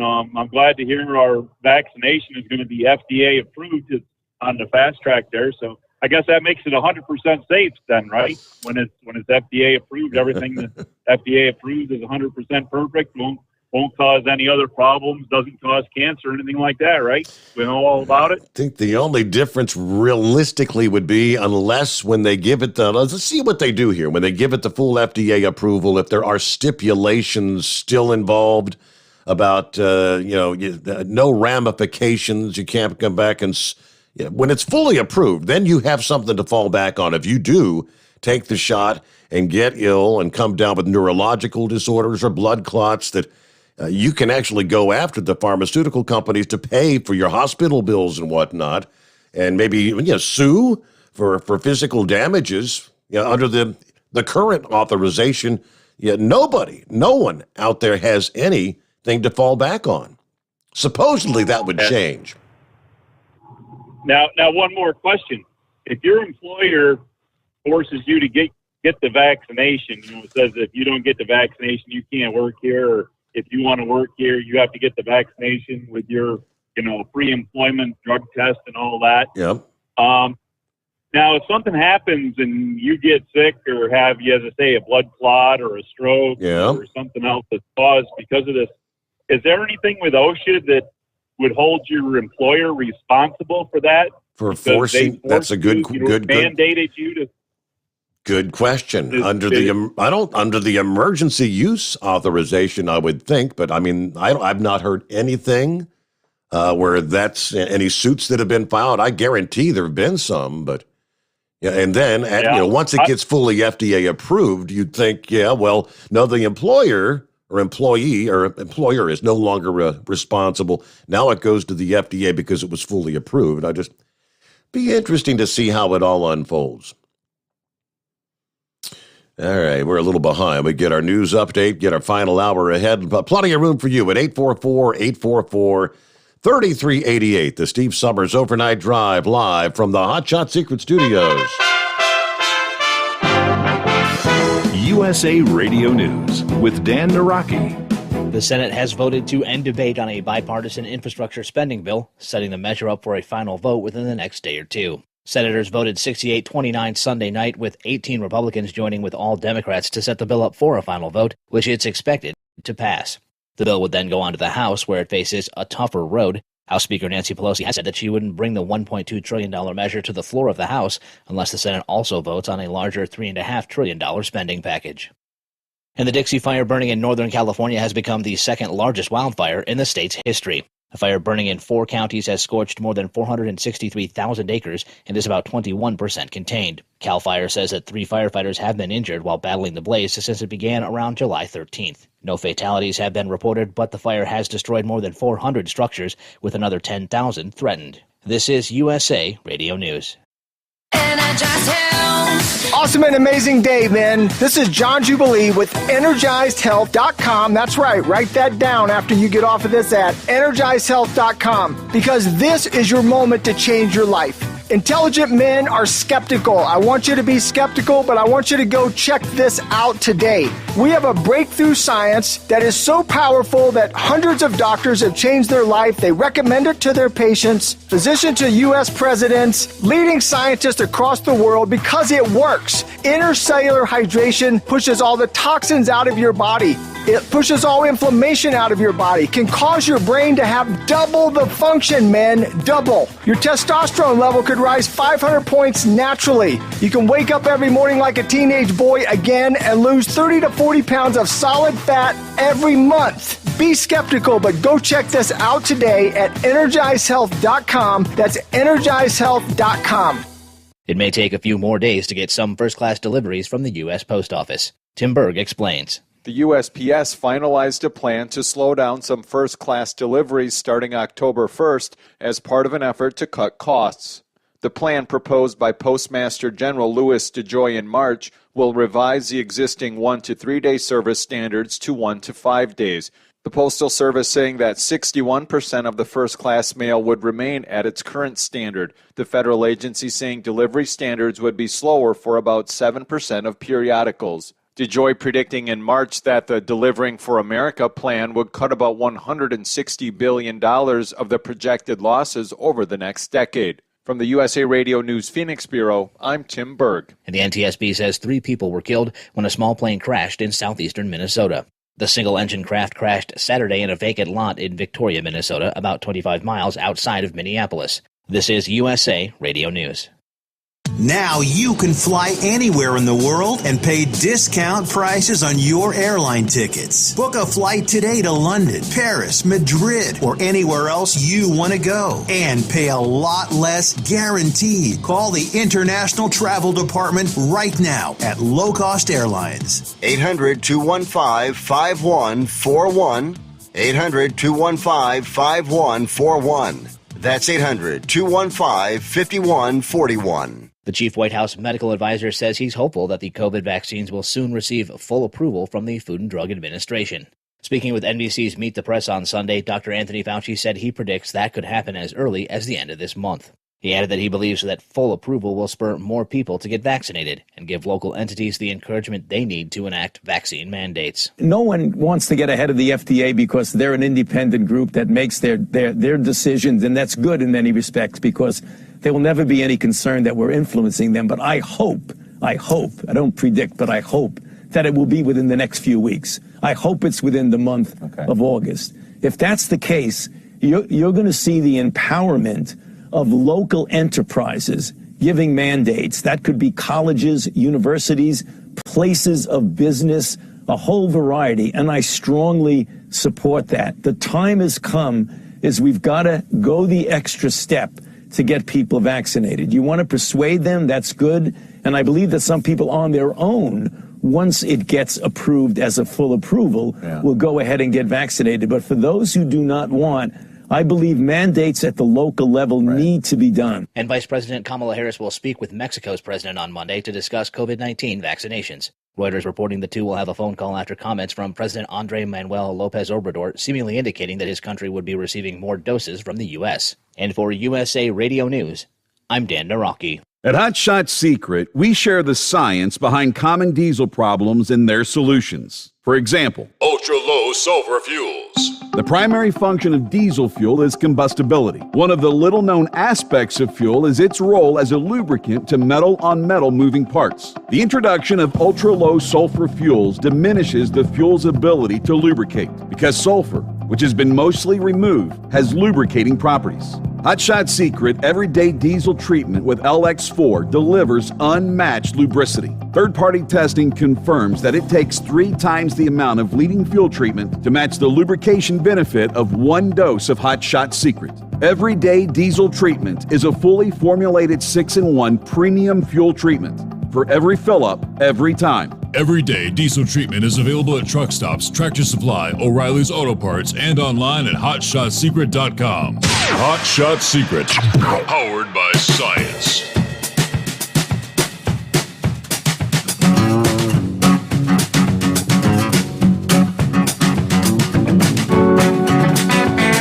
All right, final hour. Kind of funny, we were talking earlier about the advisory out of Colorado, talking about the bear going from car to car. Yeah, somebody shared a link from, I'm guessing it's down at Pigeon Forge, Gatlinburg Barranos, just another day in the Smoky Mountains. But somebody's got a video of the black bear literally going from car to car, checking. Yeah, he gets into several vehicles. Actually uses his paw to open some doors. He's pulling on the door handles. If it doesn't open, he just moves on to the next cars. That's great. They really do. They learn as they go. That's great. All right, thanks for sharing. I shared that as well on my Facebook. Once he got to the end of the line of cars, he just meanders. Man, the last couple of car doors were locked. And he just meanders on down the line. Okay, no food in this car. Meanwhile, back to the phones. Hello, Knuckle Buster. Morning again, Mr. Steve Sommers. You scared me with all that 666 talk, man. Sorry. We ain't nowhere near that. First off, you got to have the rapture of the church. Well, I know some people believe their church has already been raptured, but anyway, I don't think it has. Then you got to have a total economic collapse, and then Antichrist is going to rise out of the sea of humanity, be somebody that you wouldn't even think would have the answers to all of our problems. But he's not the answer to the problem. You and I don't have anything to worry about because you and I are not going to be here. So we'll just come back with Jesus when he returns to earth for the second time, right? Other than that, I ain't gonna worry about it. I don't know what the future holds, but I do know who holds the future, and that's all that matters to me there. So, okay. Man, great show this morning. Great show this morning. You know, the day I entered this world, I didn't bring anything to it. The day I leave this world, I ain't gonna take nothing out of here. So I just give it all to the one who owns it all. And that's all of my, well, I can't say baloney, so that's all the stake I know for today. So have a great day, Mr. Steve Summers. All right, thank you very much. Something else we might be headed down the path of. This is talking about inflation, right? We've got inflation. It's not hyperinflation. It ain't nowhere near where it could be, or it might be headed. I'm very, very curious to see where inflation goes once we pass another $4.7 trillion in spending. Because first of all, we're going to do this $1.2 trillion deal. You notice how several representatives in recent days have been saying, all along they've been saying, this is paid for, it's paid for, it's paid for. According to the Congressional Budget Office, they were off by about $250 billion. It was $260-something billion that's not paid for. Have not seen the numbers, because as soon as the 1.2 is done, the next step, immediately they're going on the $3.5 trillion spending bill. Now, how much of that is paid for? I haven't seen those numbers, but I've heard several economists talking about, you think inflation's bad now, wait till they spend this money. Which brings me to Venezuela, hyperinflation. Venezuela is going to slash 6 zeros off their inflation-battered currency, the Bolivar, to make it easier to use, according to the central bank last week. Taking effect October 1, they will be issuing new currency notes. All monetary amounts expressed in national currency will be divided by 1 million. The goal of the change is to facilitate the use of the Bolivar, because right now, the Bolivar just blowing around in the streets. It's paper. It's not worth anything more than the paper. Nothing. The fourth year of hyperinflation, their eighth year of recession. From January through May, prices have risen 265%.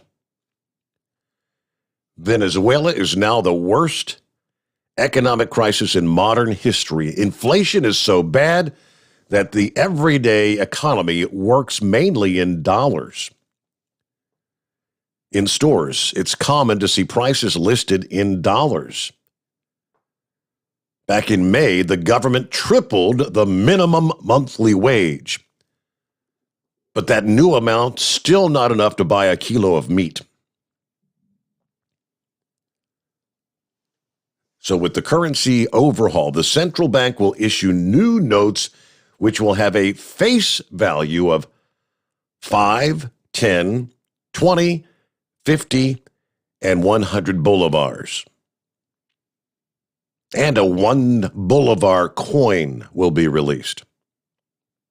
Remember, you're dividing it by what will be 5 bolivars. Today is 5 million bolivars. I don't even know what you can get with 5 million bolivar. I don't think it's much. Hey, good morning, Big Moose. Hey, bud, what's going on? Not a whole lot. I heard you gave somebody a knuckle sandwich yesterday. It was a 3-hit wonder. I hit him, he hit the ground, the ambulance hit 50. So. Hey, I tell you a little old trick here, a little old education I got from a guy named Gene Crosley up Chicago, Illinois one time. Take your left hand, put it on the outside corner of your left eye, and then just draw an imaginary line straight down to the bottom of your jaw, right there where your finger is. That's the doorbell. You smack them right there, they'll go to sleep every time. Yeah, well, I had a no trespassing sign up. He ignored that. I asked him politely to leave twice. He ignored that. I didn't ask him the third time. Uh-huh. And I'm sure he regretted that, right? I don't know, but I guarantee you every time he sticks his tongue in that hole where them jaw teeth used to be, he'll remember to stay the hell away from me. Oh, my. Did you knock a couple of teeth out? Yeah, he spit them out, hacked them up, made the god-awfulest noise you ever heard. It was kind of comical, really, but I warned him twice. Damn, how much you got to tell somebody to get the hell out of Dodge, you know? Yeah, I got it. And then he's going to come in there and tell he's going to cut somebody up and shit. Oh, sorry, shish kebab. Oh, sorry, FCC. Oh, Lord. Apologize. I'll donate some money to a charitable organization, your choice, since we don't have a swear jar on here yet. Yeah. But oh Lord, yeah. No, I got out of bed late, got rolling late. They got a rolling construction site just popped up here in front of me. I'm currently doing 52 mile an hour down I-75. I should have already been where I need to be, but I had a long weekend, and it's just one of them days, you know. But hey, did you get that email I sent you about this Milgram experiment that they conducted back in the '60s at Yale University? I did, yes. Did you get a chance to read through that? I read through some of it. Well, basically what it boils down to, they were trying to it was a psychiatric experiment, and they were trying to prove, which they did, that with the proper coaching, that the natural human response is to obey an authoritative figure. And basically, the volunteers were told the first time that, hey, this experiment was kind of rigorous, and they told them the first time, well, hey, you signed up, we need you to continue. The second command they got was, you basically put yourself in this situation, so, we need to continue. The third order, quote unquote, or instruction that they got was, this is really serious. We're rounding the corner. The test is almost over. You need to hang in there with us. And then the fourth command they got was, hey, this is the way it is. Shut up. Take it like a man. It'll be over when we say it's over, and with those conditioning, tactics, of course, I'm paraphrasing all of this. With that conditioning, every volunteer that they had in that program succumbed to those, succumbed to that psychological treatment. And I tell you what, there's an old boy talking about it there on the radio there yesterday. Look at this COVID thing. They come out the first time, hey, here's the deal. This is an unknown thing. We need everybody to be alert. Second time was, hey, we need to shut everything down. Everybody needs to help us out here, and we get this under control. Third time was, hey, we all know what the deal is. This is what you need to do to help this along. And now they're telling us, take it or else. Take it or no job, no food, no nothing, So, I mean, the parallels of that experiment in the 60s and this whole COVID scamdemic is frightening, and keeping in mind of the, like you were saying, the 99% survival rate, plus there's been nobody died of a cold, there's been nobody died of a flu, there's been nobody died of pneumonia. I'm convinced that I could go down to the hardware store, buy myself a brand new McCullough chainsaw, fire that thing up, saw my leg off, and bleed out before I get to the hospital. And there'd be some slick-fingered somebody, guarantee you, put on that death certificate COVID related. I mean, that's how they're boxing these numbers, And it's not about these statistics. There's no basis in reality. Oh, well, these numbers can't be right because, not everybody's reporting in. Well, if not everybody's reporting in, and we know for a fact that they're attributing this COVID, to get the money from the medical industry that the government's paying them, so nobody knows what the real numbers are. It would be impossible to know what the real numbers are. But the fact of the matter is, it's a scare tactic. It's been done before. It's been proven before, and they proved it. I think it was like 62 that psychological conditioning of gradually increasing the orders to obey works on the American psyche. It's a scientific proven fact. Yale University. Everybody can look it up. It's called the Milgram, Milgram, the Milgram experiment. Matter of fact, Wikipedia's got a really insightful little write-up about it. I mean, and it's old hat, but sometimes you have to reach back in the archives far enough. You can pull something out, and somebody will think it's a brand new deal. Mm-hmm. But I don't know. I just I'm just disgusted with a whole lot of it. I know it's a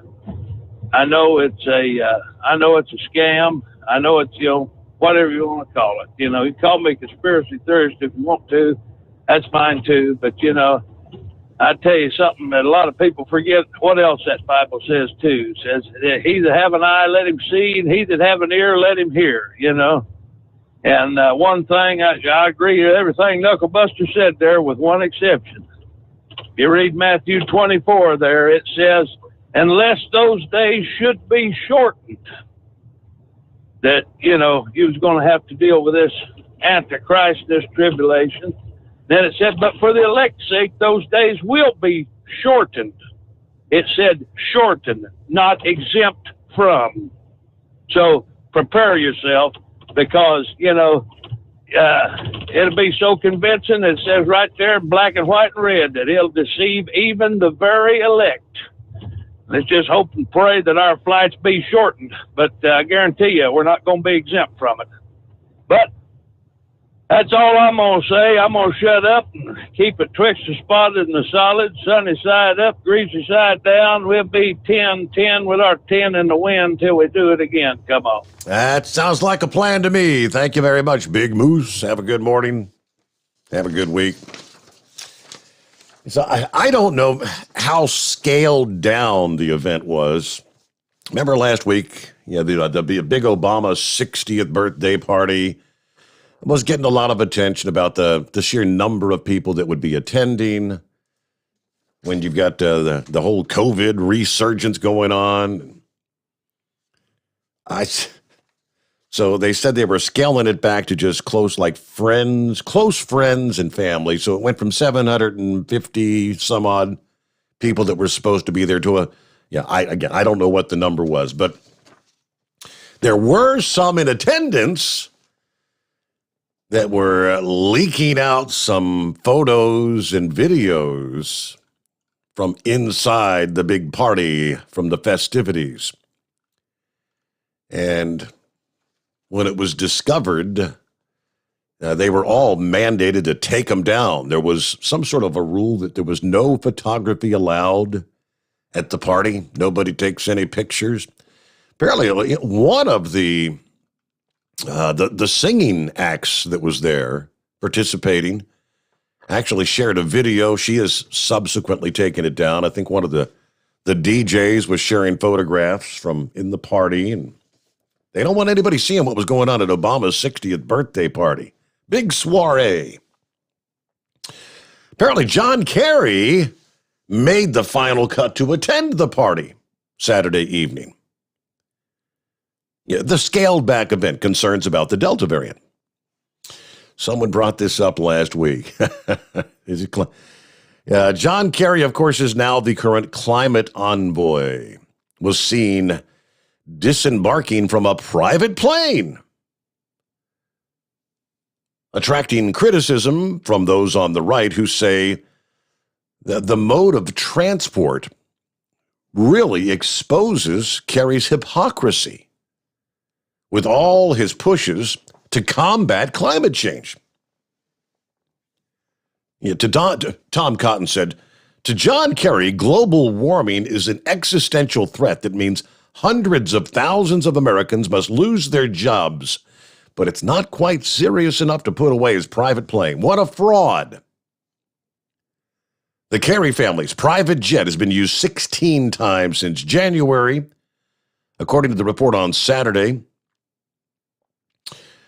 Secretary Kerry travels commercially or via military air in his role as special presidential envoy for climate.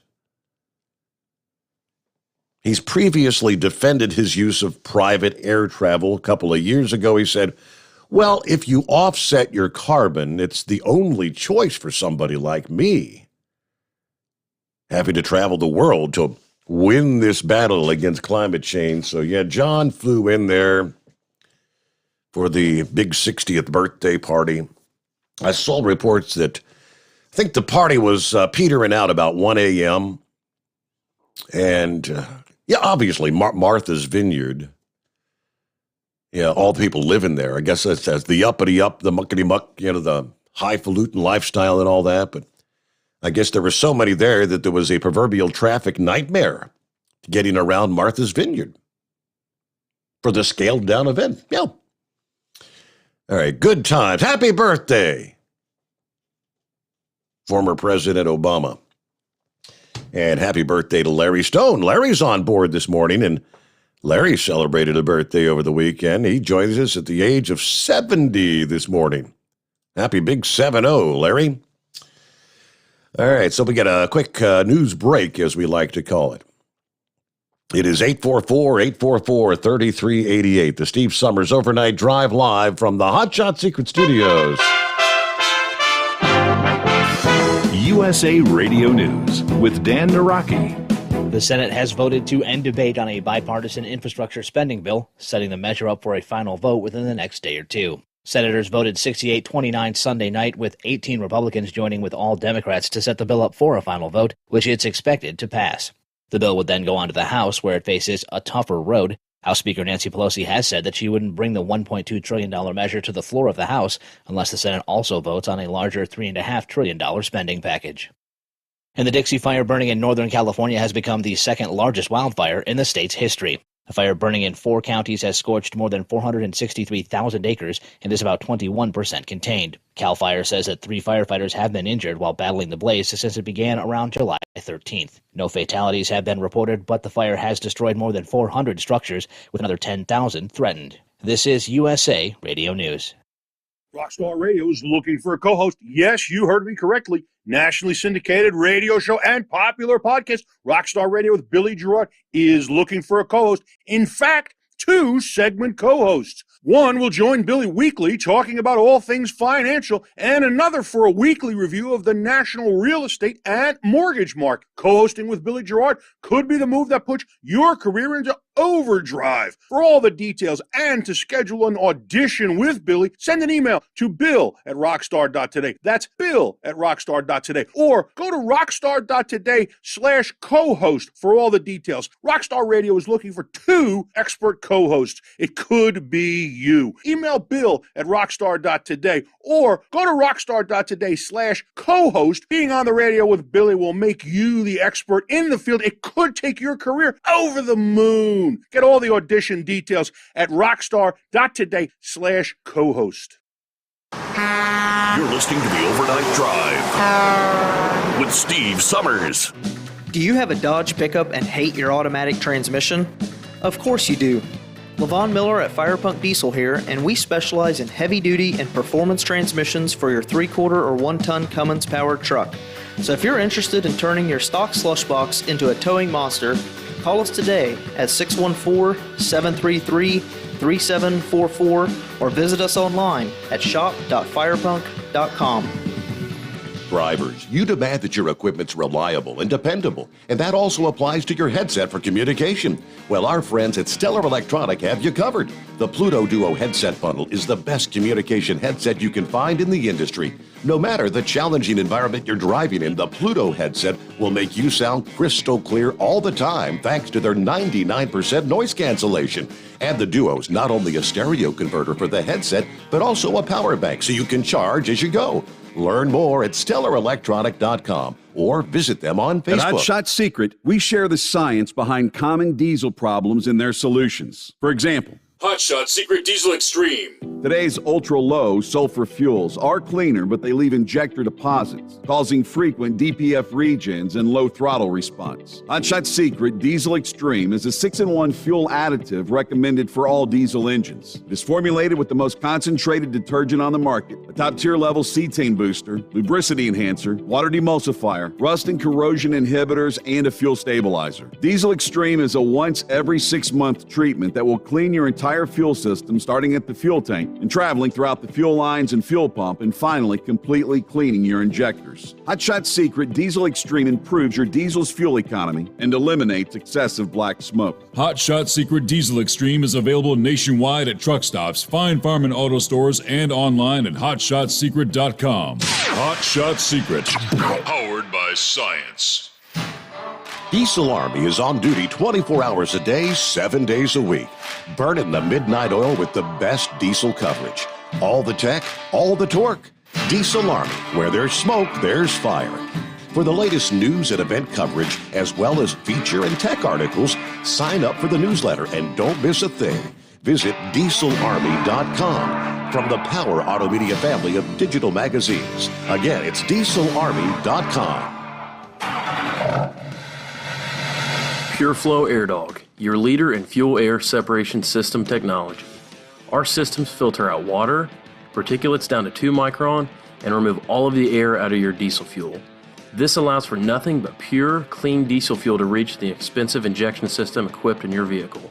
Not only do our fuel systems protect, they also come in a variety of flow rates to meet your performance needs. Our systems are compact and use OEM-style fittings for an easy installation. Learn more about our product at www.pureflowairdog.com and be sure to follow us on Facebook and Instagram. Protect your investment with PureFlow AirDog. The Overnight Drive with Steve Sommers. Live from the Hot Shot Secret Studios. Call Steve now. 844-844-3388. That's 844-844-3388.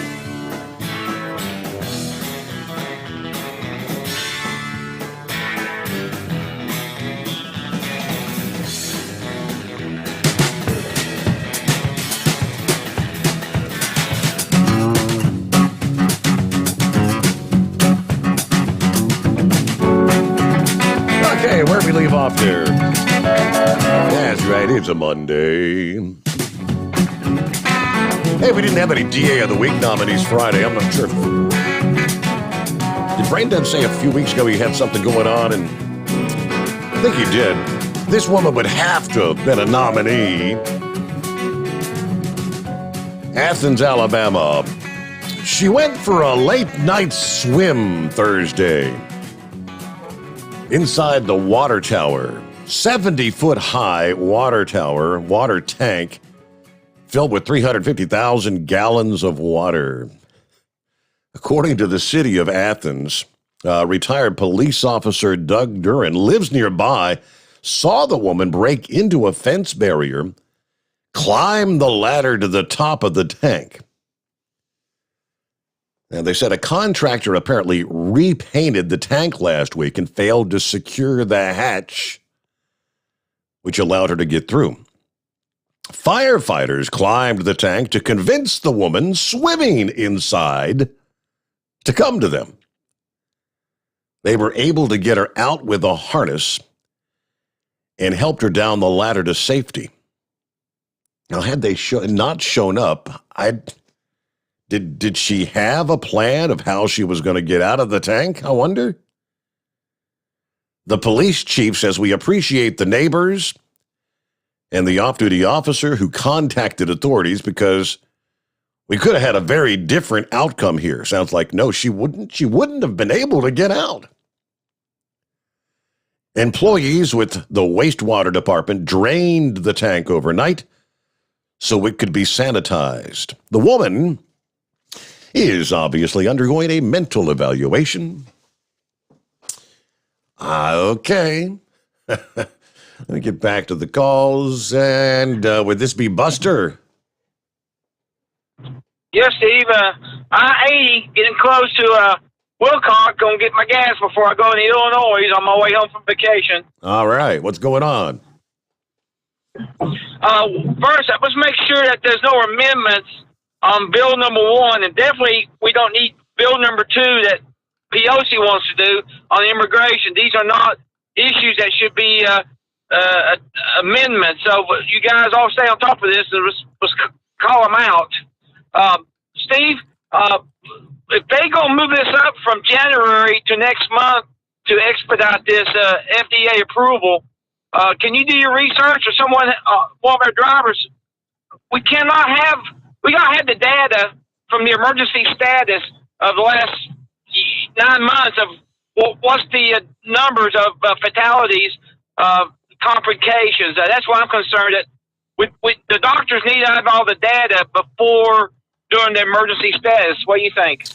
All I know is they tell us that the risks of having a negative reaction are minimal compared to the risk of if you actually caught COVID. That's pretty much what they want to tell us. That's all. They have to take it at their word. Well, Steve, we'll see what happened at the Buster Brown Institute, but I'm prepared to answer the question. Yes, I've had the vaccine, but because this vaccine stuff, there's no really good documentation. But this is not kosher. I kind of agree with what you said at 3:30 this morning about the end times. So, Steve, have a great show. I always appreciate you. I enjoy you while I was on vacation.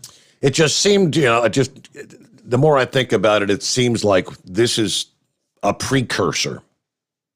Does that make sense? Hey, this is the direction things could be headed further down the line. As Big Moose explained, the Milgram experience. That back in the 60s,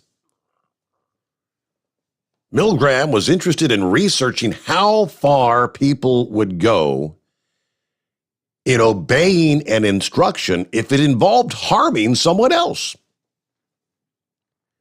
He was interested in how easily ordinary people could be influenced into committing atrocities.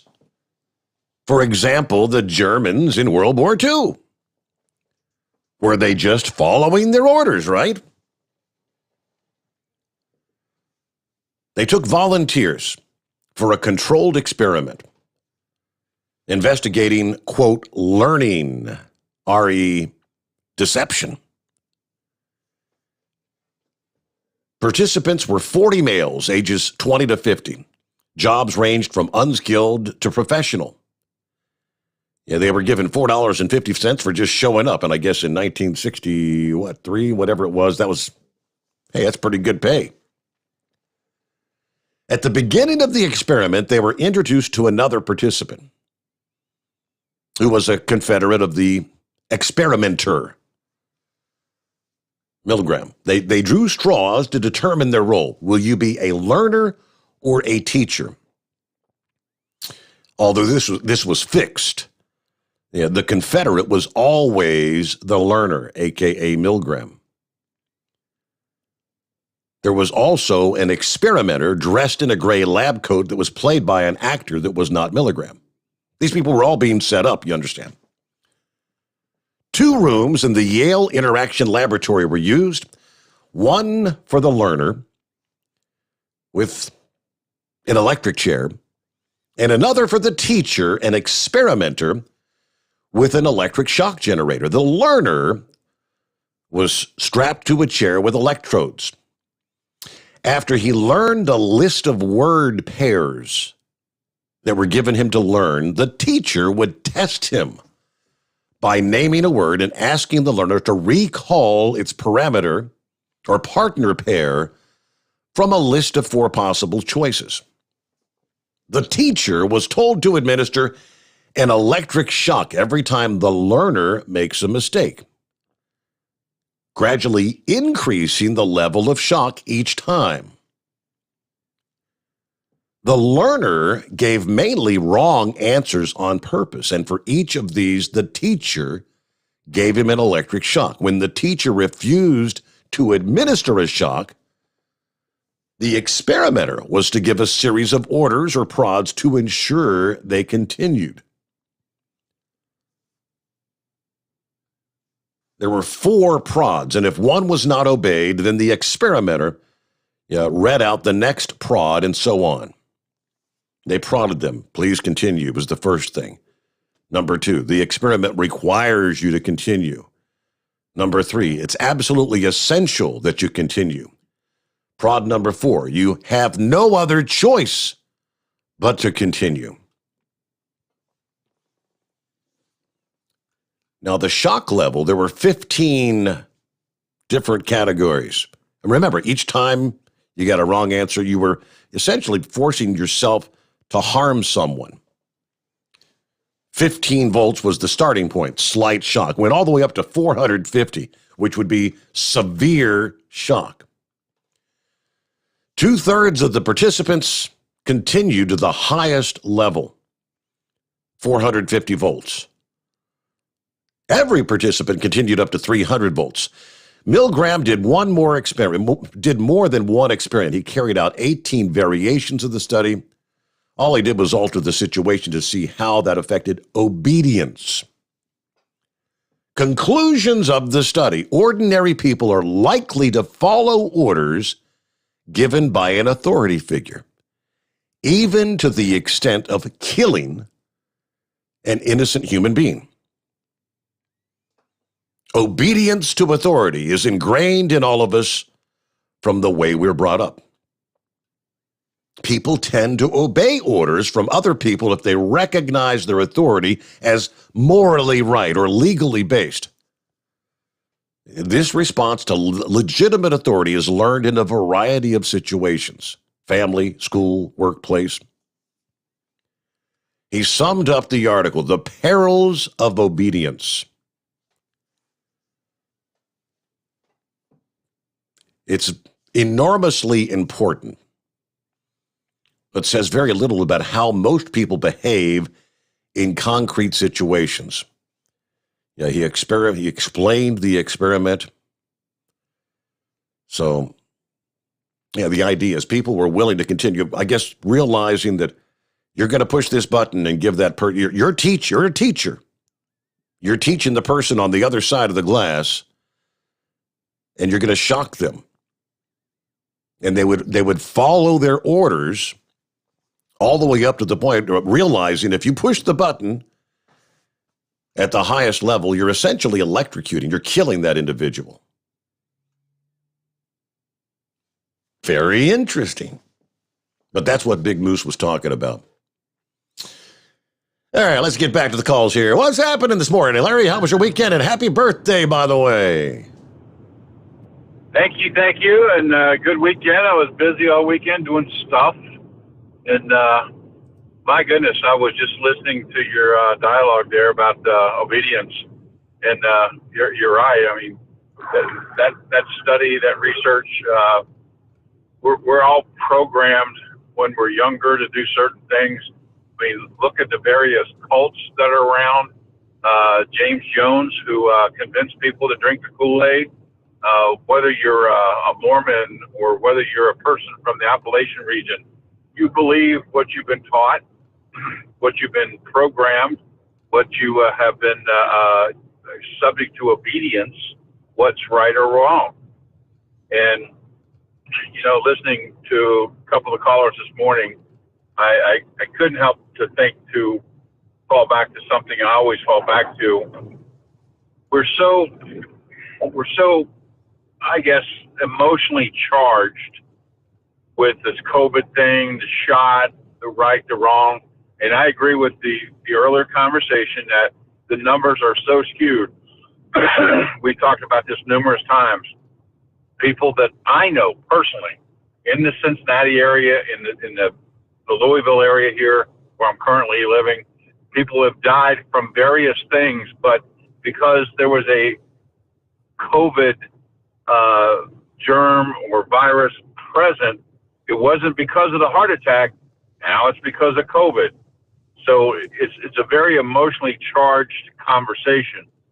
I fall back to this, the serenity prayer. God, grant me the serenity to accept the things I cannot change, the courage to change the things I can, and here's the key. The wisdom to know the difference. Yeah. You know, it's you've said it numerous times, whether it's opinion or fact, we all have our opinion on the COVID, on the shot, on the conspiracies and everything else. But internally to us, it is the wisdom know the difference. Now, I've said this before on the show. In my opinion, in this lifetime, we will be remembered, Steve, Larry, Big Moose, Horse Feathers, everybody. We will be remembered not by the adversity that happens to us, but how we handle the adversity. Does that make sense? Mm-hmm. So I guess we all get our panties in a wad for different things. But at the end of the day, if we can manage that serenity to know the difference and have the wisdom to engage when we can, at the end of the day, we will be remembered by that adversity that happened to us and how we managed it. You know, it's a great show. I love all the callers. And in fact, the survey that's being taken about the cruise, I'm all in for the Caribbean cruise. Oh, yeah? Okay. Yeah, Scott called me, Friday morning and asked if he minded if he just threw that question out there. And I said, well, I don't have if I had the ability, I'd share the link so that everyone on my page can see it too. So I don't know if everybody can see it or not. Well, I told my wife that a lot of the folks that call in, I've not had a chance to meet face to face. More importantly, sit down and break bread with, or in some cases have a adult beverage.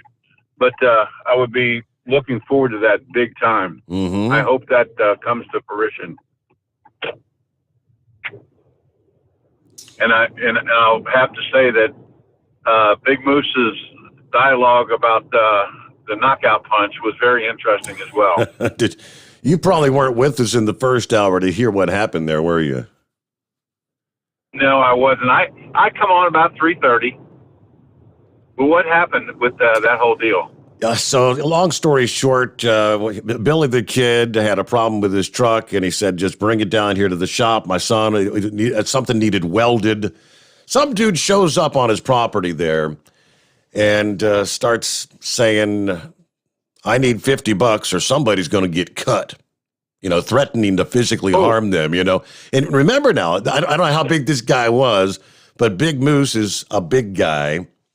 And he tried to politely ask him to leave a couple of times, and finally pulled some money out of his pocket, I guess to make it look like he was going to give it to him, and went over there and gave him a knuckle sandwich, one swing, and he said, you heard how he explained it. It was one punch and then a thump on the floor like a bag of sand.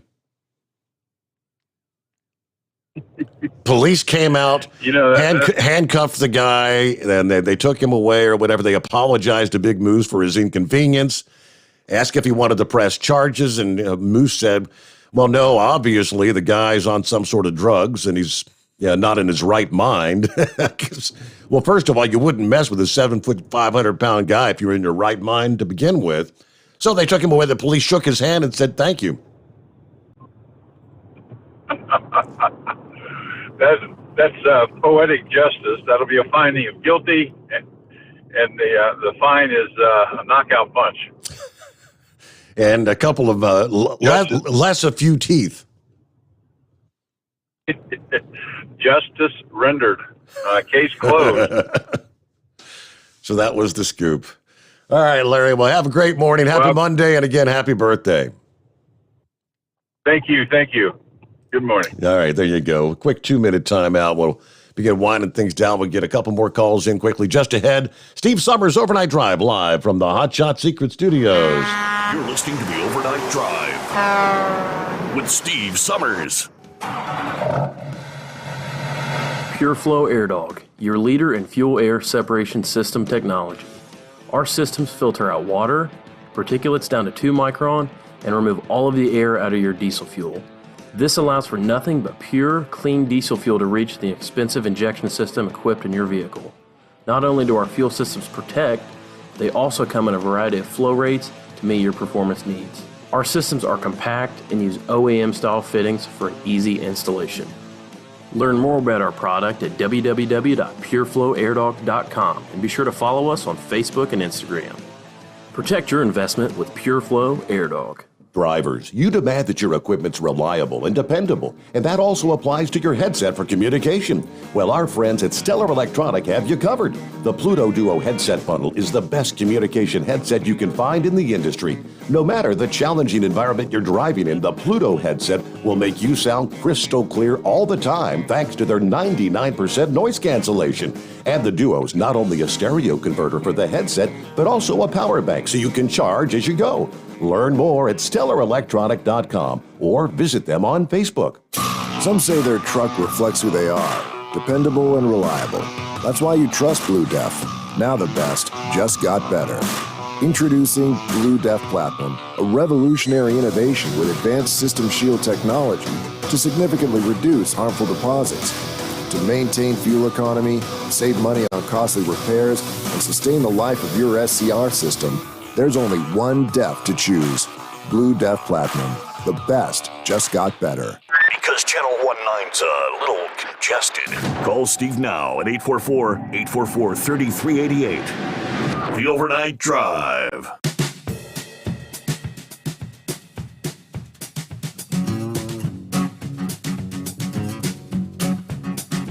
All right, back to the phones here real quick, like Chris checking in. Hello, Chris. Hi, Steve. I think it's going to be bad news for people that don't want the vaccine if it gets approved, because a few years ago, when all this autism stuff started and the vaccine things, Congress gave qualified immunity to anybody that makes a vaccine. You can't sue a vaccine maker for any problem it causes you. Oh, okay. So that answers the question from the gentleman earlier. Yeah, and I think the reason Fauci and the other officials want it approved is so it'd make them easier for them to mandate it. They'd have better legal grounds to mandate the vaccine. You know, because even what's his name in Ohio? He passed that law that says they couldn't mandate it until it was approved. Correct. Colleges or government agencies or some wine. I couldn't think of his name. But you remember when the Ebola was going around and they had one vaccine that they gave to that doctor, and then I guess they were making and they gave that to him after he was already infected. I don't know if that was an mRNA. No, wouldn't have been. Basically, no, it wasn't, was it? That they started making monoclonal antibodies is what they were doing from his blood and giving them to people. But I was wondering, people like this Valentine guy and other people that are sick now, don't they get any relief from the vaccine if they give it to them after they're sick? I don't. Once you're sick, the vaccines it's not going to do anything when you're sick. Traditionally, yeah, that's the way it's always been with the vaccine. But with that Ebola thing, they said it stimulated the immune response and gave him the extra fight he needed to get over it. But and they're saying that about this too. Even if you've had it, it'll increase your immune response and everything. That's what I don't like about it. Now they're saying, well, we might need a third one. Well, if 2 shots is 95% effective and they're just going to mandate a third one, and, you know, it's just arbitrary nonsense. That's what I don't like about it. I don't necessarily distrust it. Yeah. Well, and that's, but everybody has questions in their mind, right? Well, not everybody. A lot of people do. I mean, if people would do some research, search the actual creator of the mRNA technology. He's been on a number of various programs. I had a link. Maybe I'll bump that back up to the top of my page again. Facebook never banned it. Yeah, but I mean, it is legitimate scientific discussion. And even he points out the fact we cannot silence individuals who have questions about their future with this technology. He said, I believe it is saving lives right now, but to come out and say the case is closed, the science is closed, that something may happen in 2 years or 5 years or 10 years, we do not know the answer to that. And this whole premise of silencing anyone that questions whether that could be the case. Yeah, he said, you have to admit, what if they are proven to be correct in 5 years from now or 10 years from now? It's not right to be trying to silence an entire side of a legitimate argument. That's the way he put it.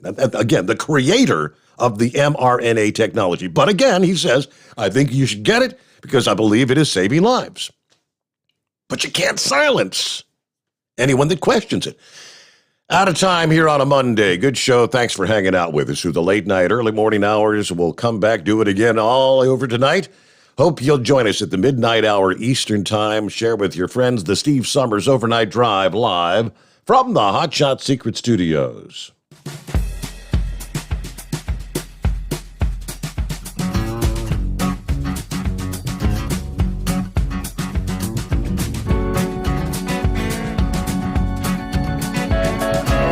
You'll never guess the places that I've been. You never guess the places that I've been. 'Cause everything is like a dream, yeah, but only in that dream that I live in. I'm never gonna let the day begin. Never gonna let the day begin. 'Cause everything is like a dream, yeah, but only in that dream that I live in. Oh, don't wake me up before you go, and I'll just make this bed my home.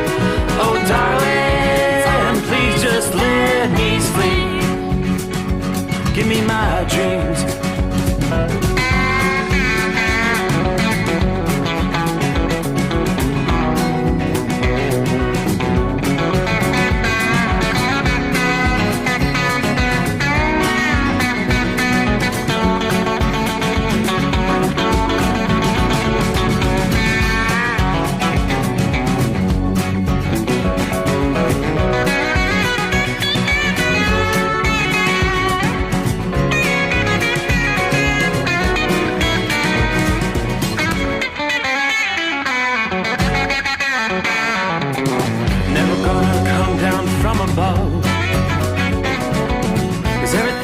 Better from above.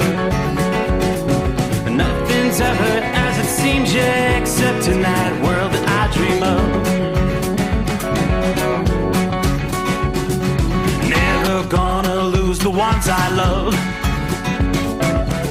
Never gonna lose the ones I love. 'Cause everything is like a dream, yeah, but only in that world that I dream of. Oh, don't wake me up before you go, 'cause I can't face this day alone. Oh, darling, please just let me sleep. Give me my dreams. Give me my dreams. Give me my dreams.